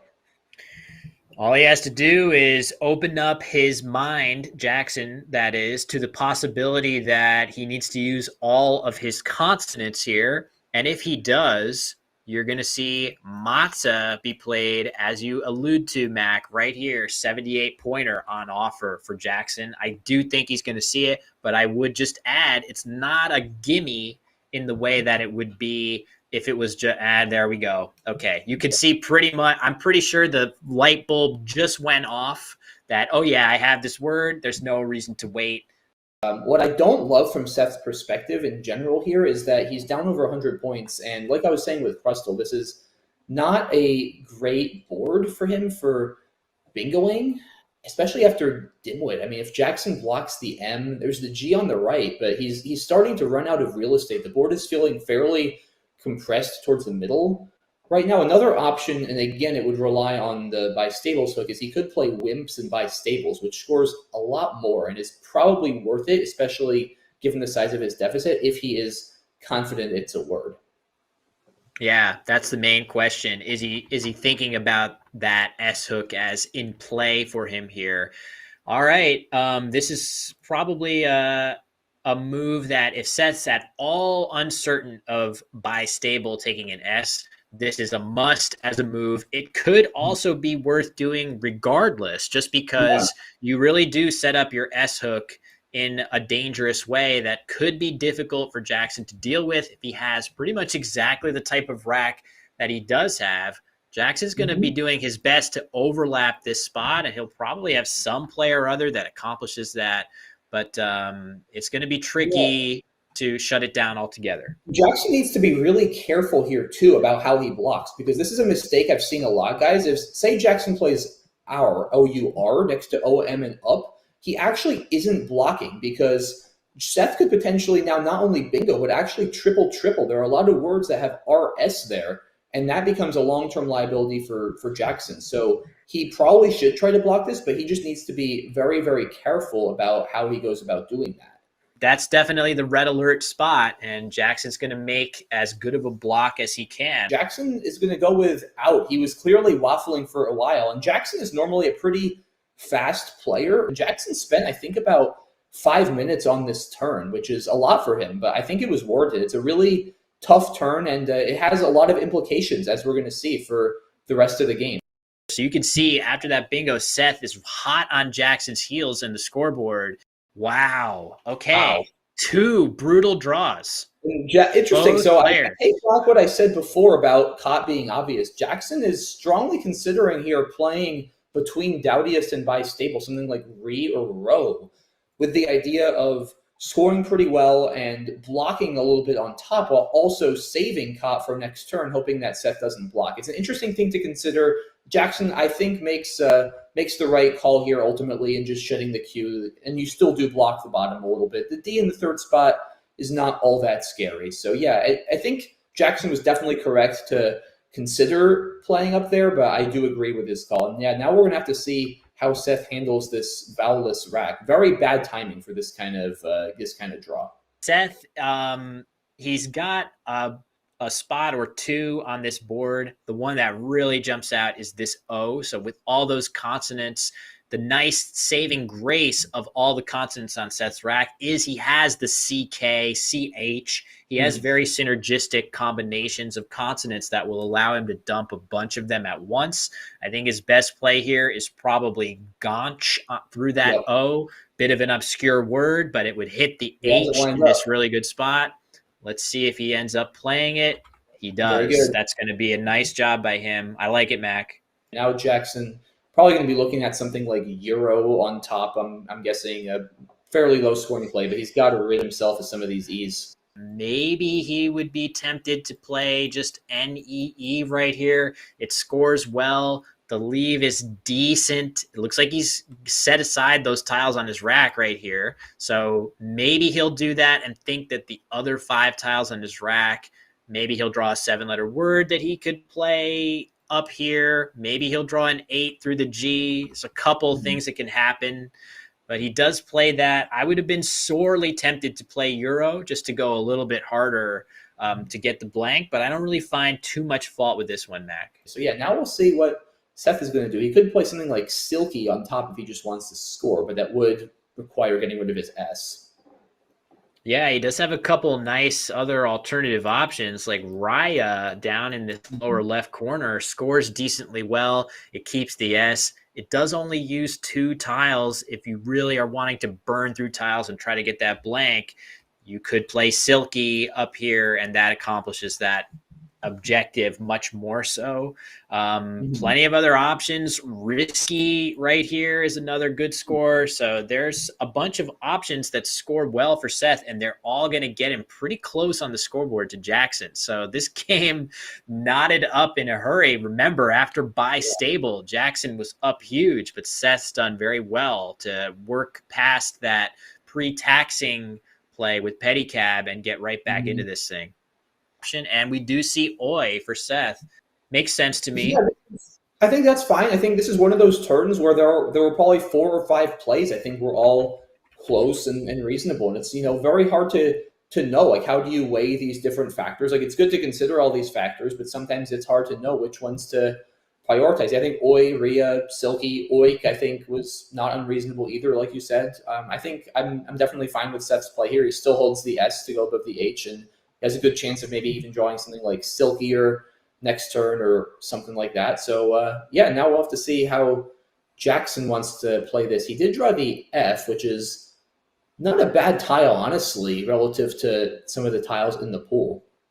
A 4 in this spot does a lot of good things. There aren't really any whammy consonants that you would see after an E in this spot. It's not really possible to hammer this spot. You draw 5 tiles towards the blank. I actually really like this play for Jackson a whole lot here, Mac. Seth is going to capitalize, I imagine, with Drink pretty quickly there, which looks like a great play for him to clear out this rack, which he, I'm sure, was not too happy to draw after his play of Oi, pulling 2 consonants out of that bag. But yeah, you got to be pretty happy to see a 4 come down if you're Seth. Great ballot play, keeps LS, drawing into a Val heavy pool with a blank unseen. Seth is down a little bit, but he's not going to be down much after Drink, and this is absolutely still anyone's game.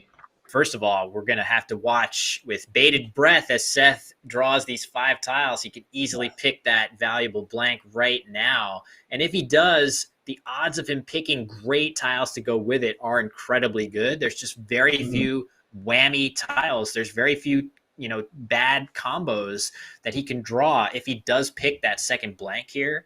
So Jackson is going to have to hope against hope. that it's still lurking in there when it comes time for him to go next into the bag.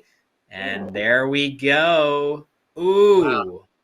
Wow. So that's about as bad of a draw as you could see for Seth, unless he has some great play that I'm not seeing. He drew the V. That's not a good bingo tile. It's not going to score very well here.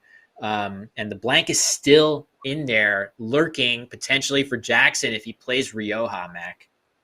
Yeah, definitely, like you said, not at all what you want to see if you're Seth. But from obviously Jackson's perspective, he does not know what Seth has. And this is a pretty terrifying pool to be against with a lead. And I think I like Jackson's play here. The other consideration which he had on his rack was Zhao through the eye and drink, which scores about the same, 1 point less. It keeps an extra vowel, which is definitely not what he wants, given there's still plenty in the pool. And Rioja does open some floaters on the bottom, but it's not that easy to start with an A, which Seth would need to do to score a lot.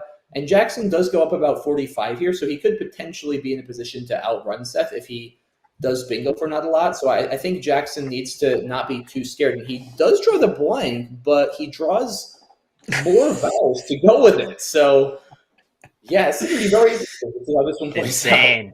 Yeah, insane. So now, given Jackson's really poor vowel draw, it feels like if Seth makes a good enough balancing play, getting rid of the V, he might actually be roughly even odds with Jackson to get the first bingo down.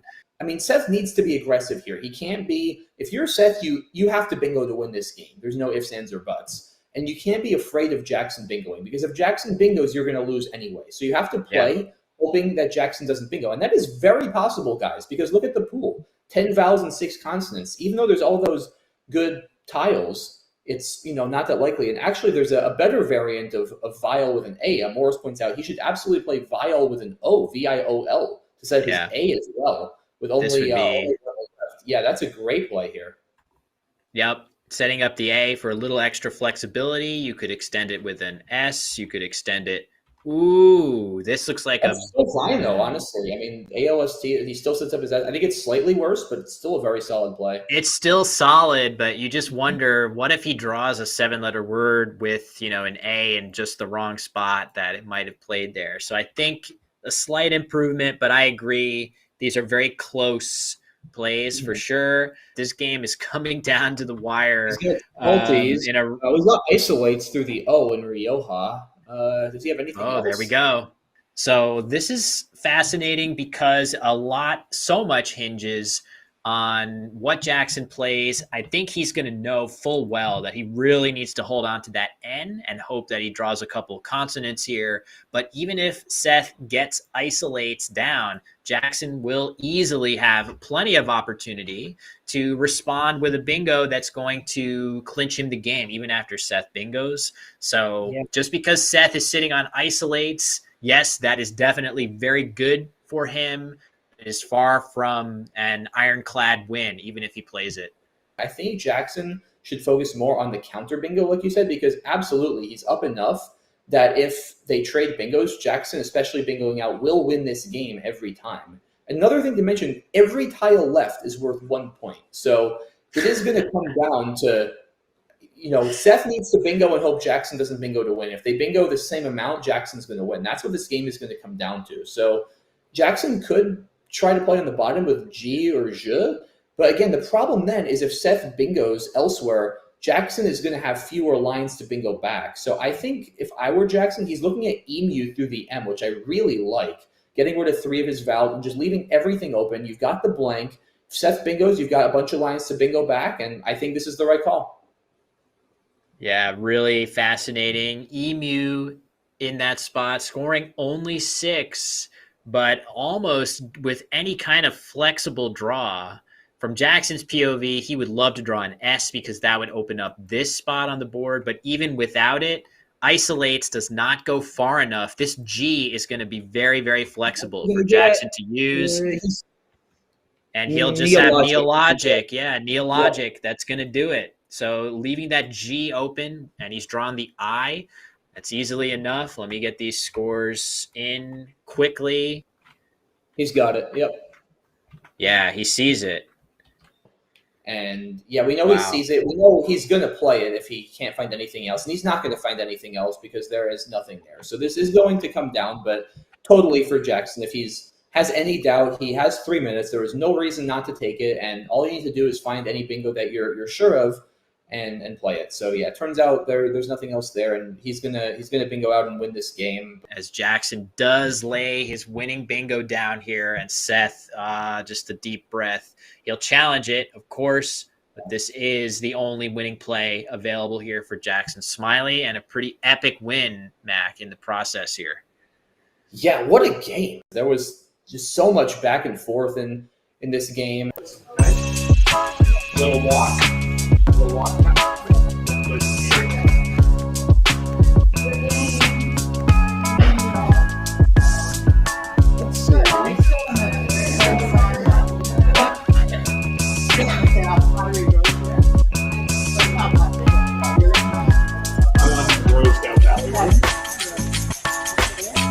Yeah, so I'm happy with that.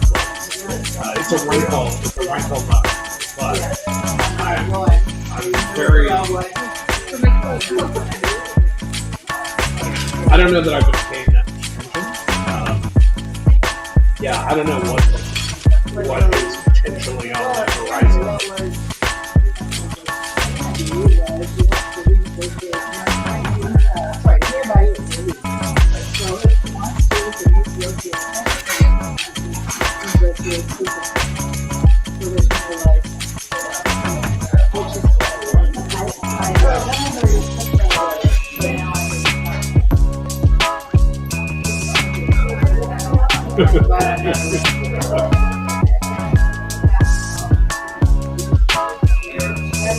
Who's screaming? That's what I'm trying to figure out. I want to look at how everybody's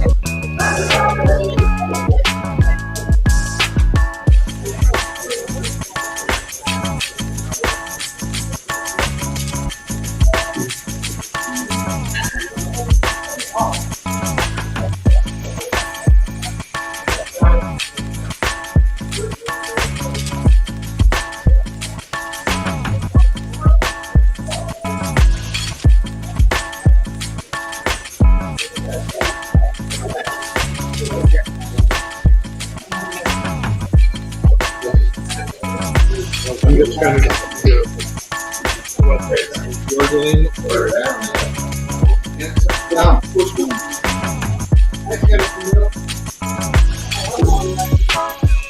no, I think it's anywhere.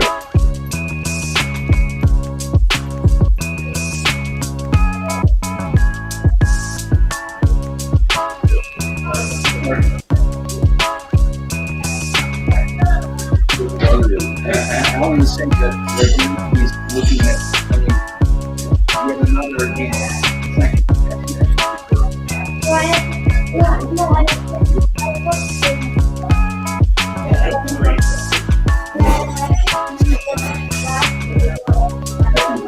And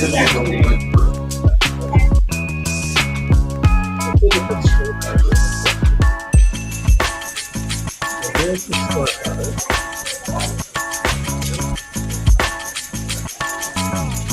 Oh, this is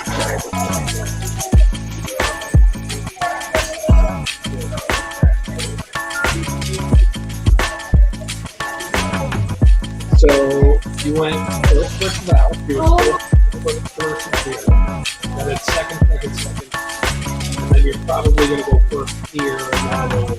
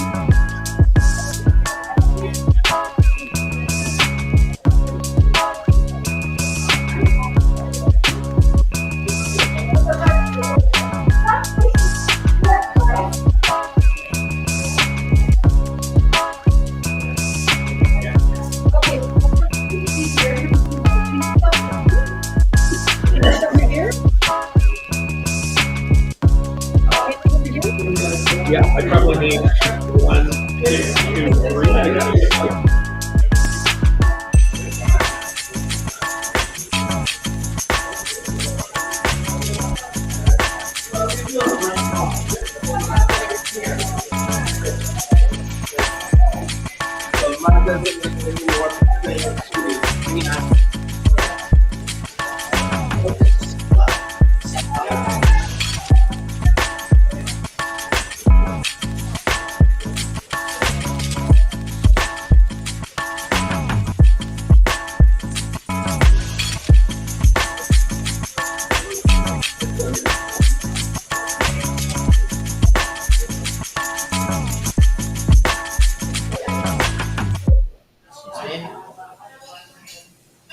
I'm sharing.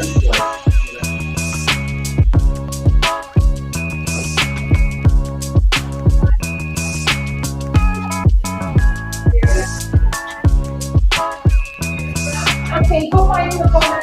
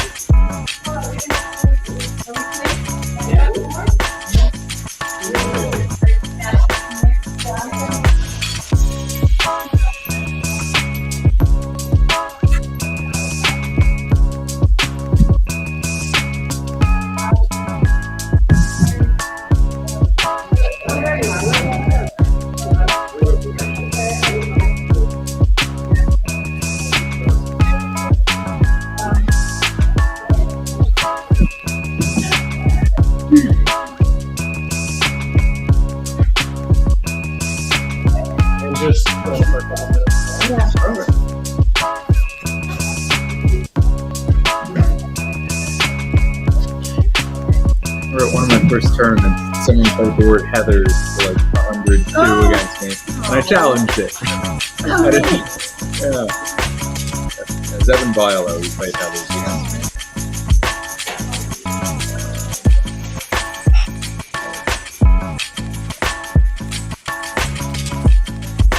But it was just a movie. We're a flower. Yeah. I don't think I've ever played Hello before. There's been a couple times where I've had the opportunity to and totally missed Hitman. Oh, is that good? Which is Oh, the, like yeah, cool.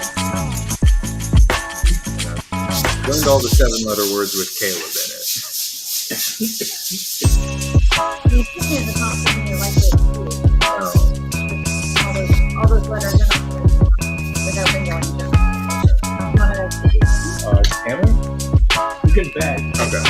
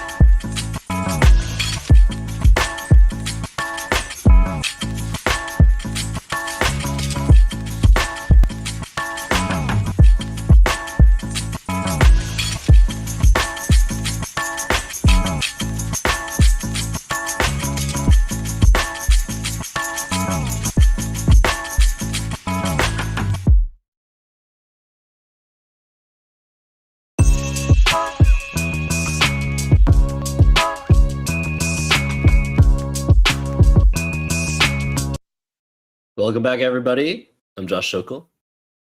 This is Canadian version of American BLANKSgiving. We are thankful for blanks. Such a mouthful. We're ready for round 5 of 7. Heidi's with us. We will be getting her live on audio very soon as well. Let's get the standings updated for you guys to see what's going on in this tournament. 3 divisions. 2 divisions in NWL, 1 division in Collins. Like I said, it has been 4 out of 7 games. Sykes is in the lead. No surprises there. Heather is in second place. No surprises there. And Caleb, after his last game victory against Crane, has jumped up to 3rd place.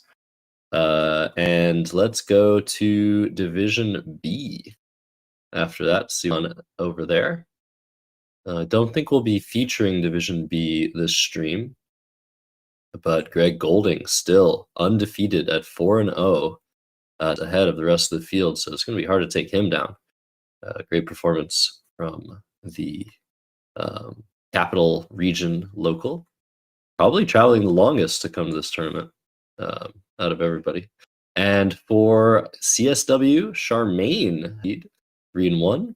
Shant also at 3-1, and most likely he'll be taking the lead at the end of this game, but we're not going to be showing that game. We will probably show him next round. He is the top seed in the Collins division. And this round we'll be showing Heather and Caleb. Hello, Heidi. Yay! Hi. Sorry about that. I was on my stream and forgot to get distracted. Sorry. Very unprofessional of me. I should be fired immediately. Yeah, we're both fired. We're both fired. But no worries. I think the players are ready. So let's just jump into the game. Let's play Scrabble. And let's show Heather versus Caleb. Caleb just won a game, a nice game against who was it? Crane. Yeah, that was a good game. Heather is to respond going first. If we can fix that camera before Heather draws, it's probably too late. We still will be able to see her letters okay, but it is kind of crooked still. Yeah, we're gonna get that sorted before we start. That's even worse. There you go. Fantastic. Thank you so much, Josh. Yeah, hopefully your stream is doing well, Heidi. We are live streaming on YouTube and on Twitch simultaneously. Myself and Heidi are live on our own channels. I hope that my audio is finally live on your end. I'm not sure if it was earlier, but AEFILRU is the opening rack for Heather. So I'd probably play long here. And by long, I mean I'd probably play the bingo. Oh, is there a bingo in here? Crap. It's a really tough one. A failure. I had a failure to see that. Yeah, me too. I said I was thinking of like playing a 6, and they're like, wait a second. Nice. Yeah, it's funny. Like, you just sometimes when you get that you just totally dismiss. Okay, this doesn't look like it bingos. But yeah, that's what I would do right away. FUL. She hasn't spotted her bingo. And this is the same thing we saw earlier with collude. These common English words, people are like, oh, well, it's common English. Scrabble players are going to see these words every time. You could not be further from the truth. Some of the hardest words to spot in Scrabble are common English words. And failure is such a self-descriptive one. I missed that. I had this rack too and didn't alphabetize it. This is why we study words, actually. One of the reasons that we study patterns, alphabetical patterns, is so that we don't miss something. Because once we recognize the pattern, we recognize there's something there. That doesn't mean we see the word automatically. But because we study by pattern recognition, something is going to trigger our subconscious mind before we actually see the solution. So I don't know if Heather studies by alphagram or not, but if she had alphabetized her tiles, I wonder if she would have spotted failure, but she didn't. So FEU is the play. That is an unfortunate miss, but a very understandable one. Caleb to respond. Yeah. Okay. So I'm looking at the Q and wanting to play through that U that was donated to me, but I also have my own U. Would you play quid and feud? Would you play quid through the U? Would you keep the Q? Kid and feud. KID looks pretty good. Oh, yeah. For me. I like Look that. how it sets up the Q next turn. Yes. I think I would be so tempted. I would probably play kid there. Almost certainly. Because I have the S, so even if I can't play the Q next, which I'm probably going to get to play the Q next, but if I don't, I have the S hook for kid, right? For skid. Yeah, this is definitely a huge missed opportunity in return for Caleb. If he had thought about just, normally you have the Q and you just want to play it immediately. If you had thought about the option of keeping it, you don't see the Q set up immediately, but if we imagine an I on the board, We imagine QU play is coming down. The engine marks this as around a 10-point mistake. And not a mistake that I'm sure Caleb's going to be thrilled with once he looks over this game. But in the same sense, these are not professionals. Right, exactly. If I were to miss Kid, I would probably quit. But what in the world is this? Oh my goodness. What? Wow. What is she? I wonder what she's was thinking about there. Maybe. So this could be like a friend's name. This could be a place. This is what I'm thinking. I think that this is probably a street name or a place name that Heather is very familiar with, that she always thinks is a valid word in Scrabble. Has that not happened to you as well? Yes, it definitely has. 100%. Pantone is one that I deal with all the time. I just assumed it was a normal word, and not acceptable. It's not a word. Caleb is struggling. He's like, what is this? Would I not have seen this word in my studies? Yeah. Heather is going to draw courtesy tiles. I think Caleb's challenging this, Heidi. What do you think? I think so, but I'm pretty sure he will. But it's just that, when something looks so weird, you're like, well, you must know this is a word or you wouldn't play it. Wow. Wow, and he lets it go. This is the craziest phony I've seen in a long time. Oh, Airedale Terrier? Is that what it is? Is it a type of dog? That also makes sense. Yeah. Wow. It's always something like that, right? Some things are words. Dane is not a word. Newfoundlander, I think, is not a word. What breeds of dogs are words? How do you remember? So Kid comes down after the dust is settled. 75 Heather, 62 Caleb. But it's not over. Is this going to be hooked? So the reason this was accepted, I think, is because Caleb's like, how could you possibly make up a 5-vowel 8-letter word? I am new to Scrabble. You've been playing since Word Freak at the very least. Yeah. So that's crazy. Wow, that's incredible. That is amazing. And this is why we watch Scrabble, because crazy things like this happen, and it's so entertaining. Yeah, not on my bingo card, not on anyone's bingo card box.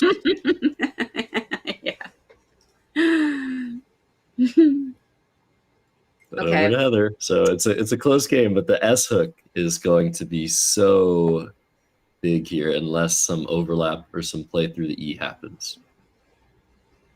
Yeah. I'm distracted by Caleb's odious rack. Yeah, it is a very odious rack. Do you know the anagram of odious? I do not. Do I? No. It's a fun one. Iodus. Oh, okay. I feel like that's something you have to know. Yeah, I mean, clearly you draw better than me, Heidi, because I've had Iodus Odious playable many, many times over my Scrabble career.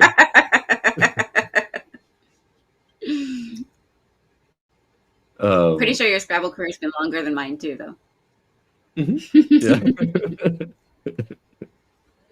That's true. All right. But what do you do here if you're Heather? There's a really cool option of benefic, not benefit, but benefic through the E of, I guess we're pronouncing this word, Airedale. Yeah, but that was really crazy. So Heather had an opening bingo, didn't see it. Caleb had a Q setup, he didn't see it. And through the non-Q setup, Heather phonied. Caleb saw it and was like, I hate this, but could not pull the trigger on the challenge. Responded with Kid. And yeah, maybe the rest of the game will just be normal, Heidi. Maybe. We hope not. Somebody in the chat was saying that that we should have seen a bingo back with Iodius. Yeah, I mean, this is what I tell people that ask me, what should I study, Josh? How do I learn the most useful Scrabble words? How do I learn the least amount of useful Scrabble words to play well? Because that's me. I don't want to work for my cookie. And I always tell people, just study the 5-vowel 8-letter words. There are a large number of 8-letter words that contain 5 vowels, and they're so important to learn to get out of such troublesome racks that the benefit that you get from having those words, like let's say for a moment that Airedale were a valid word, because there's a lot of words like it that have 5 vowels and 1 point tiles. That was like 50 points better than her next best play. And you'll see that over and over again with 5-vowel 8s. So gotta learn them. And another reason to learn them is so that your opponent doesn't get away with something like that. Yeah, exactly.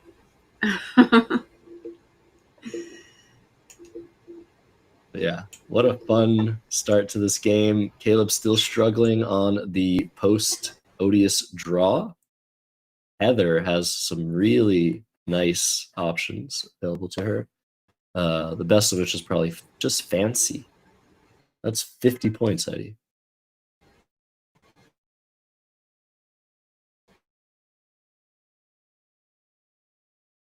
Would you do that? You could also open the board and face. What are you thinking, Heidi? Well, you might have lost Heidi. Yeah, I was frozen there for a second. Are we good? We are good. I can hear you now. Okay, I had to shut down my stream. My little computer can't handle it, apparently. Oh, darn. Yeah, it's okay. We got it. We got a bit. I don't know. Somehow coming back from break broke everything. So that's all right. So in the previous game, Heidi, we saw the word outbrave, which both players had doubts about. Right. Caleb, I wasn't sure he was going to try to hook the word that he was unsure of.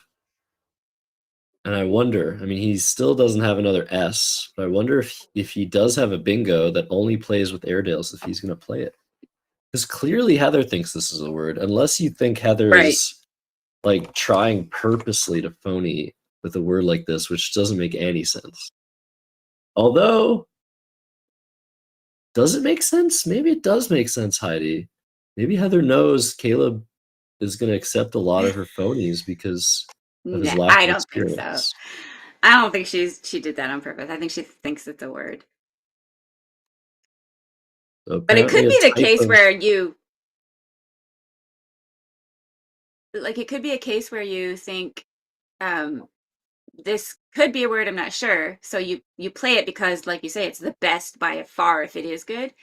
But then if you hooked it, she might be like, yeah, I got to check now, right? Right. So Caleb plays vexed. He could have tacked on the UN, much better play to play unvexed. But that's a weird 6-letter word. And actually, does this... Okay, there's still a playable bingo for Heather, but it would have been maybe a little bit easier to find if unvexed hit the board. But that's a tough one, unvexed. Do you see her bingo? No. Spoiled. But does that play? Is it Toshiba? I'm not saying. Yeah, spoiled. Oh yeah, spoiled plays. Yeah. It plays in Collins. But it anagrams to dipoles and diplode. Okay, I don't know that one. And despoil. Oh, wow. That I had no might idea. be it. So dipoles is the only bingo that fits. So this is a tough situation for Heather. She Yeah. has lots of playable sevens, but only one of them fits. Right. I don't know. I don't know how much Heather studies, like, or if she just, mostly playing for fun. Like, I have no idea. She's been playing a long time, so she could be studying, or she could be like, oh, I learned a lot. I can rely on the knowledge that I already have. I don't need to keep studying, kind of thing. So I have no idea. Ooh, lopside. That's fun. Lopsided. Don't try Yeah, it. this could be a hope that there is a D to play through. Yeah. This could be a consideration. Yeah. And something become lopsided by getting lopsided. Can you lopside something? Right. Why not? Yeah. She's thinking about something, that's for sure. She's now just returning to this nice scoring spot. Locks would fit for 26, keeping a good lead. Docks would be even better. Yeah. And she's now found that. That's a strong play as well. Yeah. Yeah, score would be pretty lopsided if she finds dipoles. That's true. There's also this awesome option of ox lip. How about that? Oxlip, yeah. Love that. I mean, I love the word. I don't know that I would play it and open up the triple, but it's fun. And has Caleb spotted Yuts? He has his letters in alphabetical order, but look at the T, the U, and the Z. They're so far apart from the other letters. So that to me sort of signals that maybe he's got them separated for a reason. Yeah. That's going to be 48 points if he spots it.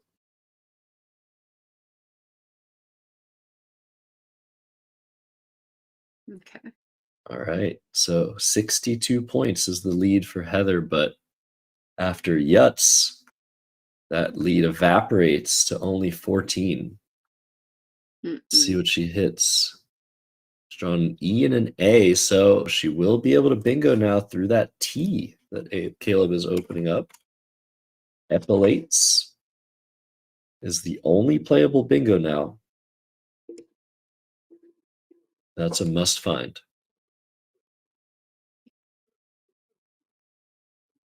So we're seeing in the chat, Heidi, that Airedale is also a place in England, but also a breed of really? dog.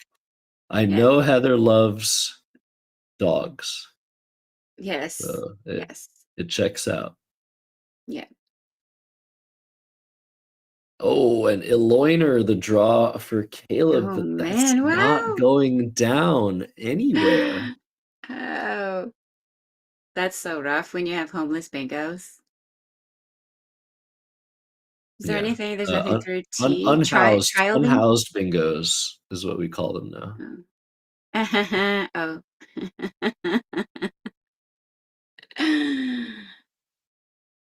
But yeah, leapiest, not a word. Heather, again, she has this feeling there's something there.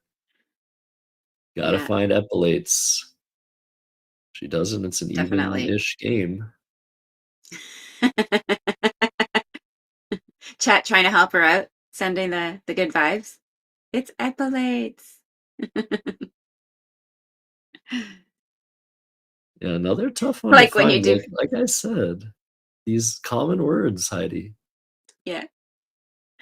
I love this. It's Pilates you do online. Oh, very nice. Pilates. Very nice. Yeah, Pilates still not a word. Yeah, it's crazy. All right, this is another bingo miss. TEA, which is the best non-bingo play for Heather. This is definitely a mistake. It's not a humongous one. The leave is super strong. The defense is great as well. But that's around 30 points on the table when all is said and done. Can they keep getting away with this? I think the last mistake will be the losing one, Heidi, in this game. Right. Yeah. But you never know, right? You just never know. Never knows, right? This is a really awkward position now for Caleb, down 42. Only 1 point tiles. Nothing to score more than 20 here. Mm-hmm. Do you play off an O and an E and just hope? Play hope Scrabble? Or do you try to open something up? This is really awkward, really difficult. I don't know what I would do. What are you looking to do?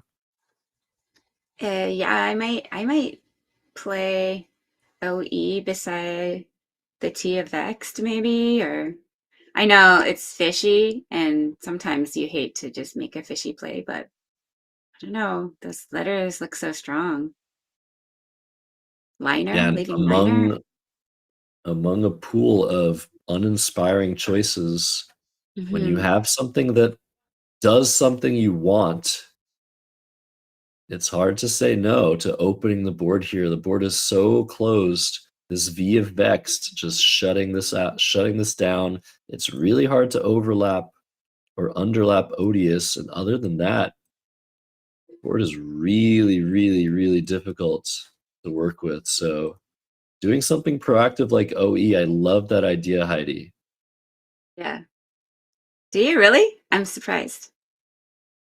Not that I'm Well, surprised, but I mean, I always feel validated when my suggestions are like, yeah, that's a good one, because I literally never know if the choices that I'm making are, and I guess that's a lot of people, right? When you're playing, it's hard to know whether you're doing the right thing or not.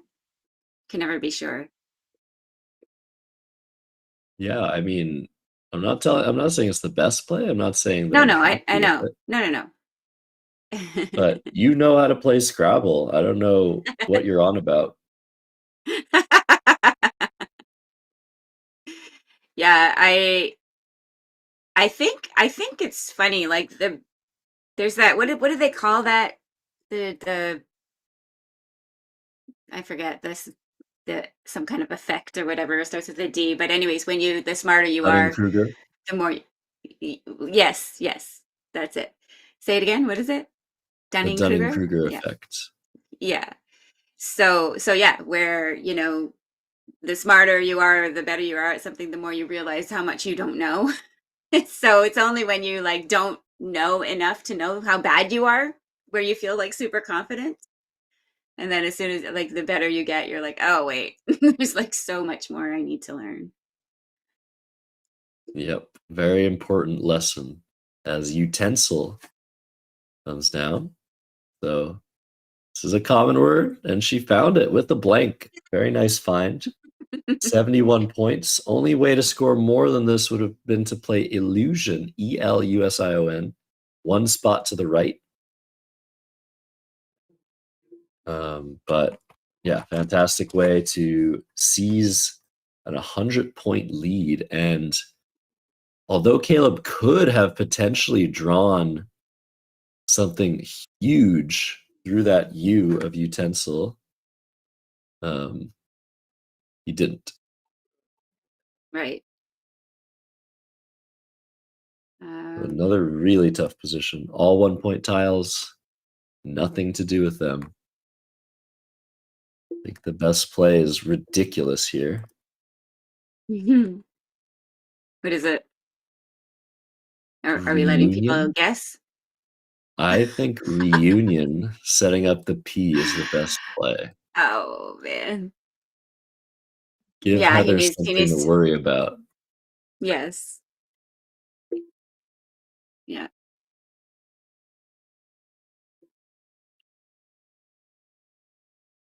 What do you think?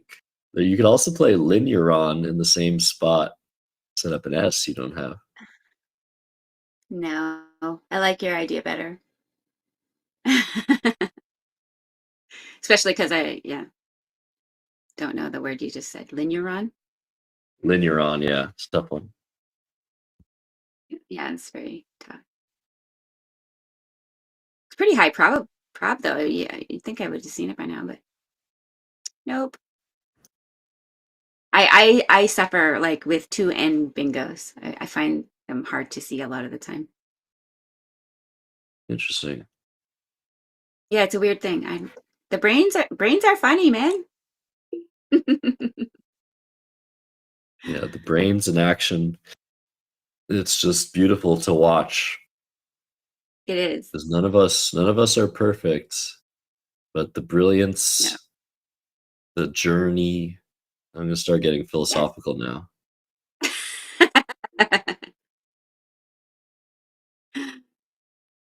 Well, this is the joy, is that Scrabble is very applicable. All the lessons that you learn when you're playing are very applicable to life in general, and you can have lots of wisdom come out of a game.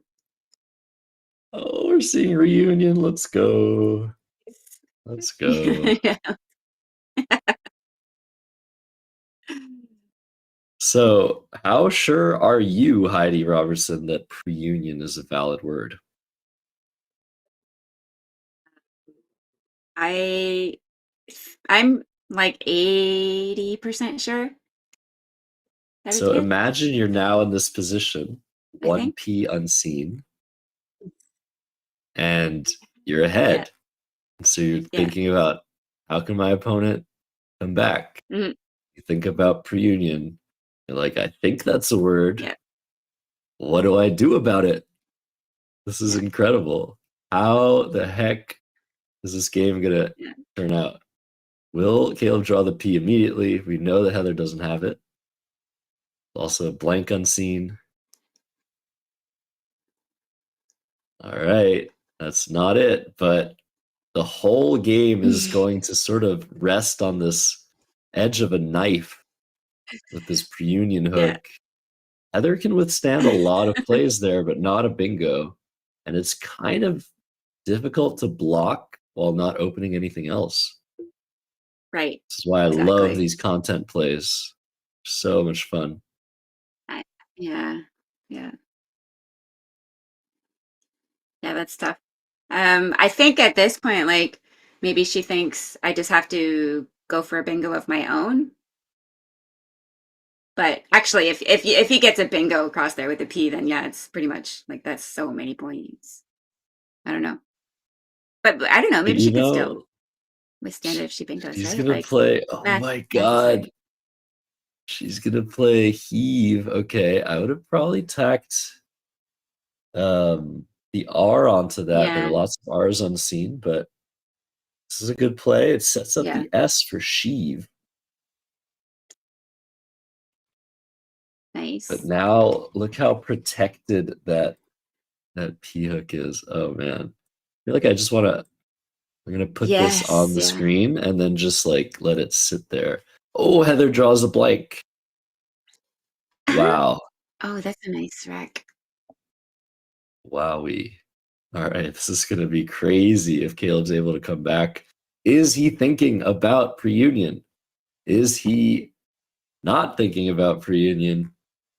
How is Caleb Pittman going to deal with his 102-point deficit? I feel like no Yeah. matter what he does, Heather's probably going to respond with force. If the board stays the same, YEN, YET, YER, those are nice plays for Heather. If she doesn't spot her bingos with sheave. Right. So it's going to be hard. It's going to be a tough one. I'm loving Heather's chances. Yes. Okay, what does Caleb do here? Man.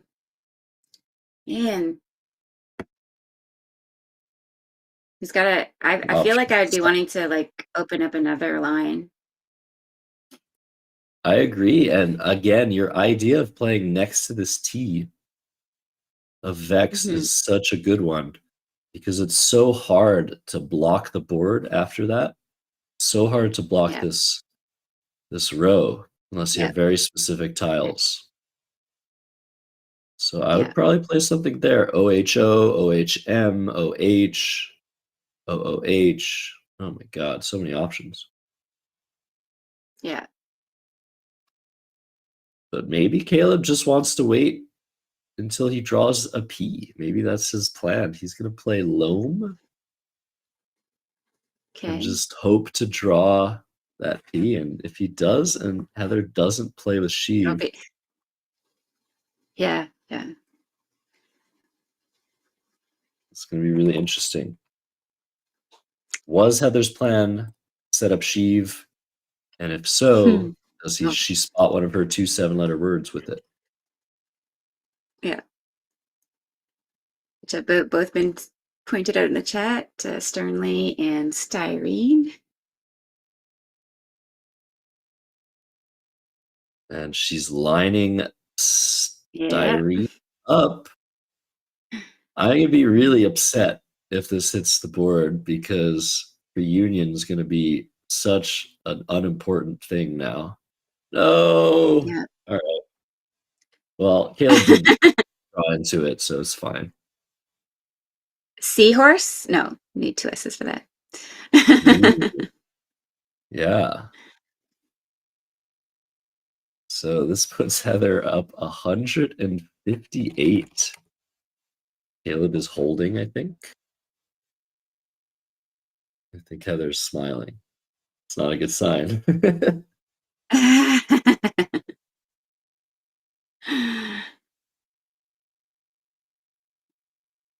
And I feel like you just got to set your ego aside now. You're down 158. You don't have a bingo. Game is over. Let me see the challenge.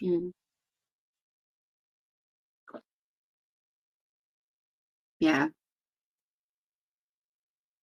Fair enough. There they come. Yeah. He'll be challenging both words, of course. This is double challenge. He's going to lose his turn. Right. Bada bing, bada boom. That oh no face.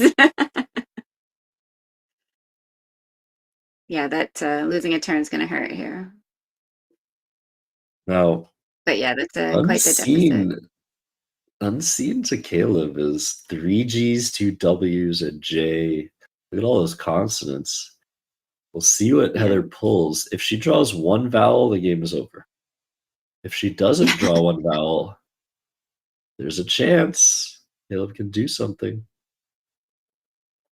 Let's see. L T N T T. Oh man. G. Wow. The plot armor for Caleb Pittman. Obviously, it's pretty thin armor at this point. But what is Heather to do other than to play Jet for 11 points through this E? What if Caleb has ejection, triple, or something like that? Is that even possible in the pool? I guess it is.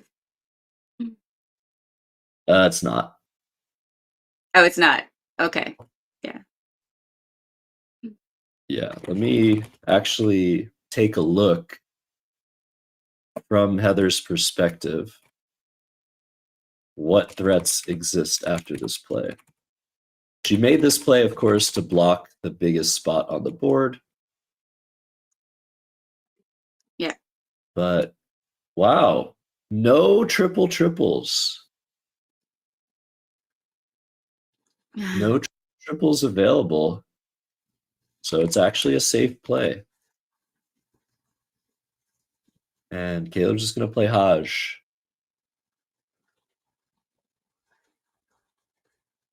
Look at that draw tilting. Oh my gosh. Oh, he plays Haj's. He just goes even further. That's interesting. Yeah.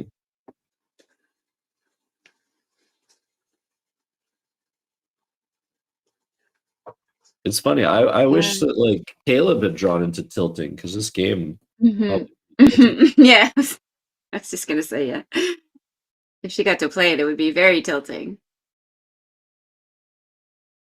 Yeah, the only way for Caleb to have potentially won this game is to have played ME for 4 after drawing an M. and then drawing into major ship for like 300 points. Wow.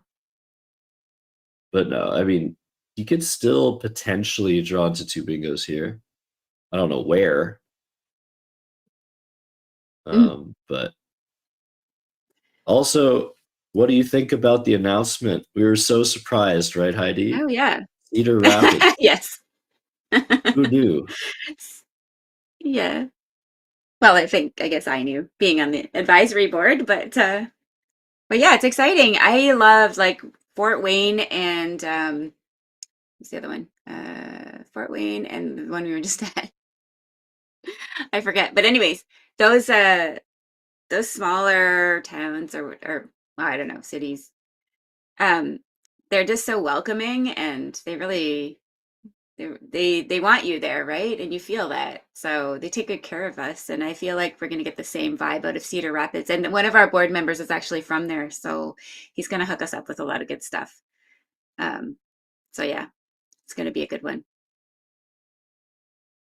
So Cedar Rapids, Iowa, the location of the 2026 Scrabble Pairs Championship. Did we hear the dates? I don't remember.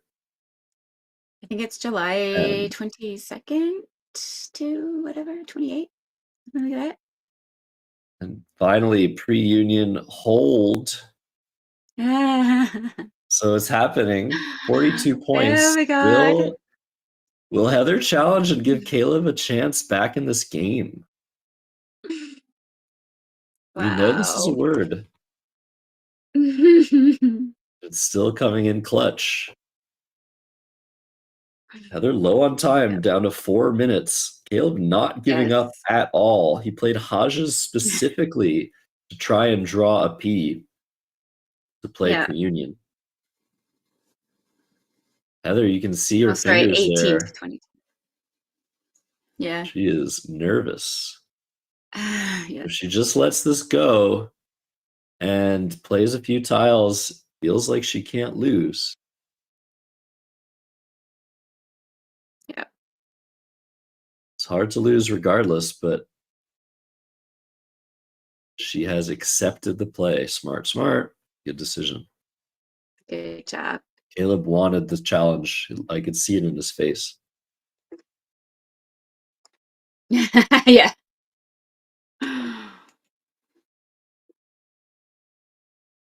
So Wob is the play, scoring some points, leaving 3 tiles in the bag. Caleb's drawn a third R and a G. And it's over. Yeah, that's yucky.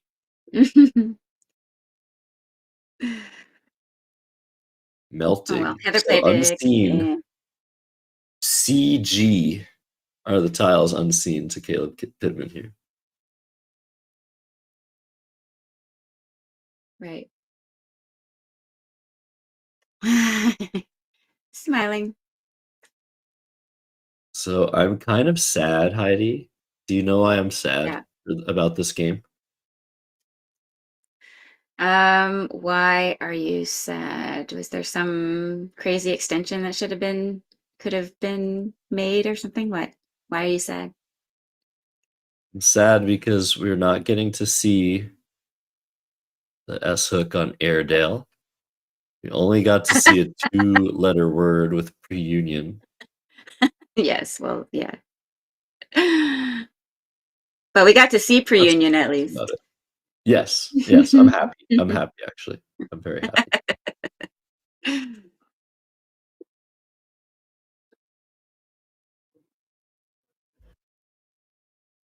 Yeah, I don't know where to start here for Caleb. There's just nothing good. You'd want to play a lot of tiles here, try to go out soon.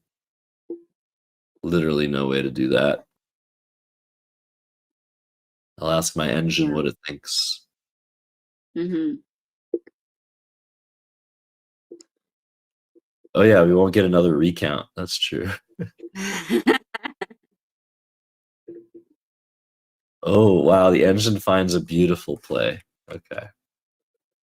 Erg. Completely emptying the bag. Oh. Look what it sets Oh up. yes. Ergo. Right. Good one. But then she You goes could out with also melting. No, she doesn't. Just yeah, she would. She would does she? in this Yeah. case. Okay. Mhm. But you could also imagine Caleb could draw into regrown after erg. Mhm. You can draw into a couple other things, I think. But yeah, in this case, the best play would be very bad. Yes. Right.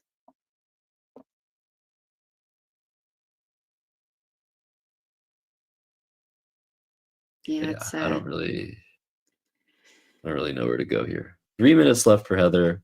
Not going to matter. Caleb's going to take a tough loss. He's at 2-2 -3. Heather 3-1 plus 33. So 4-1 probably means she needs to beat Chris at least one more time in this game.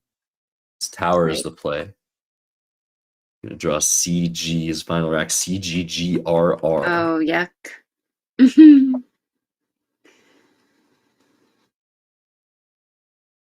Yeah, that was a tough game. Yeah. And We haven't had a super Heather's. close. Go ahead. I was just gonna say we haven't had a super close game yet, have we? Yeah. Have you forgotten about the recount already? Oh well, yes, right. I forgot about the recount already. Good. It's good to get that trauma out of your system. Yeah. This is why I can't learn words.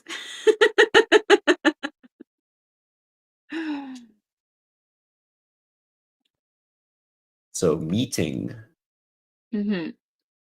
is the play by Heather. Maybe trying to draw a challenge. Oh, there was also an A unseen. Oops. Oh, good. That's better. Yeah.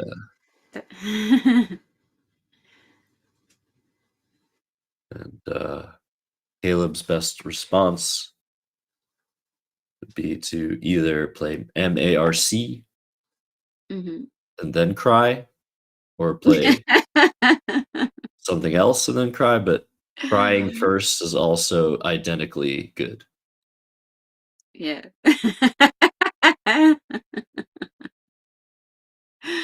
Crazy. Yeah, wow. He's going to be very unhappy when he realizes that he got phonied. Yeah. That is going to hurt. It does hurt. You know, it's especially if he had any kind of desire to, like any kind of thought, well, maybe I should challenge this, but I don't want to lose a turn if it's good. So, if you had that inner debate, it makes it so much harder when you find out like your instinct was correct and you should have just done it. But again, that's results-oriented thinking. I mean, you guys all saw Caleb's face. He was like disgusted at that word. He was like, what? Yeah. But he ends up making his best endgame play. Very nice. And Heather to go out with EL in a variety of spots. I would like to mention as well, there are 2 rounds to go in this Only 2 rounds? American BLANKSgiving. These games go by so fast. Yeah, whatever you say. Well, this one wasn't as fast, but I mean, I find it hard to believe that we've already done 5 games already. It's yeah, crazy. Yeah. Here, let's listen to the overhead. That is good, by the way. Is it? You know it? Yeah. Premium? Yeah. Yeah. It was really nice. I was hoping to set it up.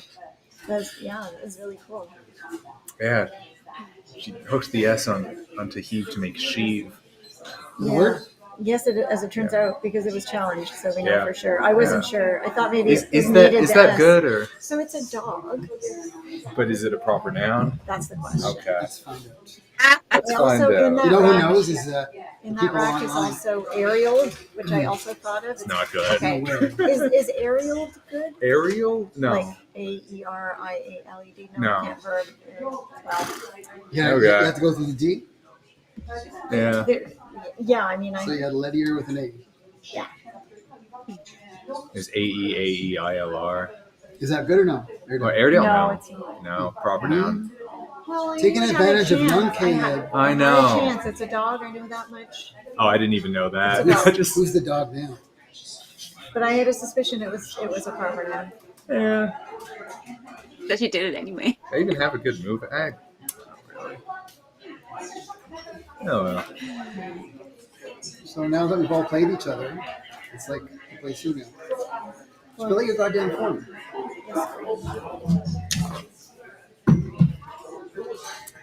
All right. Be sharing this game with my friends. Yeah, it wasn't. I won't be sharing this game with my friends. As Crane hovering over the board as well.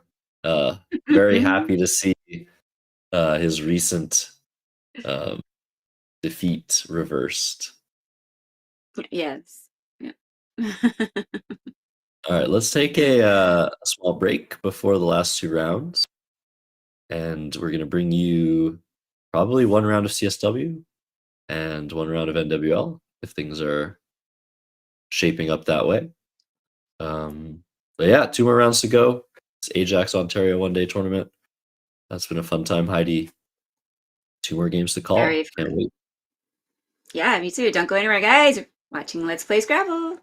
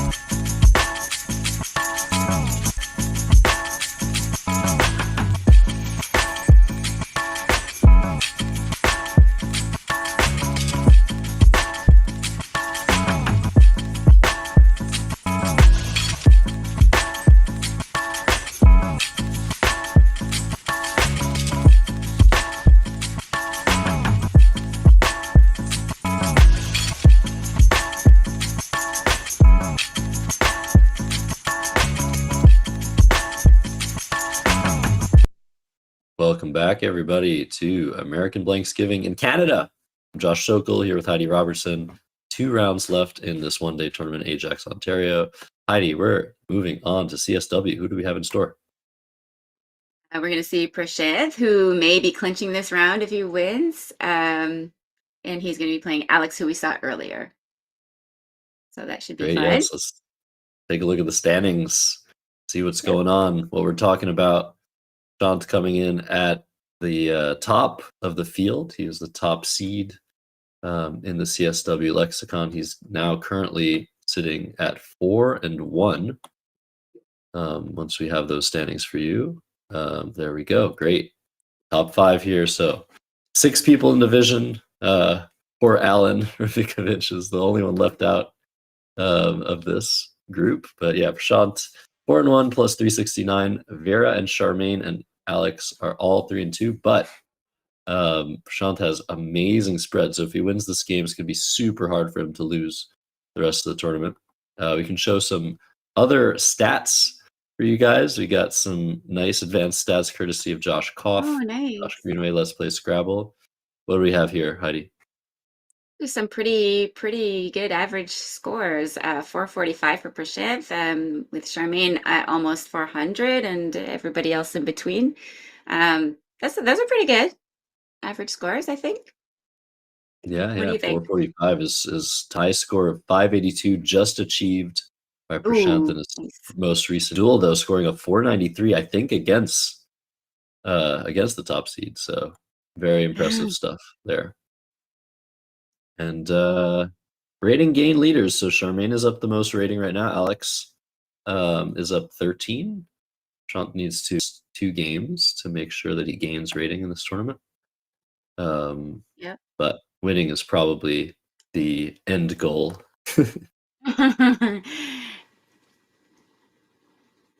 And yeah, they've only played once, these two guys. Prashant is 1-0 against Alex, but 442 to 405, very respectable.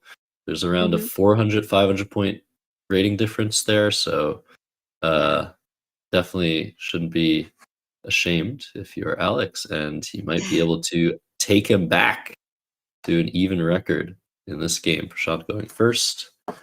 Let's see what he pulls from the bag. I've played Prashant a couple times. The first time I played him, I was streaming. I brought my own setup to a Toronto one-day tournament. Oh, nice. He wiped the floor with me. Wow. And I wasn't streaming the second time, and I beat him. So that's how it happens. Well, you do handicap yourself when you're streaming while you're playing.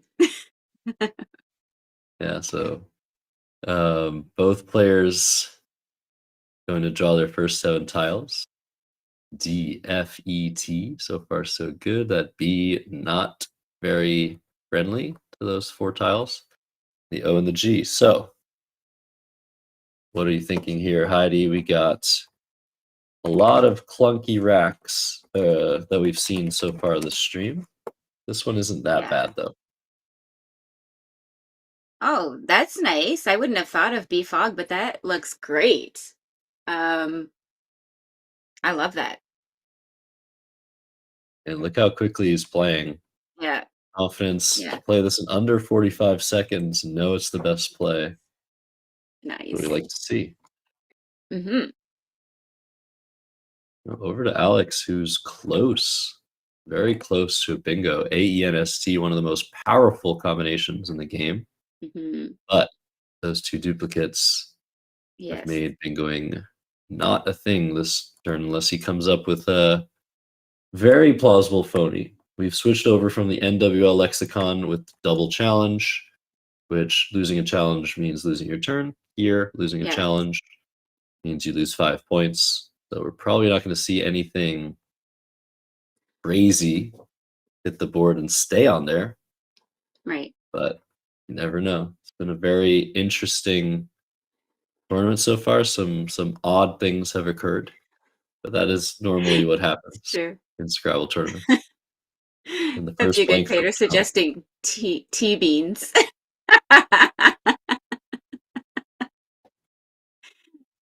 Is that that doesn't make any sense. That's T leaves. Like, how would you How would you make it a thing? But it's just funny. It just made me laugh. Yeah, that's a good one. Yeah, You were this is a saying a plausible really phony. Do you see any? no. I mean, what's plausible to me and what's plausible to Right. others, Yes. it's subjective and also has to do with how Aginates. many.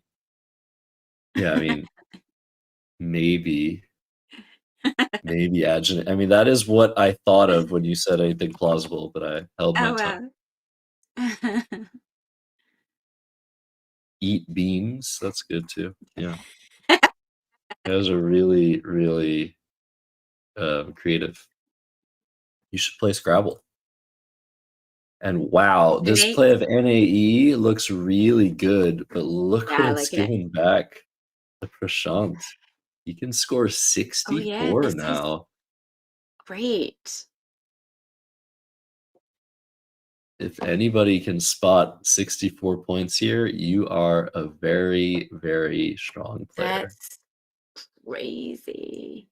Although, yeah,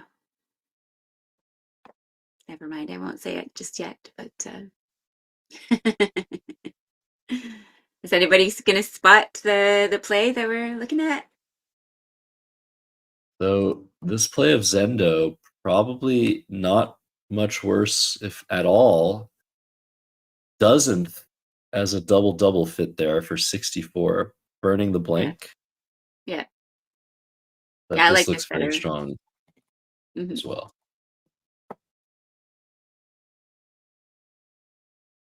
And Alex has spotted his bingo. Is he going to be confident in both the hook on Zendo and the 7 of stative? And whether once he plays this, he could either play it with befogs or Zendos, both words that his opponent has played. Yeah. Is there an S hook? Statives? That's so tough, man. Yeah. How do you know? How does one know? Do you guys remember, if anybody's watched Word Wars, the documentary, there was a little bit of a moment where Joe Edley was asking, how do you know something is a word?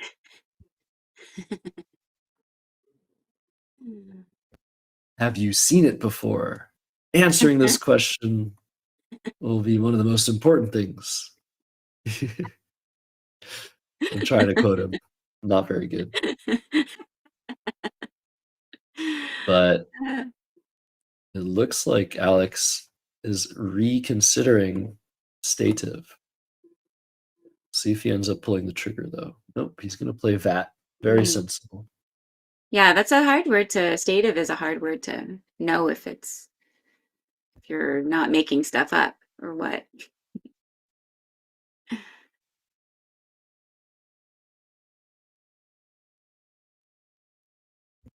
So, How many good for start. that? 38 to 58. And now Prashant to potentially act first. He now has bingo hooking Zendo. I think he'll probably see it. Yeah, that's a nice one. If he doesn't see that, there's lots of other things he could do.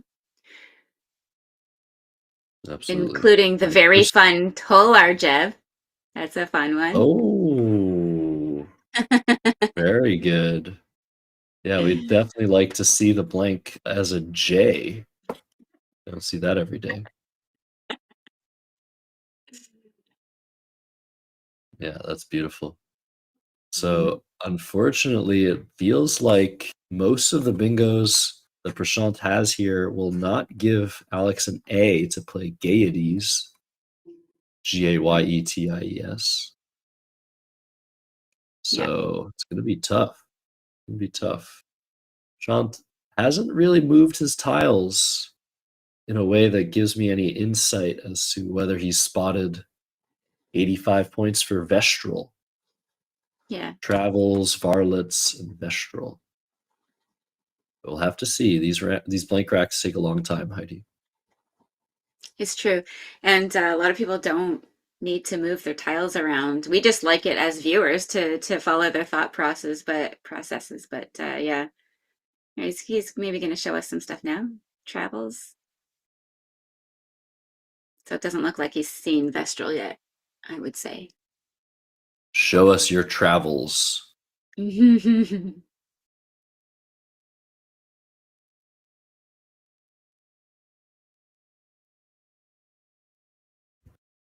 if he plays Travels. Gaieties.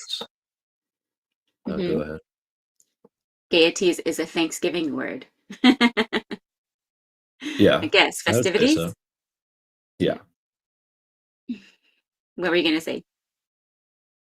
Well, Travels is, I guess, the most pedestrian bingo in the position. But I think Prashant is going to look harder to see something else that, there's mention of being able to play Vaulter and Vatu.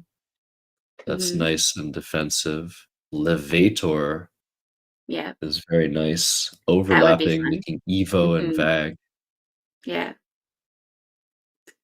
We'll see what he decides to do.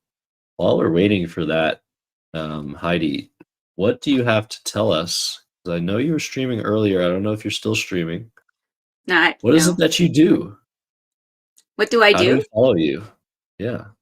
Oh, how do you follow me? I don't know. I'm on Twitch as Heroine to Birds sometimes. Usually Sunday and Monday at 8, just so I can get those quick little online Woogles tournaments in.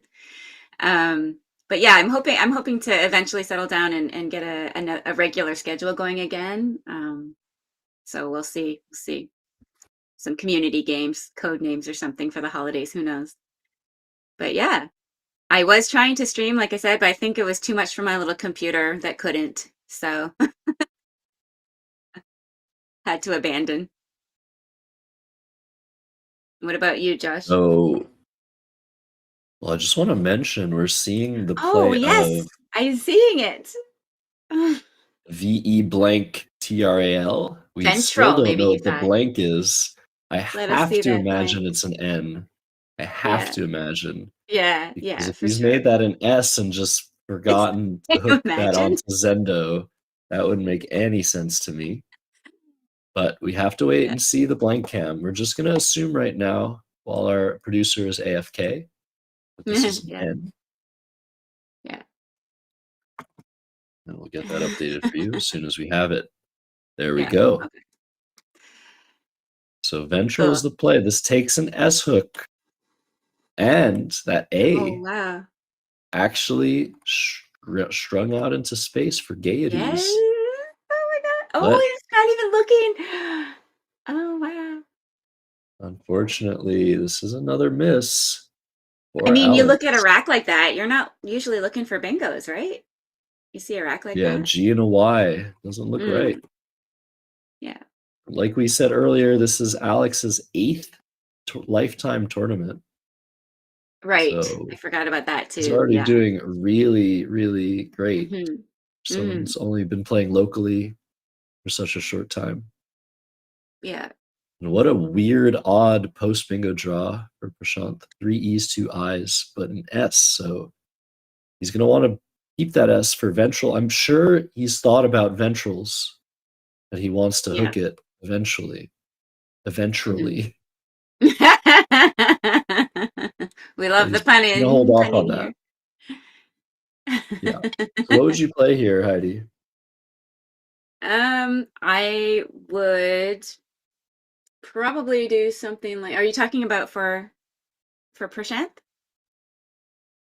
Yep. Or probably like a pay or something. Maybe it's a lot of. No, I'd probably try to get rid of an I. Ooh, what's Puri? Okay, I would not think to play this.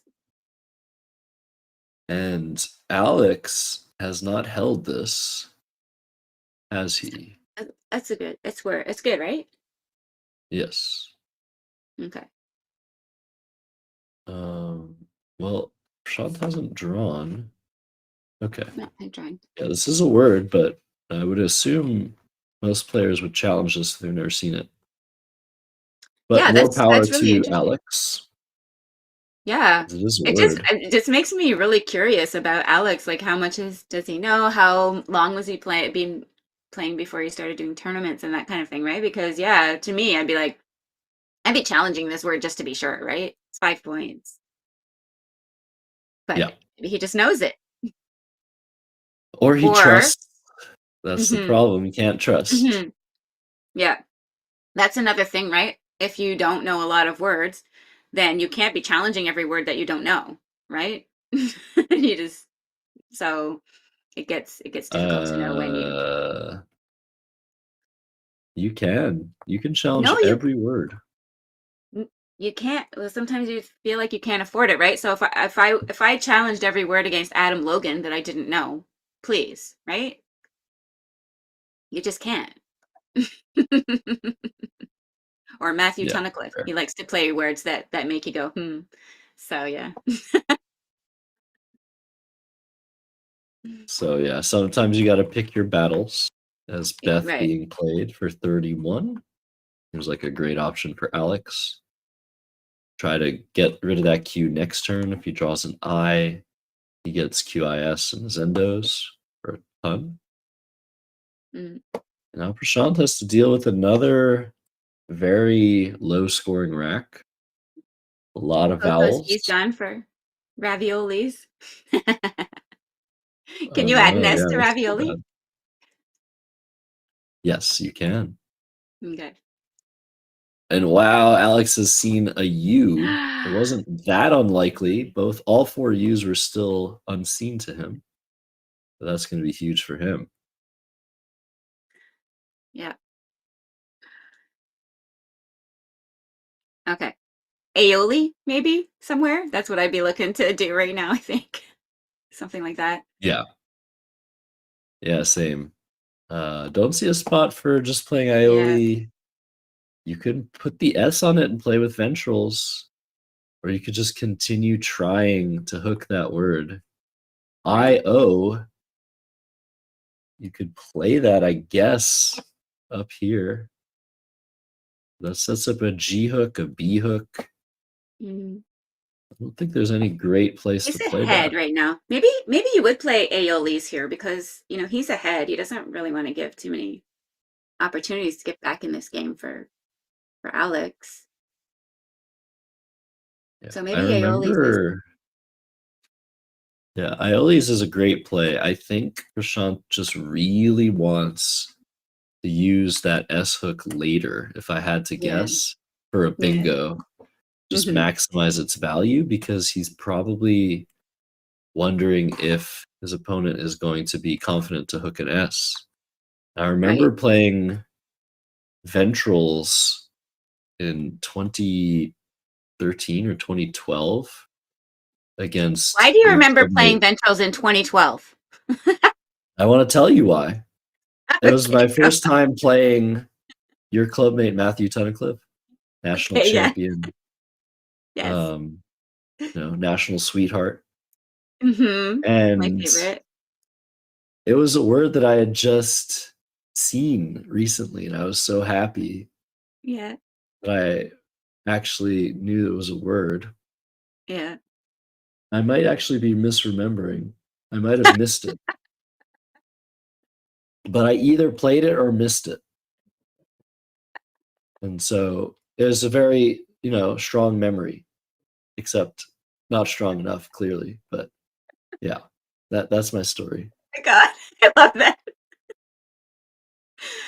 Oh man. So what happened? You either played I it or missed missed it. it, and then what? Yeah, I missed it. I thought there was going to be some funny Matthew element to this thing where he taunted you, or Well, it's just a something weird. testament. Like that was probably around my 10th tournament ever. Right. And I didn't know Ventrals at the time. But then I ended up playing it. I think the reason I'm remembering playing it is because soon after that I played it for the first time. Right. I learned from it. So this might be just a revival of that sort of thing as Trio comes down. Yeah. That blocks some of Alex's huge plays, making Zendos, but still quids for 66 is the best option. He's not going to play the S. Oh. I guess he... Okay. Maybe he knows Ventrals and he wants to keep the S for it. Yeah, maybe. 16 extra points, though? I don't know. It's hard to... Oh, more than 16. 18 extra points? Yeah. So, yeah. That's a lot. That's a lot to leave on the table. It's true. Now Prashant, does he just... I mean, he can't bingo here. Does he play QINS? This is totally not what you want to be doing here. Yeah. Setting this up, leaving the S hook on Ventrals alive. I think you have to just drop an I for 11 here. This is crazy. Oh, man.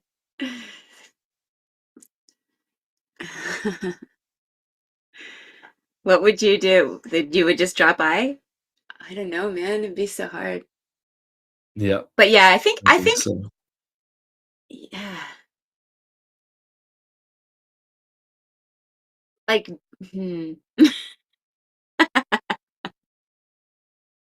I guess he's just gonna go for the points now. Ooh, wow. All right. Mhm. Yeah, I mean, the score is even, so taking a 40-point lead, pretty strong. Watch him be How's rewarded now with Alex? extra blank draw. Alex is considering the phony word ragless. There is a 7-letter word Yeah. in this rack. Already pointed out. Largesse. Yes. That nice. is so hard to see. And what does it take? An E, does it not?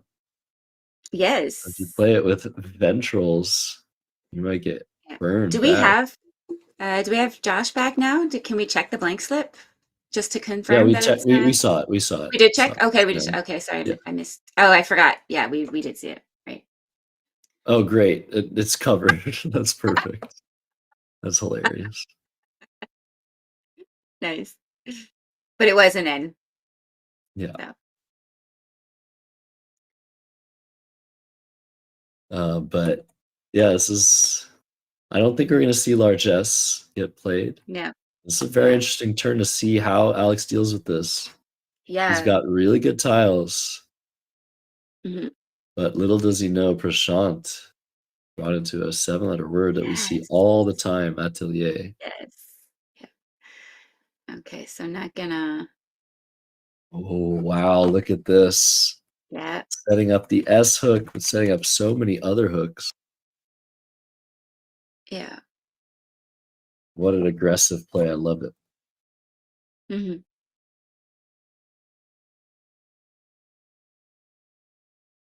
Wow. So 172 to 193. Go ahead. Yep. Is it just F or S that hooks leg? C. Oh, Clegg. Okay. And I think that's it. And the C has been drawn. S. Yeah. Yeah. Oh, that's not how you spell that, right? Okay, playing atelier. So atelier. That's what we expected. Mm-hmm. And could also do realty if you wanted, but yeah. Look at this situation now. Yeah. Once again, a really tough double S bingo available for Alex. Courses is not. Bingo. No. Rosaces. Oh, wow. Is a valid word. But if you don't know that, you're just not finding a bingo here. The only other playable bingo is narcosis. Oh, making right. Trior, which I didn't even know. That's super hard. That's super, yeah, that's not findable for normies.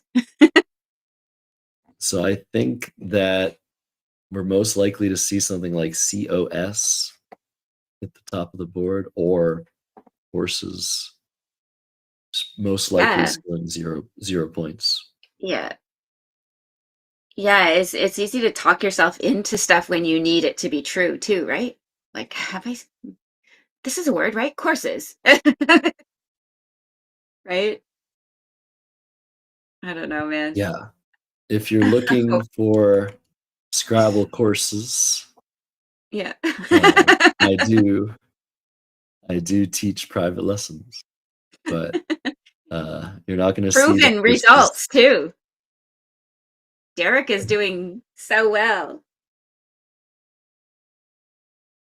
Thank you. Yeah. You're not going to see the courses on this board.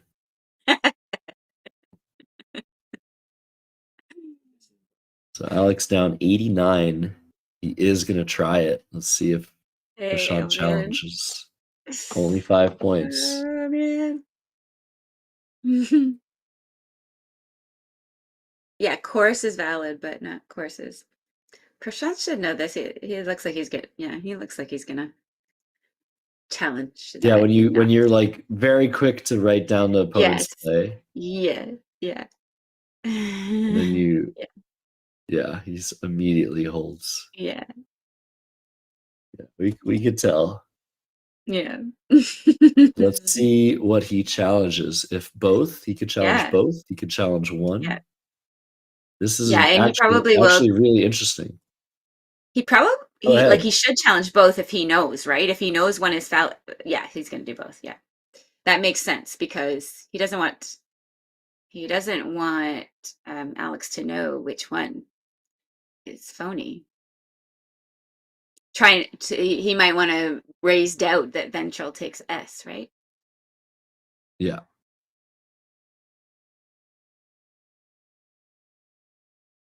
Wow, did you see that? He was just already walking away. Yeah. He did the sort of challenge pop off.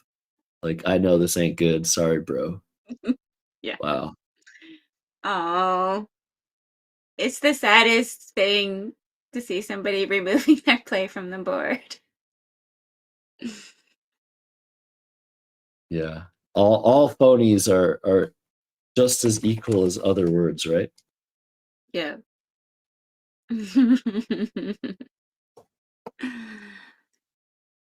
But what's crazy, Heidi, is that this board is still, I mean, obviously we're not accessing this part of the board anytime soon. Right. But this is open, this is open, this is open, this is open. Yep. And look at this. Yeah. Like, how is Prashant going to deal with this long term? Yeah. It looks super fun to play on this board. Well, maybe if you're not trying to guard stuff. If you're just trying to score points, it's like, yeah. Oh, why? Okay, so he knows. This is weird to me. Yeah, he knows Alex has an S. Go ahead, talk to me. I wonder if he's trying to bait Alex into trying coursers or something.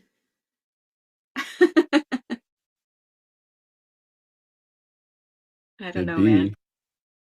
I think he's just taking points and trying to block the board. Yeah. But it doesn't really block. Like, why you're not trying to?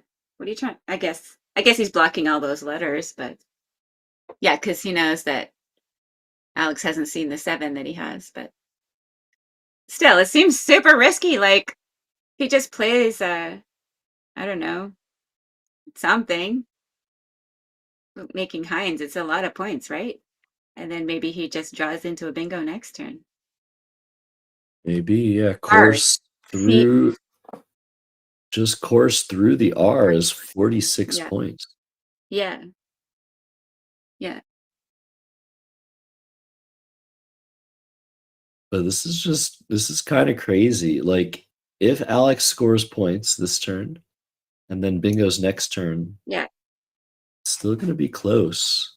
And Prashant has not seen that final blank. He knows it's still unseen to him. Yeah. So there's some game left here. Alex has to think hard about what he does here. If he plays something like COS, that is completely the opposite direction of what you want to do here at this point. Maybe you just drop an S. Try to bingo next turn. If you draw bingo, it will not be blockable got so many Right. areas on the board where it'll fit. So I like dropping the S here. We're playing course for 46. Yeah. Okay. Okay, COR is the choice. Okay. So there's no H to hurt Alex. And I guess he could potentially draw into a triple after this. So this is a very interesting idea.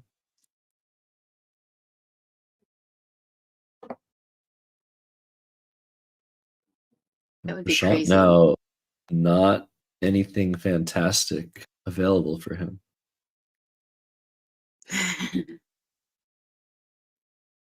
Sesapoo. Is that a type of dog too? Sounds like what?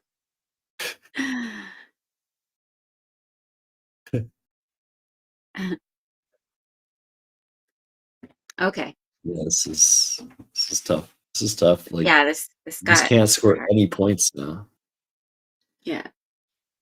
Oh man. You feel like with a 100-point lead, you should just be able to score your way to victory. But with the board the Yeah. way that it is, now Prashant really needs to just focus his attention into the bottom left of the board or the bottom right, and that's what he's doing with duty. He's doing his duty. He's blocking that S of gems, scoring some points, balancing his rack. This looks great.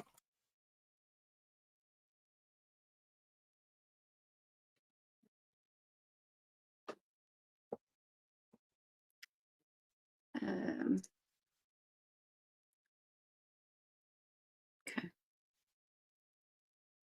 So 120 points to make up for Alex. It's looking harder and harder with every non-bingo draw. There's still a blank unseen, though. I think here you start going for triples. What can you draw? What? Yeah, like what? Coalesce. Evanesce. These are gone. Yeah, looks highly unlikely. So if you play a P, an O, and an S, you can go for coalesce. But we're seeing polio instead. This again, like, it's way less likely than the other one. Maybe it's a triple through this O now.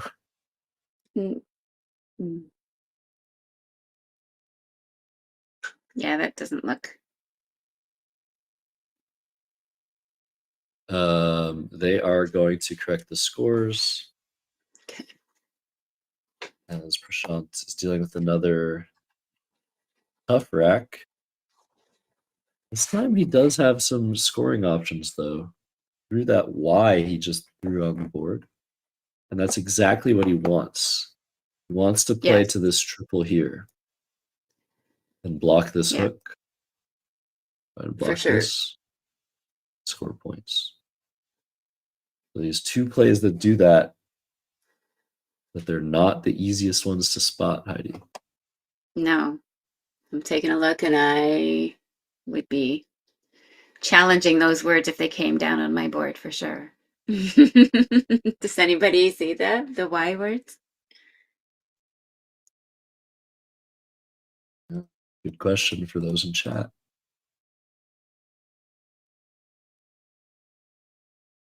He hasn't spotted anything yet. No. But it's looking very, very good for Prashant. Even if he's not able to spot these two plays, Yindi and Dainian. Yeah. Still in fantastic shape, up 106 points. He looks like he's seen Yindi.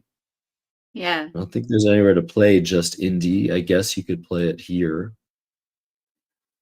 But he just has to decide if he's confident enough. You have to be 100% sure here, Heidi. Yes. They found the other one. Chat found the other. Oh, you said it anyways, I guess. Dining. So, okay. Wow. Just look at the block defense. that S. Yeah. That's crazy. And he's just blocked a ridiculous word that was mentioned in chat. Yeah, that's crazy. That would not have hit the board, but that's amazing. Satskis. Is that like tchotchkes? Yeah, Is it the same word? it is. Mm. Just to show you guys sadness. Crazy. Yeah. So ska is the play. Alex? Cinnamel. Can't play that. Cinnamel. Oh wow, Cinnamil with the Y, right? Yeah, yeah. That's awesome.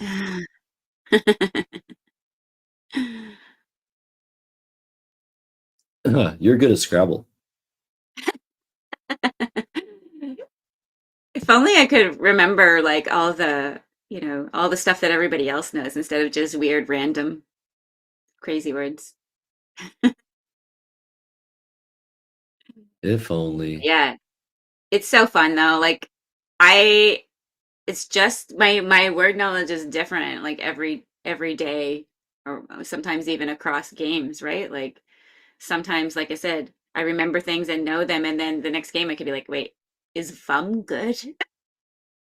Right? Like it's nothing is like cemented, right? Yeah. Yeah. From day to day, the confidence is huge. You haven't really lost any knowledge. You've just changed your level of confidence. Well, actually, you do those because when you're studying, things are fresh, and then you can forget or just not have access to it anymore, right? And then if you see it, you'd be like, "Oh yeah, right, I used to know that." But yeah, you there's a can little bit certainly of forget. leakage, Yeah, but it's mostly psychological and confidence related. yeah. I like this comment. Heidi's brain just loads up a random subset of words for every game she plays. That's pretty much it. It feels like, yeah, that's awesome. Yeah. That's actually, we should have bots that do that, right? Yeah. That would be just like that would be fun. Actually, just take like 40%, a random 40% of the that would be dictionary. so fun. Oh, Except for the should get on that. twos. You got, I think the twos, Yeah. the threes. So your random, you have to do like this plus remaining whatever random subset. That would be awesome. Yeah. It would make up for the fact that bots don't phony, right? Can't teach them how to phony or whatever. So if you don't give them access to all the words, I think it would be super fun. Get a Heidi bot. Yeah, that'd be you. Yeah. That'd be you. And let's do it. Oh my God. We need to create a GoFundMe or whatever for Heidi bot. Oh man, Prashant, he doesn't look happy at all here. Yeah. It's pretty funny. Like there's still the outside chance of a bingo here. He's probably worried about that. Yeah. And he can't really do much about that. I guess he could play like CAN. As I say that. Yeah. Oh. He's gonna play Kami. Okay. So now, yeah, he's just taking out bingos. Yeah. Mm-hmm. The unlikeliest ones. But I wonder, like, I don't know. I feel like I would have wanted to play can there and not instead of Cammy. Keep a vowel and even just cam. Like, why tack the I on there? Is he going for a blank? Yeah, Wants to play more tiles? Yeah, he maybe wants the blank. He maybe thinks that Alex is going to play ventrals if he feels like it. Wow, somebody pointing out cyanin was available. So nice. Twice in a row, Prashant, his best plays were through this Y. Yindi, Dynian, Simlin, and Cyanin last turn. But he's just playing things he's confident in, and it's so unlikely that a bingo is going to fit through that Y of duty. This very nice insertion play here of Imine. 27 points, Alex. But after everything is shut down, like I would be trying to open up a spot, like open up the other side of the board there, the top of the board. Somehow, I don't know if you can, like tet, make so that you can hook your S on. That would be hard to block, wouldn't it? Yeah, maybe he should. He's thinking of doing that next turn, scoring points now. Getting into a position where Prashant can't score, and then he has a couple turns. But that's a very good idea for sure. Oh, somebody pointing out cis words might happen too through the Y. That could also be what it. But then, yeah, maybe he should have kept he that. was really close. Yeah. So AGLNNOX for Prashant. I'm gonna plug in all of the unseen letters to see the biggest threat.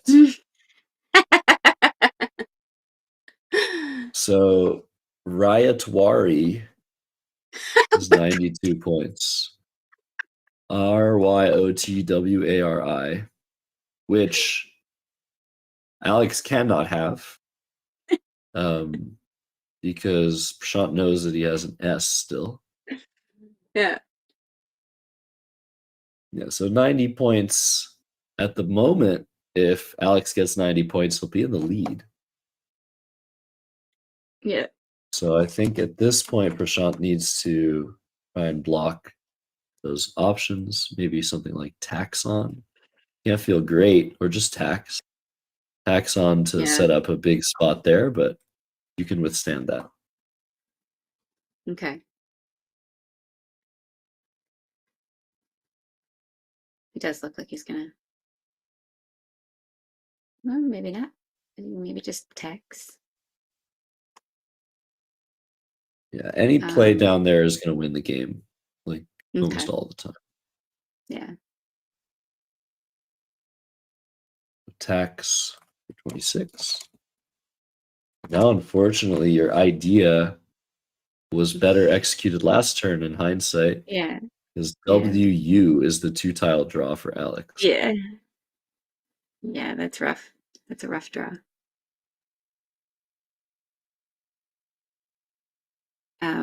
Not really sure how to do anything now. Yeah.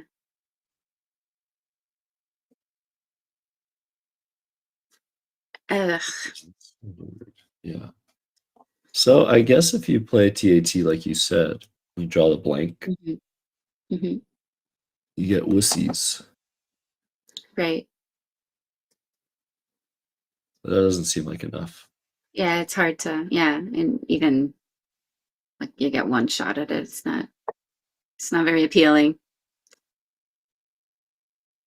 Drawn down to 3 minutes, by the way. I didn't notice how low he was getting. Yeah. Ute is the play. Oof.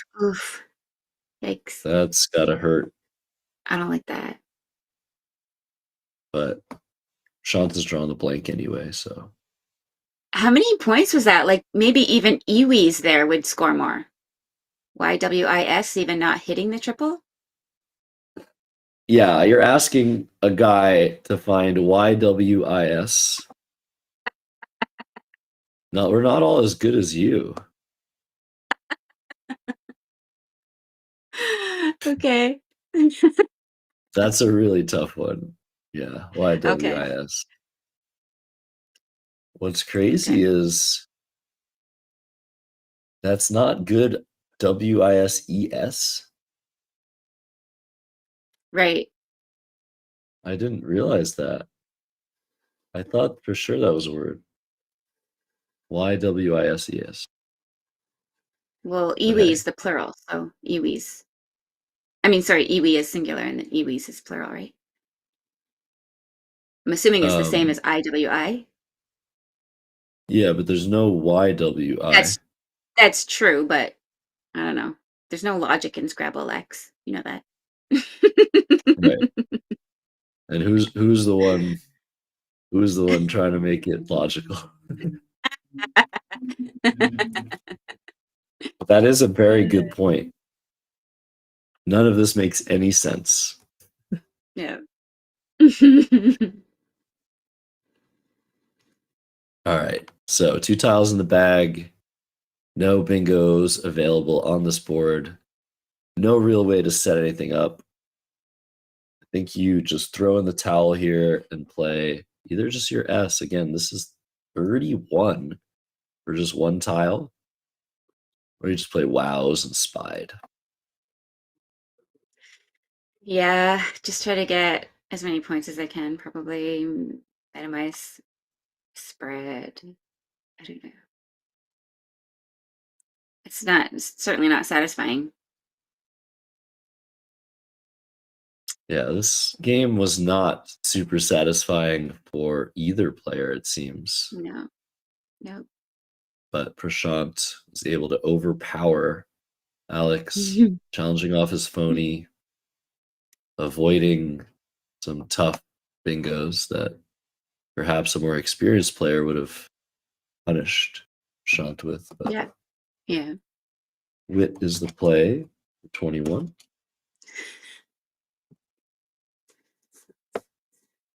Yeah, that's And Prashant has a really cool option here. Wow. And jets. That's crazy. Probably not the best end game, but this is a tough one. No. Yeah, the best. Wow, what in the world? The best end game requires keeping the J. Okay, right.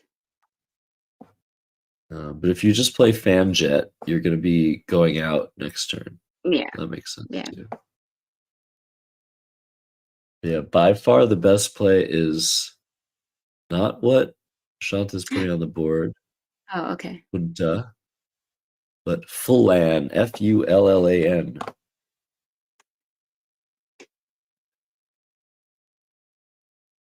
This unfortunately is not going to go out for Shant next turn. Oh. I'm actually curious here. I'm going to see. Is he getting stuck? So Junta is the play. Actually, Prashant can get stuck here, but I think so can Alex. Oh, wow. Can he? Okay, he's not going for it. Yeah. Are you? I'm trying to look at this endgame real fast. Sorry, while the scores are still, yeah. So Alex had a sequence that sticks Prashant with either his F or his L. Right. Which is no longer possible, and he would have only lost by 33. What? No, how's that? Really? Wow. Yeah. That doesn't even seem possible. But yeah, that would have. Sometimes Scrabble be like that. Mm-hmm. Yeah, that's why this play of Junta, even though it makes sense, score points, get rid of the J. There's only a total of 3 spots for the F and the L before WN hit the board. Now there's like 4 spots for the L. Mm-hmm. Yeah. And Prashant, wow, making his final play with 0, 0, 0. Oh, wow, nice. All right, let's listen to the overhead mic. 418 for you? I was at 401, and then I got 647. Oh, you had 40. Okay. 379 and 24. 24, 403 then. Okay, yeah, 403, 6, 409, yeah, 9, 418. 418. And I got 352, right? 300. Is that right? Yeah. just stopped because I was Yeah, running. Alex is really good at math. Versus Windows. 31. 31. Okay, 331. Yeah. 352. And then I had 21 for 1. Okay, 352. Yeah. Okay. All right. Tough Okay. I think rentals is okay. Maybe courses. Well, I realized after I had carousel, but I should have. But you blocked out with the kind after carousels. But it dawned on me after. I don't know if courses is a word. In fact, I'm not. Ventral, is that an adjective? Is that why it's? I think ventrals is okay actually. Yeah, ventrals is fine. I knew ventrals was good. So courses is not. Yeah, courses and rosaceous is the. Is there something else with that combination? I mean, rosaceous is the word. ROSACES. ROSACES. Oh, rosaceous. Okay, interesting. I did not know. I'm just going to check with Josh. Like, I think if I end at 0, like, I don't have to give him anything, right? What's that? If I'm ending at 0, I don't have to give him anything. Correct. Yeah. That's what you got the max. Very nice. You need the sheet. Rosaceous. Yeah, here, I'll give you. All right. Yeah, some nice postmortem there between Prashant and Alex. Prashant takes a pretty insurmountable lead. 66 points brings him to plus that could have changed the 445. complexion of the game. Yeah. If I'd known that one. So yeah, we're gonna take another final break here, I think, while we get the final pairings up. It feels like Prashant is extremely close to clinching his division. So we're probably going back to the NWL side of things for the finale, unless it could also be that there's not a big competition there either. But we'll get that all sorted for you in just a moment, Heidi. One more game. That one felt like it lasted a long time. Yeah, it was, eh? It did seem to take a while. Weirdly. It was interesting though. It was rough. Like it was a hard one. There wasn't a lot of easy decisions in that one. So those ones are always more draining. Absolutely. But yeah, one more to go, guys. Thanks so much for watching. If you missed out on anything, you'll be able to watch the VOD of this live stream on the Let's Play Scrabble channel. Make sure to like, make sure to subscribe, make sure to continue watching your favorite Scrabble streams, your favorite Scrabble commentators, whoever that may be. We'll be back in just a moment for the finale, Heidi. Yeah, stay tuned at Let's Play Scrabble. See you soon, guys. This is a state of award. Yeah, state of is good. State of is good. Is there any other combinations of that? Oh, that's the one. I had, you made Zendo. I had state of. Yeah, but I wasn't sure. And I felt more confident about the courses than, yeah, no, poor sir. Courses and rentals are the most the pins. It wouldn't have taken me to the double, but that would have been the point. Yeah, that's the only one. And looking at it sounds good. It's plausible. But I got burnt last game over the also. I did it again. That's the way Scrabble goes.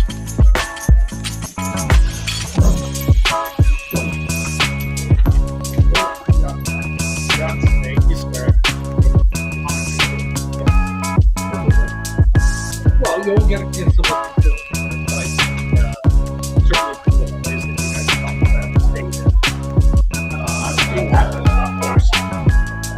on your side, I don't remember. There was a lot of talk where this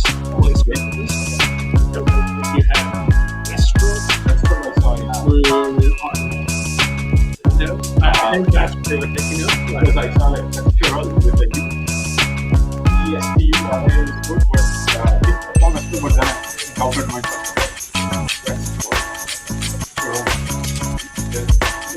Interesting game. If you guys don't mind the Walter. The which? Yeah, with this fact, Walter, Paul Walter, or whatever.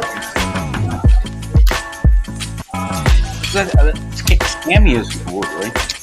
S No. is like you can't do this. I don't know, Scamp you I can had do. the O. Like, so, it's slow. But I think keep it active because candy is like the short for that. What's that? Oh, well, what's camisole? No, what's Camisole the is Carol? Yeah. Army? No.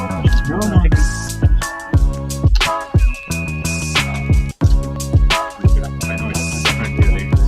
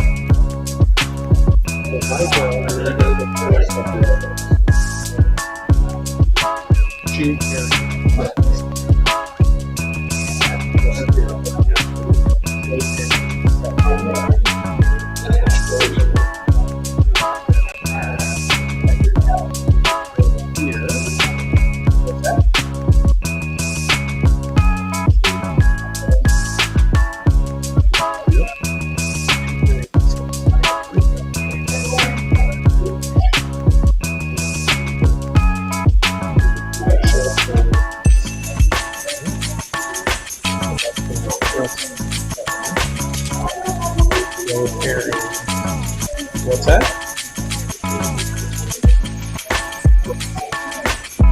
Well, that's I didn't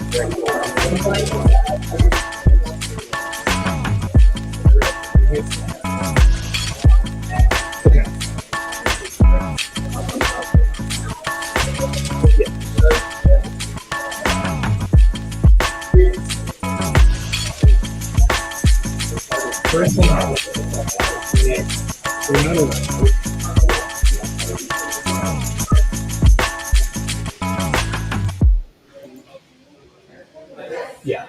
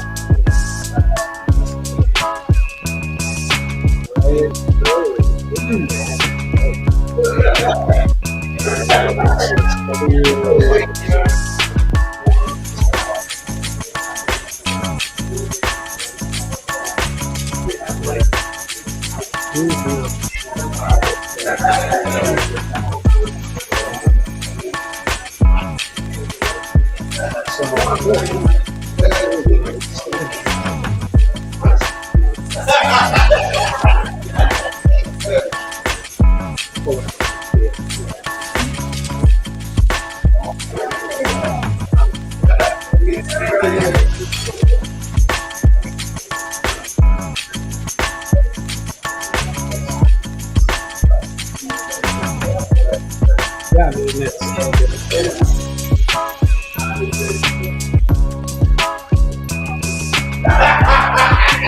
mean, I'm going to go. Okay, I'm going to hop on.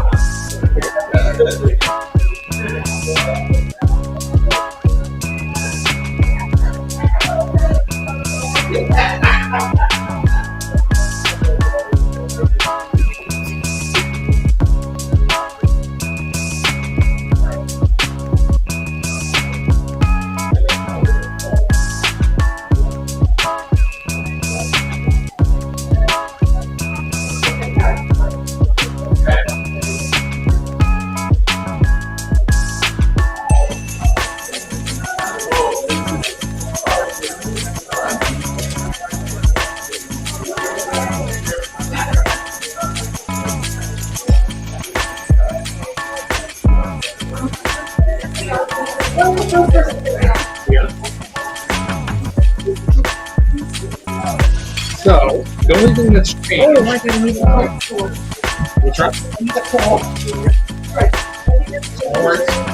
is the hand position is a little different.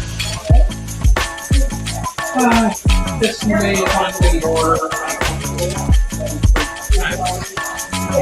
It would be helpful to know. Less. Anything I'm trying to create more space that you may find yourself really happy. I don't know why you got to do this all that stuff, but no, that's Yeah, you know what? It's a pain. But I know it's a pain. So it's a little too far, but I'm not going to take it. But it's something I wanted to experiment. We got this in one. One minute. My last number 4. You want to get your gun? Want to put it out of the way? Oh, right, because you can't move it. Who's talking to you? I'm usually the guy that Nobody did tonight, see? they're going to be. Tell me to stop laughing at my face. It's not why you're playing. That's what Money coming up.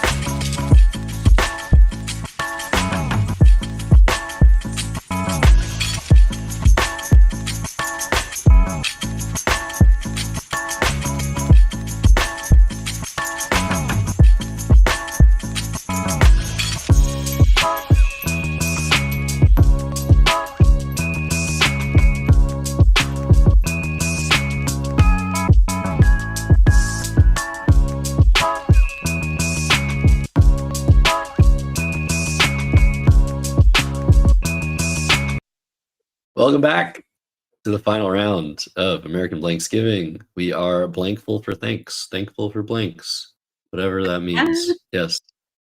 Heidi, welcome back. One more round to go. But if you guys want more content, there might be a small chance that more games will be streamed tonight.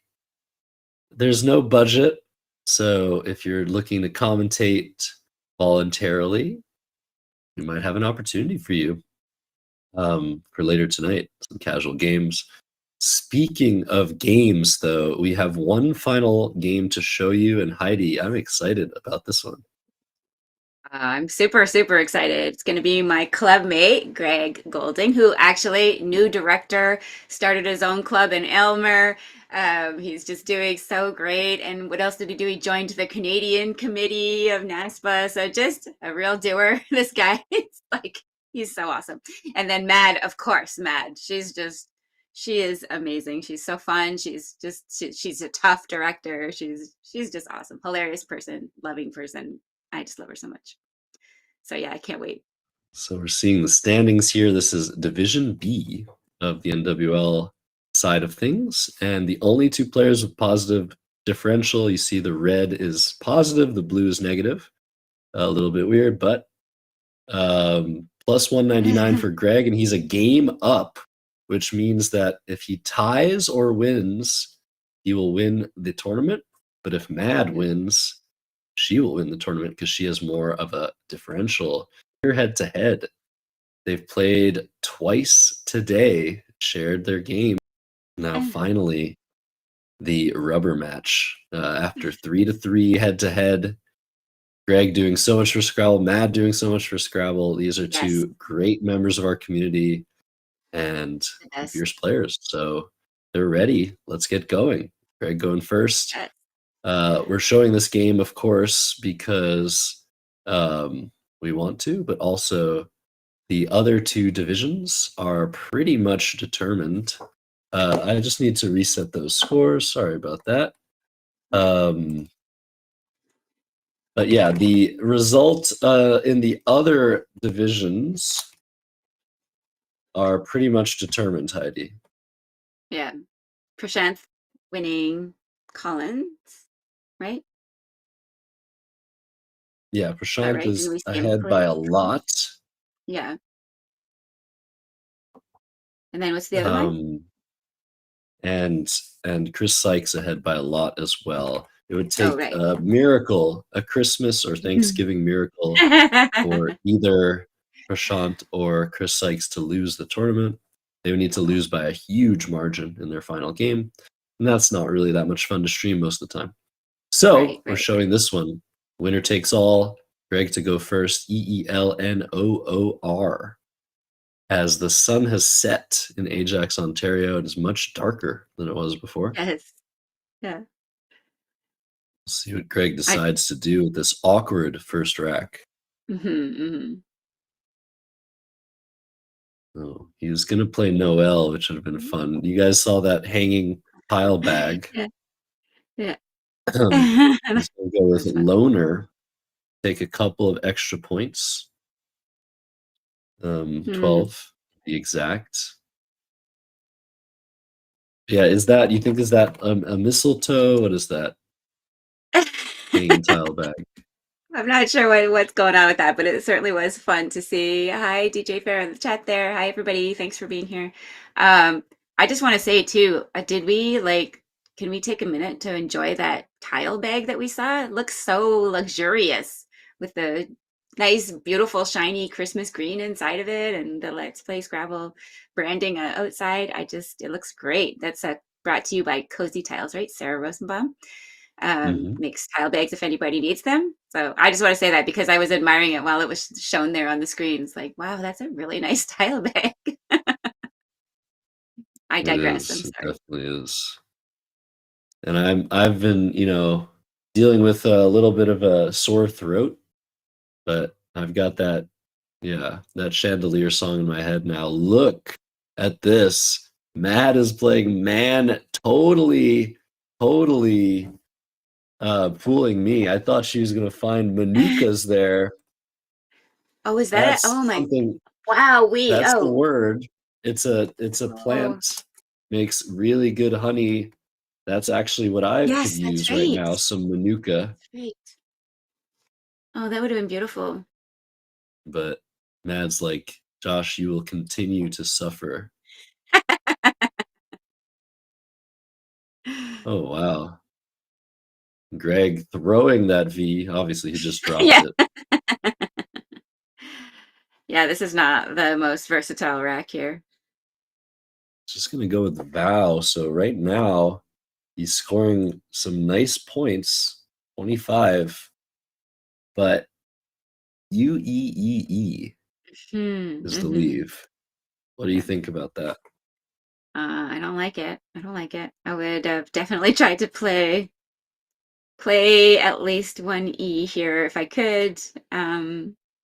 Ideally, obviously there was no place for the Q, but yeah, I don't know if I could pull the trigger on this play here. Maybe U or something instead. I don't know. Or Eve. Well, Greg has seen 3 consonants, but Mhm. he needed more than that. This Q is just going to be such a tough tile to get rid of. Mad has spotted, I think, both of her 8-letter words through the O of loner, out baked and out asked. Nice. Doesn't mean she's going to be confident in either. Out baked makes a lot of sense. Out asked makes a decent amount of sense. You think one of these is coming down? I hope so. But I think she's looking at out-faked. Maybe not. Out-faked. Maybe she's thinking of that. Fake out. Out-faked. I don't know. We'll have to see if she does decide to pull the trigger. This is double challenge. It's up to Greg to challenge any word he's unsure of. Yeah. And we'll have to see the blank camera if Mad does choose play a bingo here. There's also one more playable bingo through the L of loner, up talked. Oh, right. That's a tough one to see. But it looks like out baked is right, and she's going to put the blank down last. I bet you this is going to be a B. We'll see. I hope so. Do you think it's an F? I hope it's a B. I'm sure she knows it's a B. Have to see. The suspense is killing me. Oh, it's God! an F. Oh, I spoke it into being. No, You did it. Oh my God. Oh no. Oh. Rough. Wow. Oh, that's so rough. F's in chat. F's in chat. Oh. Okay. That's too bad. Even fake out isn't a word. It's not? It seems like it should be. Like Well, I actually, would differently. Maybe I'm mixing things up. Fade out is a word, right? Fake out, is that? I don't know. Now you've got me. But also this is NWL, so I've got to, maybe I would have been a little more cautious. So no fake out. I think I've gotten away with that before. Just seems so commonly used. Anyway. Yeah. So now Greg has to ask himself, do I just exchange these terrible tiles? Or do I block? Because now I know exactly what Mad has. Yeah. Super, super difficult decision there. I think he's probably going to choose to block if he sees one of the 2 valid bingos in there. But it does seem like, maybe you want to take the chance that she doesn't see it and just exchange some of this. He's not blocking, and he's just going to play. Interesting. CEE. All right. That's 20 points. Not giving too much back, blocking some scoring plays above Val. But again, keeping that Q, you need an I now to be able to play it. And even so, what if Mad takes away that spot under the L of loner? Right. But maybe she'll give him something back. Or maybe he'll have something once he draws. He knows she has a U, so maybe he's like, well, I don't have to. He got one anyways, but maybe he's like, I don't have to worry about Q. She's gonna put O to U. All right, got it. You. That is very good. Mad is looking to play off UK. She's now switched. This is a very important thing that Mad's doing. She still has her 3 playable bingos, but she's probably decided that she's not sure of anything anymore. Right. Yeah. And deciding whether she wants to balance or just score. So she's going to continue that staircase. Doc is 25, a lot more points than Nuke, 18, which she was considering. Yeah. Yeah. And she's only down 14, so that lost turn not looming that large at the moment. And she's drawn No, pretty asking. nicely. Yeah, asking if this is the last game. This is the last game of the tournament, but we're hoping to see some casual games later. Looking for a couple of volunteer commentators to talk through the action. So see if that happens. So now Greg has he spotted quote. You cannot play that. So instead, he's going to play Quell for 28. And this board looking really difficult, even for a blank rack. Yeah. Very few bingos are going to play now for Mad. There is one option and one option only, making the blank an S. Right. Doesn't look like an obvious one either. But I definitely, when I have UB together, I often look for sub words.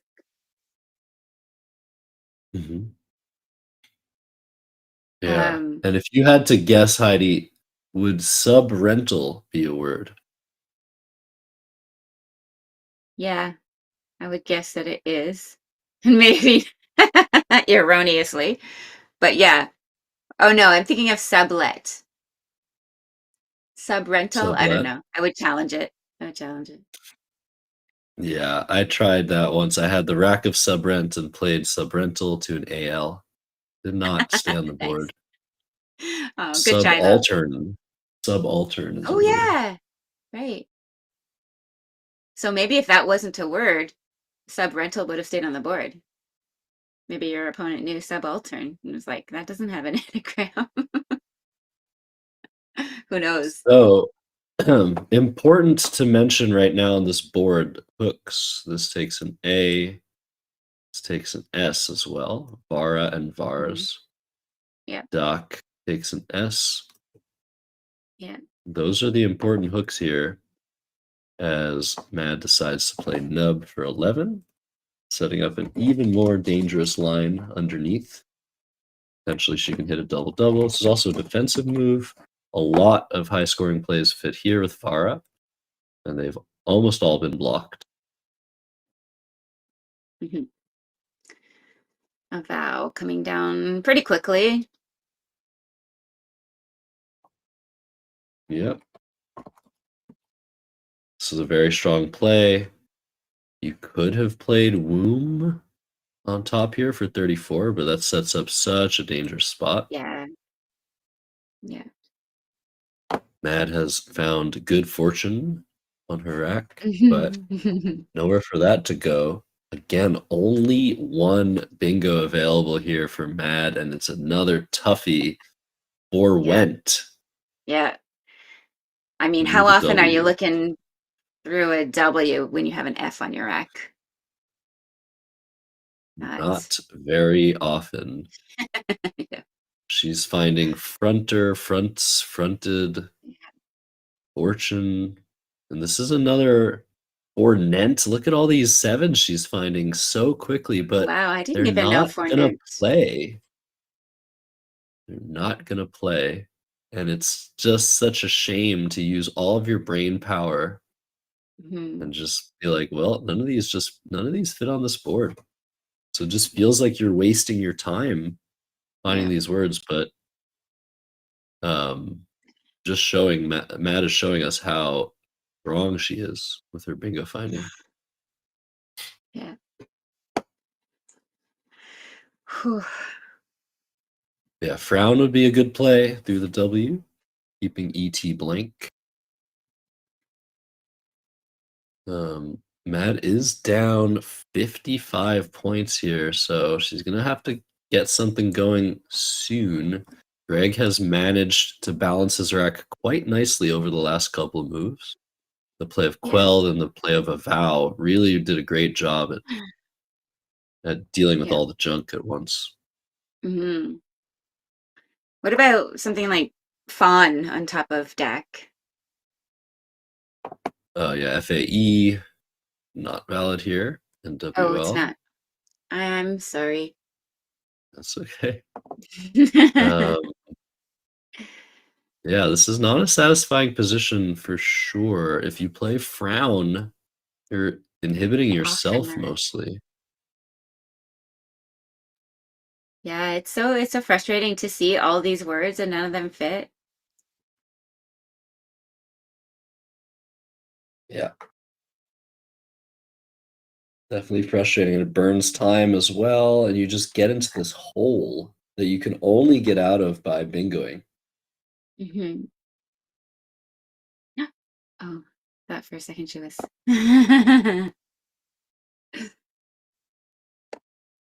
So, Brown is the play, and over to Greg with a 33-point lead. I assume he's going to probably play next to the QU still. Looking at bait, B-A-I-T, Brim, even better in that spot, but it was a good play. No ambi words available? Ambivert, verbatim. He's playing Brit. Okay, so keeping the vowels with the M, that's a good choice. The M is very good with vowels. It's the only consonant that's really a great friend. Right. Vowels. G's also, I find. Love vowels. I don't want to talk about it. Oh my god. That's freaking hilarious. Oh man. Nice one. Okay. So over to Mad now. She's doing the same thing. She's looking for bingos, but she's spotted hoopiest, which is not a word that is a common phony through the O of a vowel. Right. And she's now off of that. Hither's not a word, but if she is able to arrange her tiles to find hipster, that's a play with dots. Oh, that would be so nice. But hoopiest, very, very likely is in the front of mind for Mad. And if it comes on the board, I wonder if Greg's going to challenge. I just can't believe there's only one playable bingo here in this rack. It seems so crazy. Yeah, it really does. And it just feels like there would be so many options. If the board was just more open, she's found hippest. She's so close to finding hipster. That's such a tough one. PST in a row in that word. So bizarre. There we go. Look at that. She's seen it. Shuffle your tiles, folks. I love that. It works every time.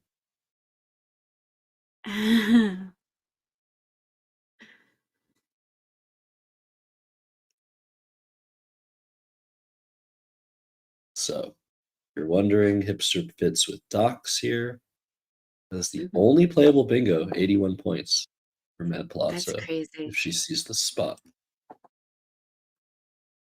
I assume she's seen it. She's just looking for something better. Yeah. Don't want to open up that H right beside, like that could give back so many points with the right tiles. So yeah. But she did spot hipster pretty quickly. I'd be looking for like ship words and things, I'd get very, very distracted, I think, and probably miss hipster because those letters are not how I would want to, like that. I wouldn't want to arrange the tiles that way. I'd want the S at the end or the, TH together or the SH together. So IEST like Chad at the beginning. So yeah, It would take me. I feel like it would take me a while to find hipster there. Yeah, there is one more playable bingo that I failed to mention. O fights. Okay. But it looks like just some not wanting to open the triple, some missing the hook, some confusion there as Ho comes down. Another miss, which every miss is going to make it harder and harder to come back. But still a good game. Mop coming down instantly. Greg putting the time pressure on phenomenally well here. He's up 61. Yeah. Yeah, look at this beautiful, pristine staircase. Oh, so satisfying. Sorry, I'm going to be a little busy here for the next while. Okay, uplifts. Oh, does this play anywhere? I don't know. Could play Spiteful. That's pretty fun. That would be awesome. Do that F.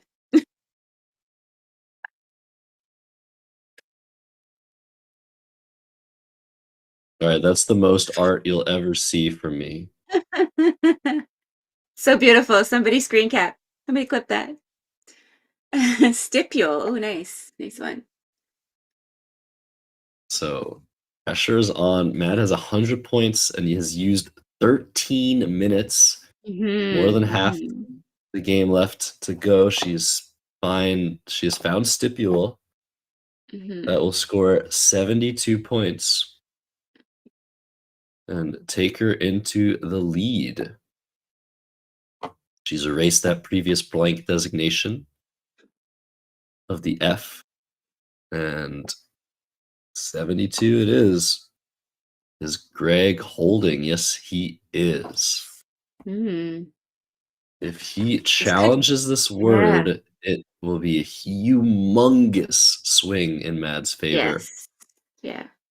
She's going to draw her courtesy tiles. Greg has to let this go and use that triple to maintain his parity in this game.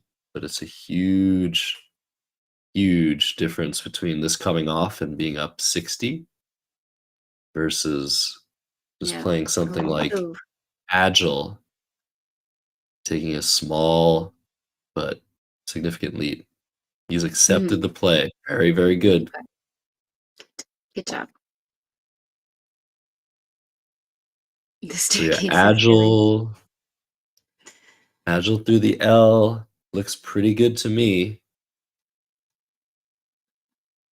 But Aria is the play for 19. That makes sense as well.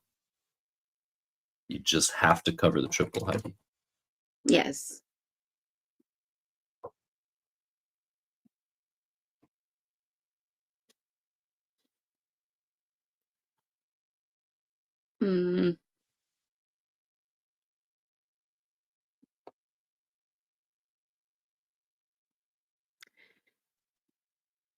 I'm just like, what is Mad gonna do here? Wow, this is the yucky. Yeah, terrible post bingo draw. Curious to see what direction she goes in here. So many of her okay plays are rendered terrible by what they open. So the play of F, E, E, get rid of the triplicated E's and the F. This underneath scoring spot is absurdly dangerous. Yeah. Maybe you want to play Fife, but this is dangerous. This is dangerous. What about just Fee making fur besides Stipule? Yeah, FEE here looks like a very possible play as well. Mad is going to play Eku. Very interesting. She's trying to draw an S for fiefs. She's trying to play faster. She's And then down she on got it. Oh my and gosh. oh my goodness me. Blank S draw. What a friggin' draw. Now, if anyone was blankful, that would be mad right now. I'm sure she is extremely grateful for that draw, and she'll be mentioning it every opportunity.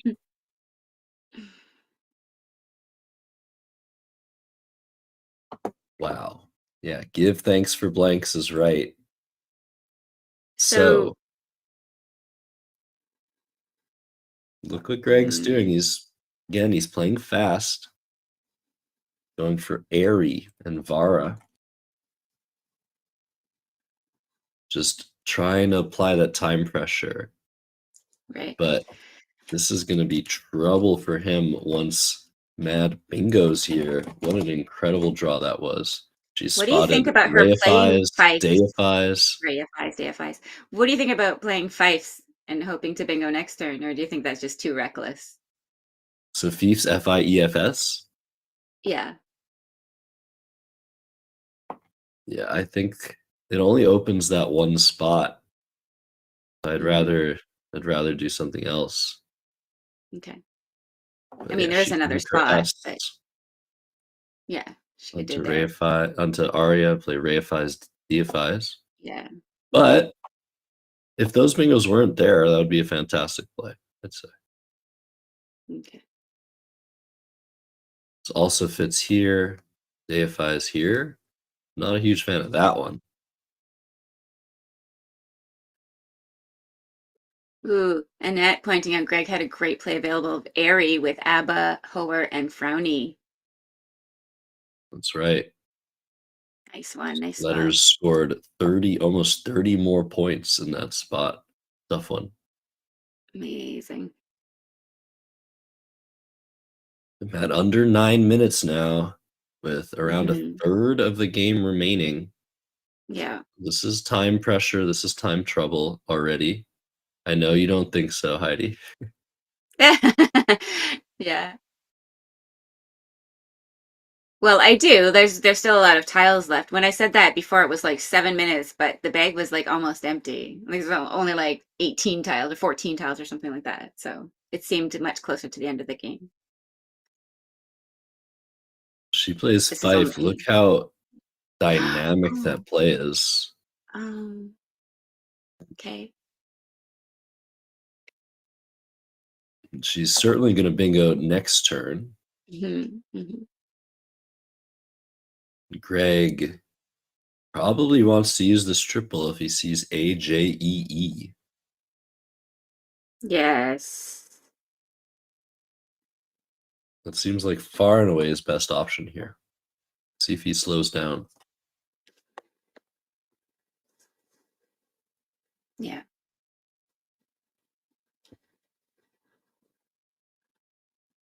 But yeah, probably some uncertainty of Arias or missing the spot.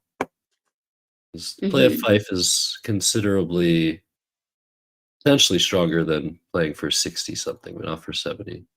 A G is the play by Greg, and he's going to get bingoed on, but he's up 33 right now.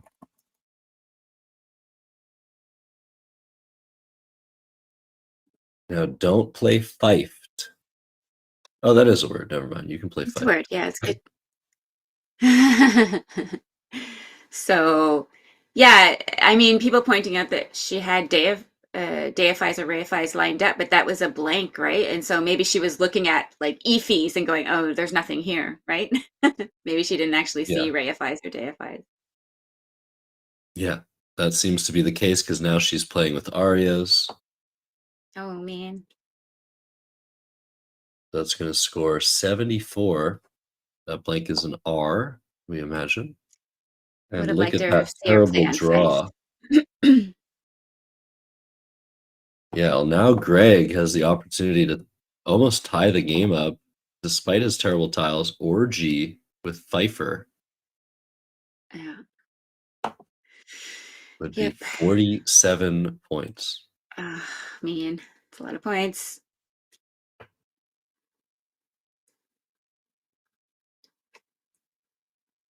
Don't play fife. It's not the 18th century. I see words and don't play them because I'm not sure all the time. Yeah. That was a good draw by Mad. She's going to be able to score with the X next turn. Excellent. So Greg lined up Orgy, but probably hasn't yet seen that spot. Right. Yeah. He's looking But at playing fife? Goy now. Yeah. Fife is like, how do you know what hooks it takes unless you know? Maybe he doesn't know. But it takes RDS. That's right. This is 28. But Greg going up to 261 with this play. Mm-hmm. He's blocked some of Mad's X options. He'll be able to play Axe here. He wants it for 39, keeping the ING.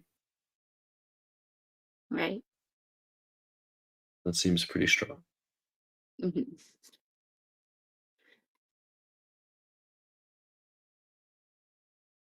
Yeah. Good job.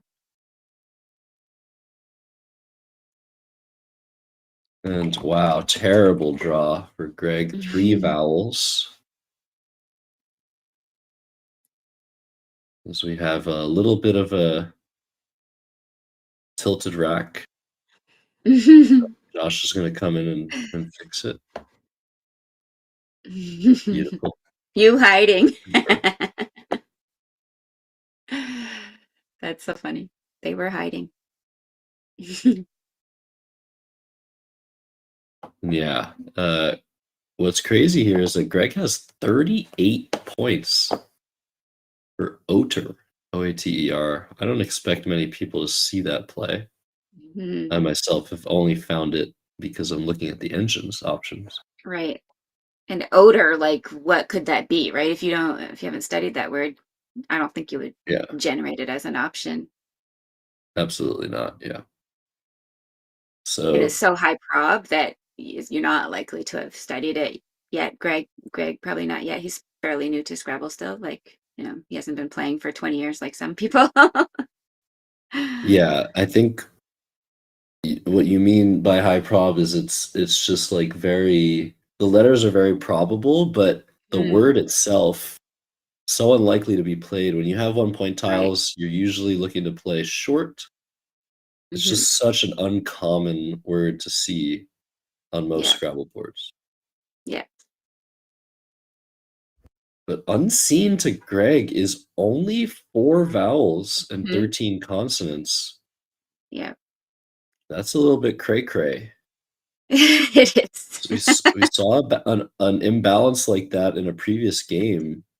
It's really important in this case to keep your vowels. And look at this. He's going to play tar, it looks like. Interesting. Keep 4 vowels, and this looks terrible, but it's actually pretty good. Wow, that's smart. Good job. This is very good recognition, it seems, by Greg. Noting the importance of vowels. Matt has 3 of the 4 remaining vowels from Greg's perspective. So if he draws 1 vowel, that would be crazy. Yeah.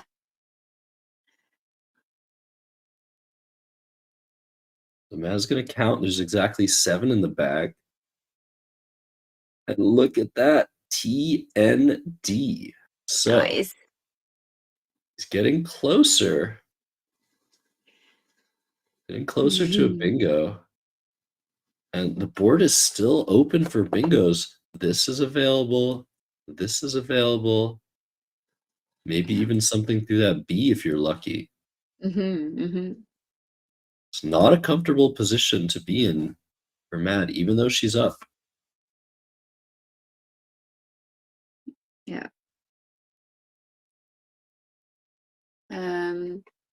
You see some options here for her. It doesn't look like there's anything too exciting.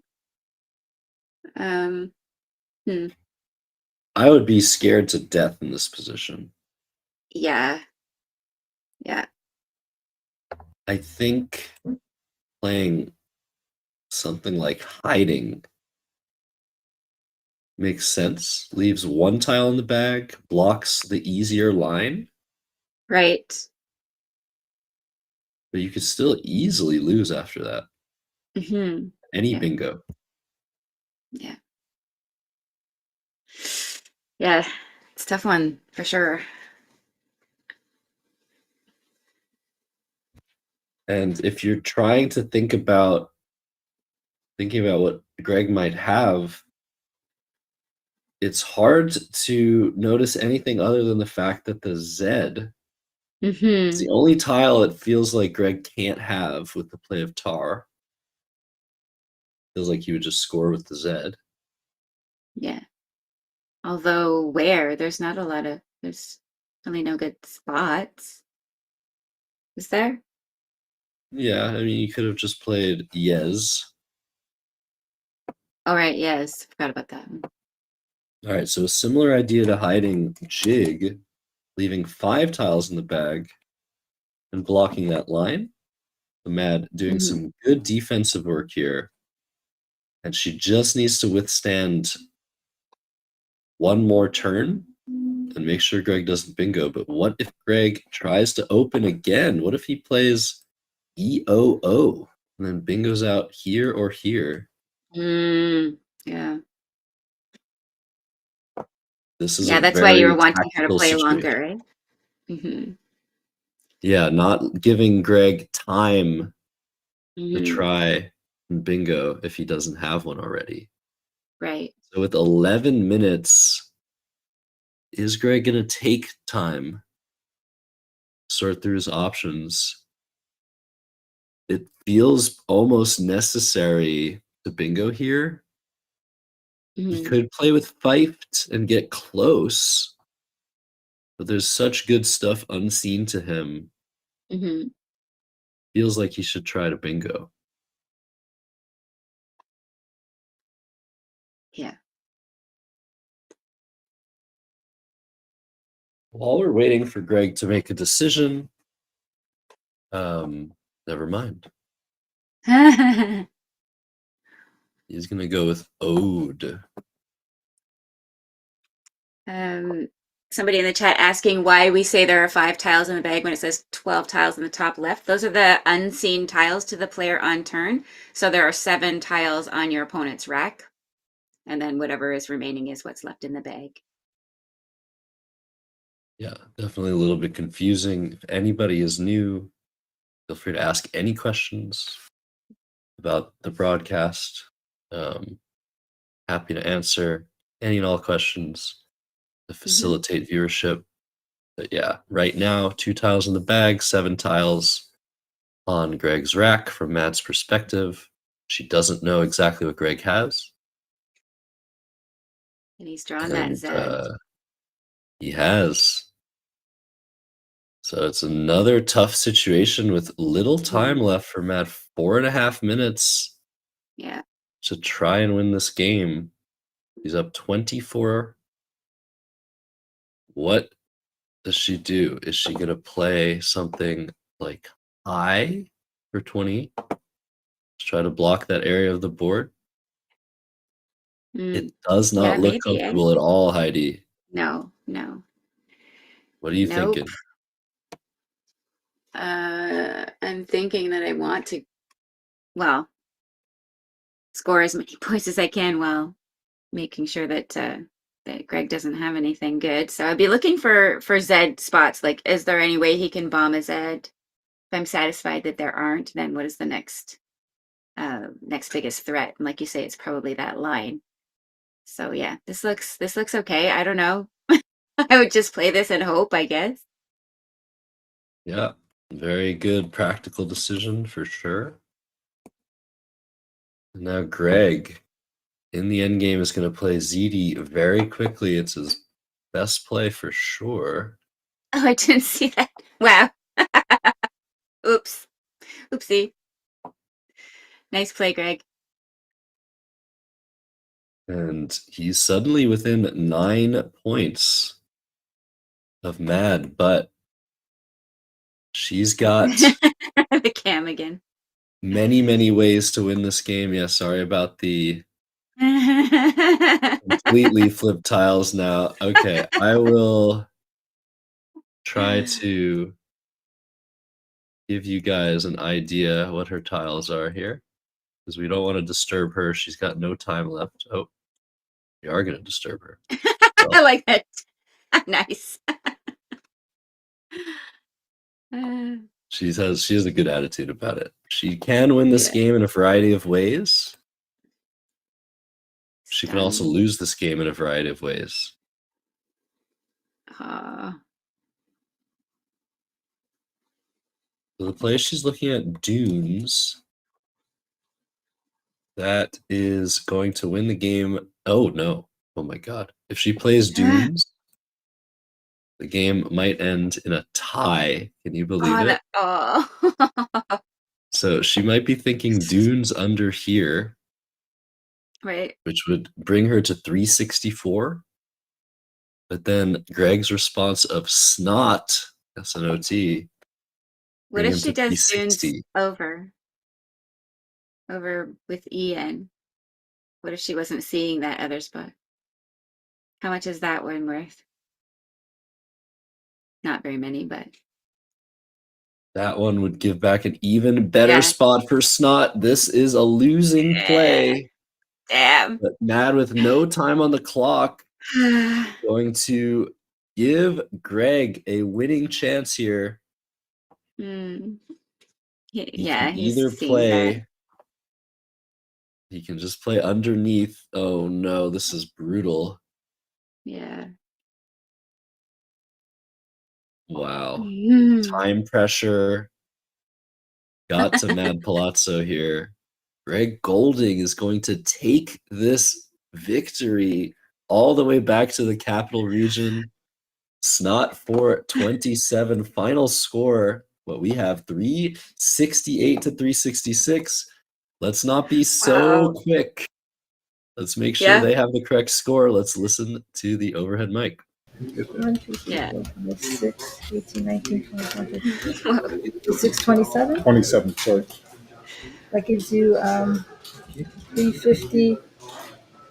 No, 365. So you have 338 and 27 gives you 365? Correct. And 4? So I want to recount. So 369? Yeah.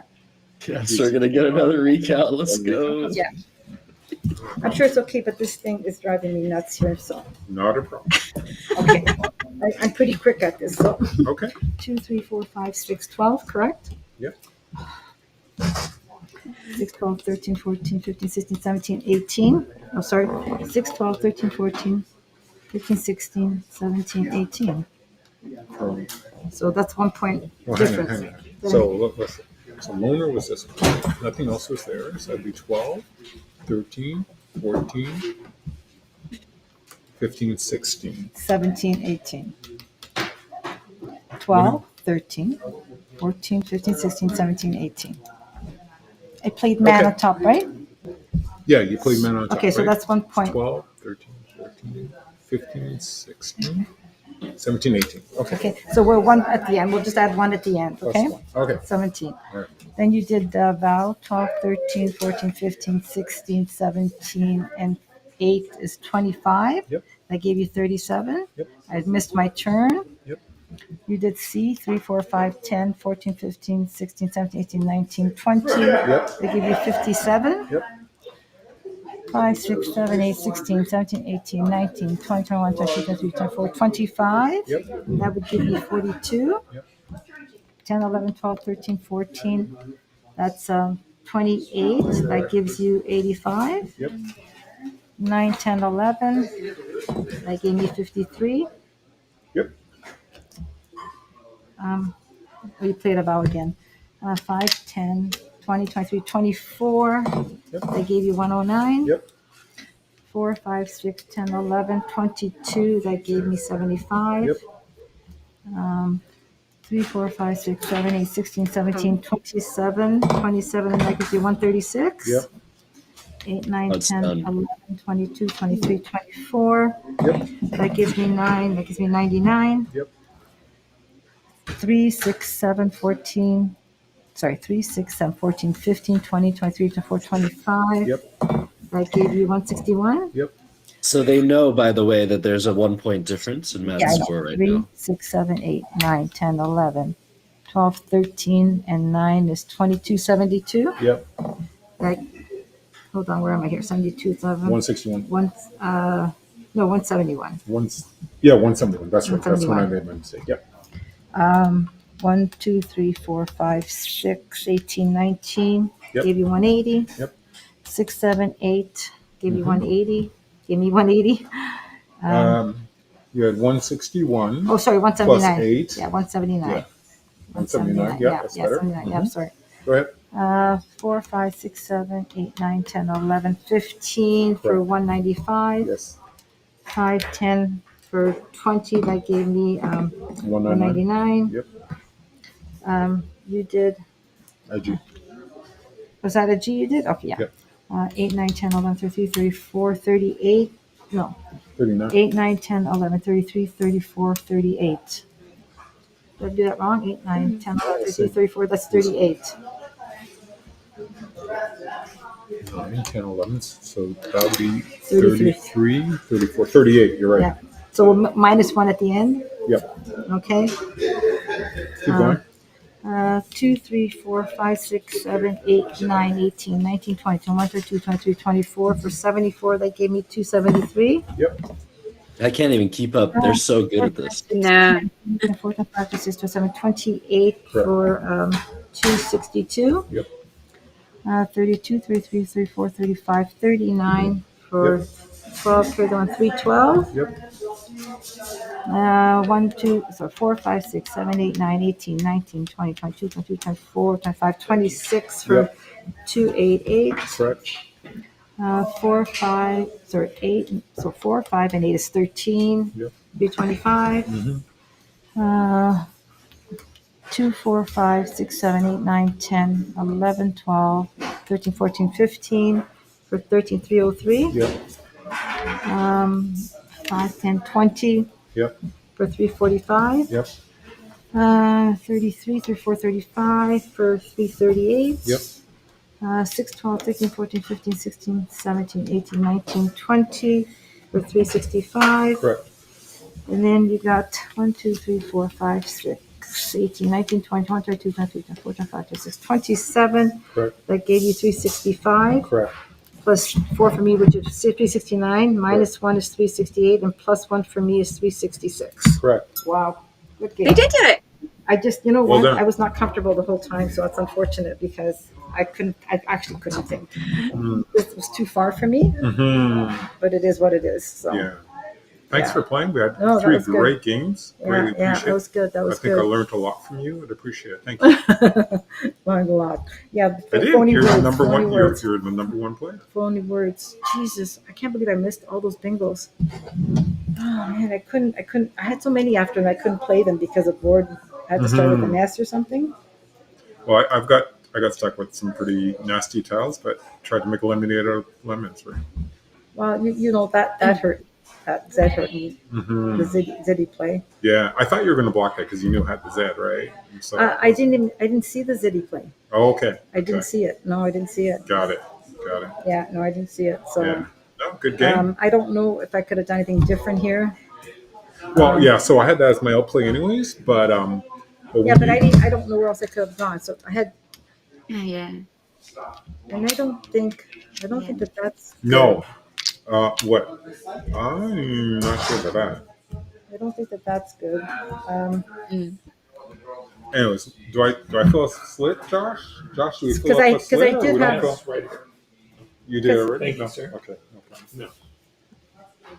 Because I had a bingo on my rack. Mm-hmm.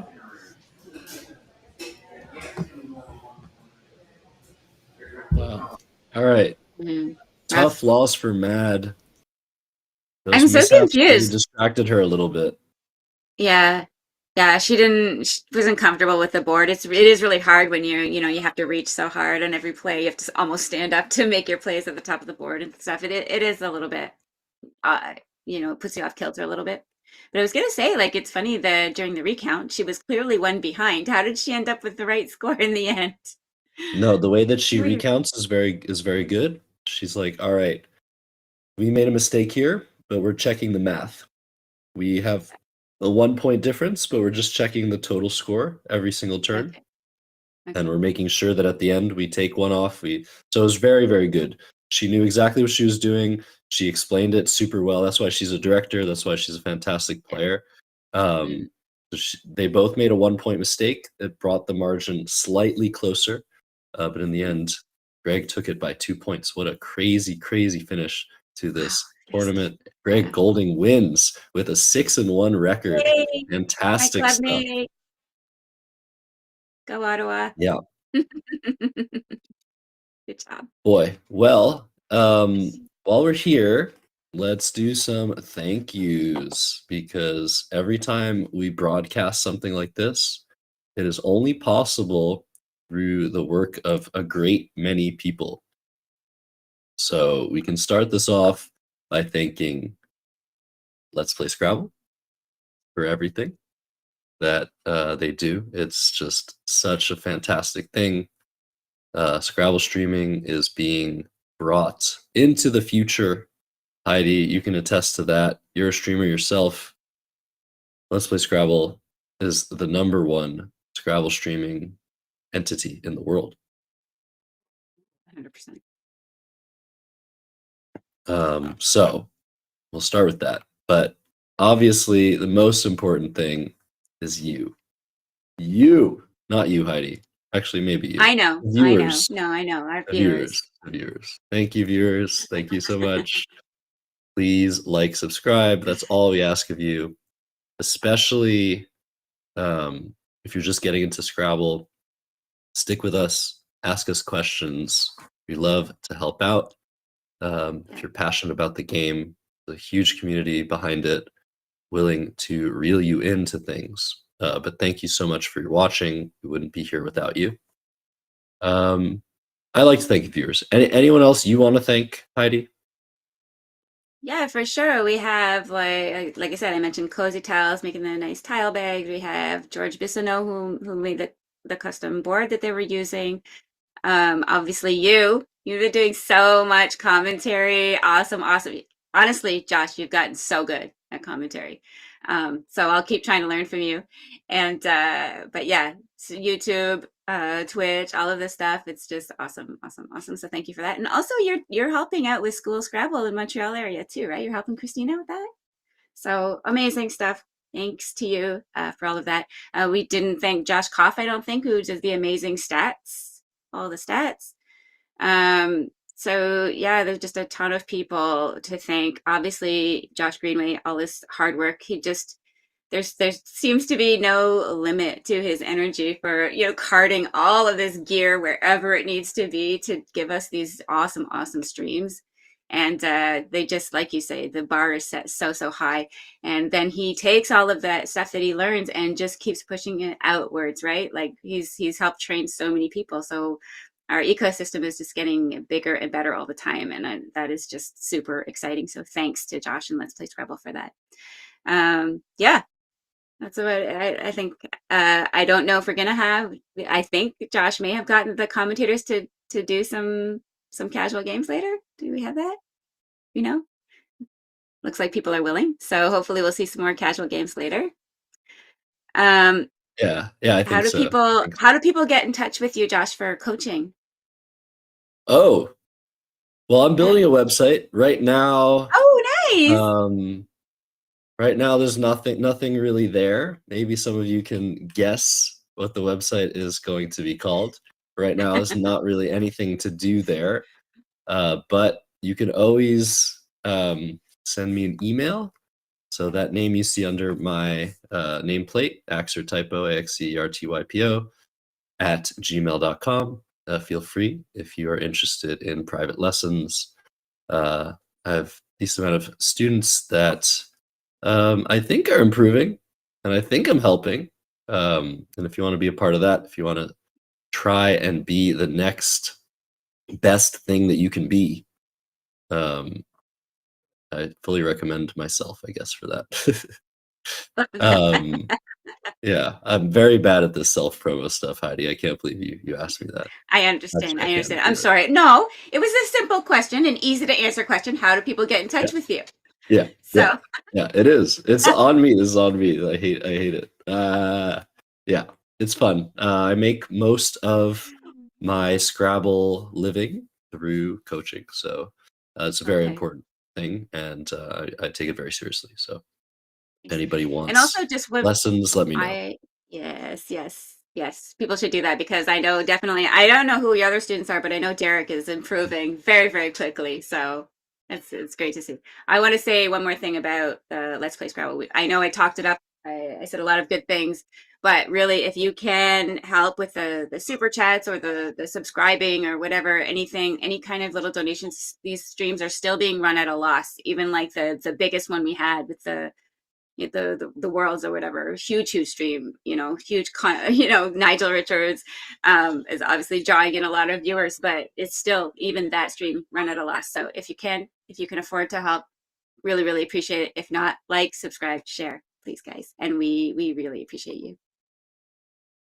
Yeah, no, super important to continue to support Scrabble streaming. It's all grassroots. It's all just very passionate people, often running at a loss. So everybody that is able to donate, become a super friend, Let's Play Scrabble. We are super thankful for your support. So yeah, huge thanks to all of you. That's about it. We have final standings for you guys, and yes, for those wondering, I am battling a cold still. There's a few questions in the chat. I've got a sore throat, but everything's fine. Everything's okay. So Greg taking Division B with a 2-game lead over everyone else. Dominating performance, 6-1 plus 201. We're hearing people in the room right now getting excited for the prize ceremony, but I'll try to talk over them. Division A, let's see what the final standings are there. Chris Sykes did lose his last game, but held on to finish with a 5-2 record, plus 540. Heather coming in second place. Very, very well done. And finally, CSW, Heidi. With a 5-2 plus 341, and then Vera coming in second. Nice job. And Abdul, we didn't see Abdul, but yeah, coming in third, 4-3 with plus 321. So yeah, awesome job. Yeah, maybe we'll see him some point soon. The next live stream is in just a couple of weeks, everybody. It is going to be the Scrabble holiday party in Belleville, Ontario. I don't know if we have a slide for it, but it's coming up soon. It's the next big project, another Canadian tournament. I'll be there. I'll be playing. Maybe I'll do some commentary for the early bird, something like that, but it's going to be a great time. So stay tuned for that. And that's about it for me. Heidi, thank you so much for commentating with me, for dealing with my antics, my raspy voice. It's always fun. All of that. It's always a pleasure. So much fun to commentate with you. Thank you so much. Yeah. Thank you. And thanks to everyone. Are we signing off now? Are we going to go? Okay. Well, thanks, everybody. Good to see you. Take care. Keep watching Let's Play Scrabble. Yep.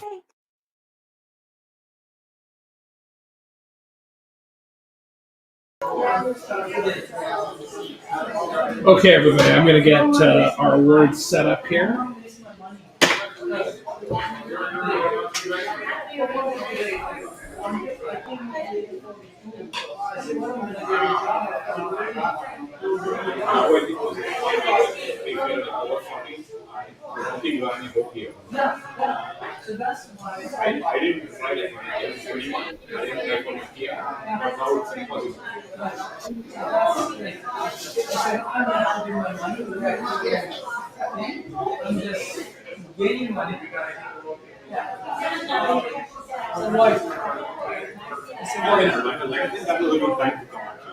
Yeah, that was a good time.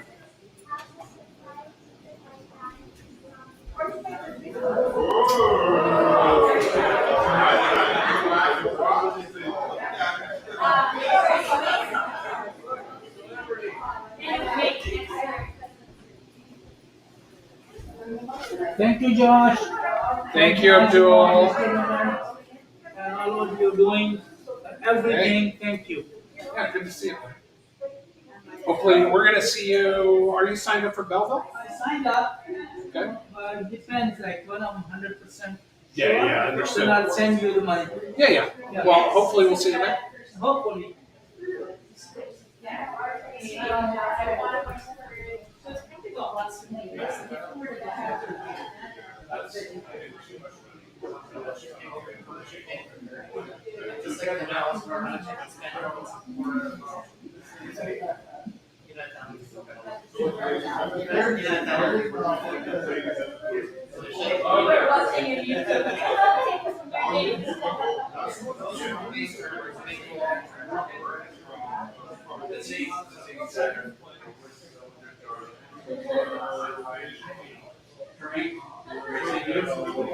Probably in the New York.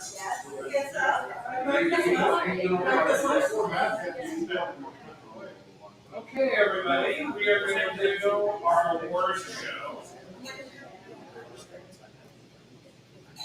We are going to start with NWL Division B. And the winner of this division was decided by the last game on the screen. It was a very exciting game. And it was very exciting. There was no recount. So, for second place with a 4-3 record plus 2 wins, winning $50 is Matt. I'm taking all the money. Okay. Winning Division B in first place with 6-1 plus 281. Brett Golding.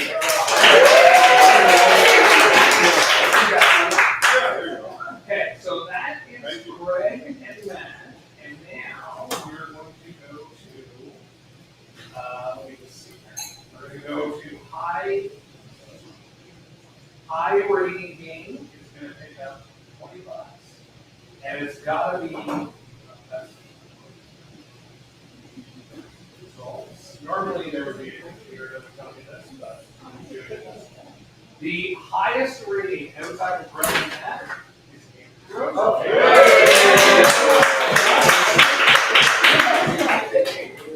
And the highest score for Disney also with $20 would be Sid, who's already gone. Are you taking money for Sid? All right. Okay. That is Division B. Round of applause.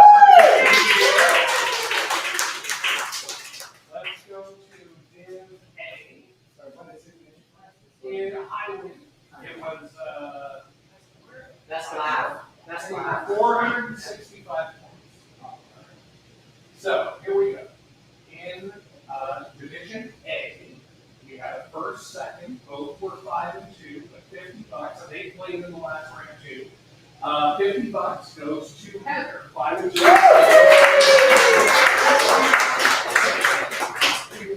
But that 129 was not enough to overcome 5 and 2 plus 540. Christopher Sykes goes.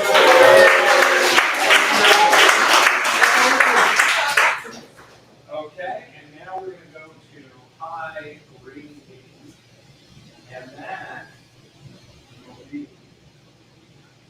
the highest rating game outside of Chris or Heather is Caleb Pittman. And then we've got a high score, which is not Chris, it's not Caleb, it's Crane with 465.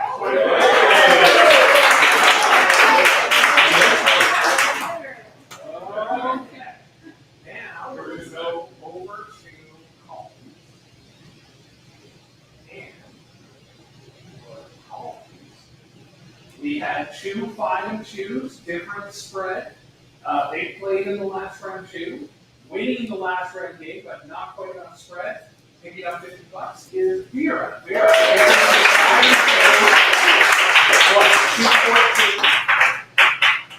And winning columns 5 and 2 plus 341 is for Shan.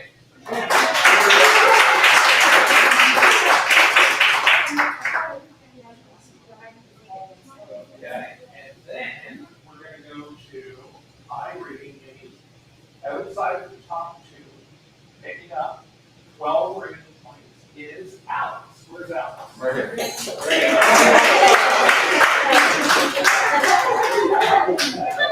And then the high scores for Collins, not for Sean. Abdul with a 493.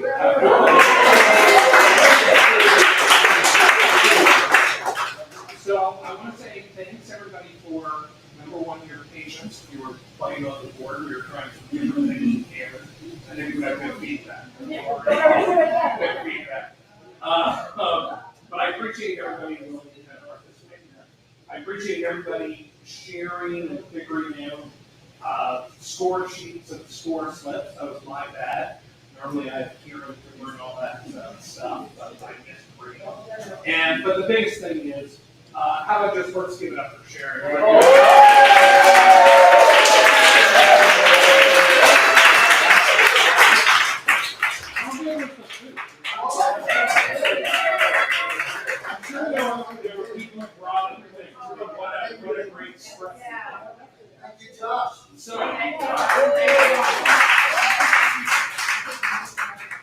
So I know we talked about, and I don't know when everybody's scheduled this, we talked about having a little bit of time here for some casual games, maybe ordering something, or it looks like there's still plenty of food. But whatever people want to do, whatever people are comfortable with, that's what we're looking for.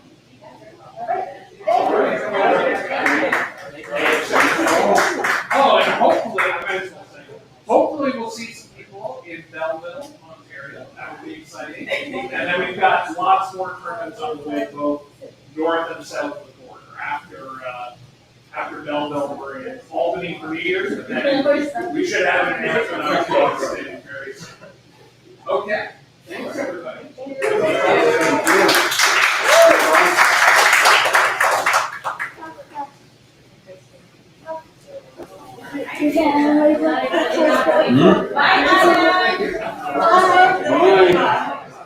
Thanks again, Josh. Hey, great. Thanks for coming. Yeah, no, pleasure. Good to see you guys. Yeah, Thanks for coming. In the new year, I think we'll, again, the circuit, when it picks up, we'll be there. Can't wait. Yes, please. Thank you. Pleasure.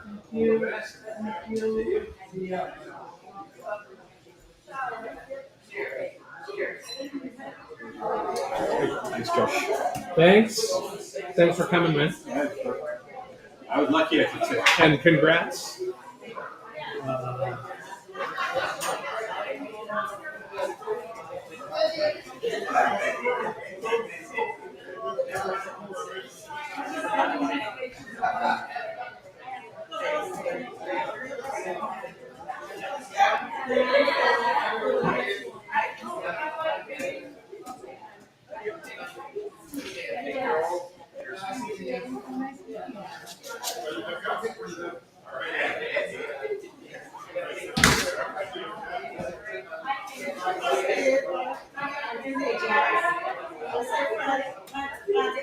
This is not your water activity, is it? It is. Right here.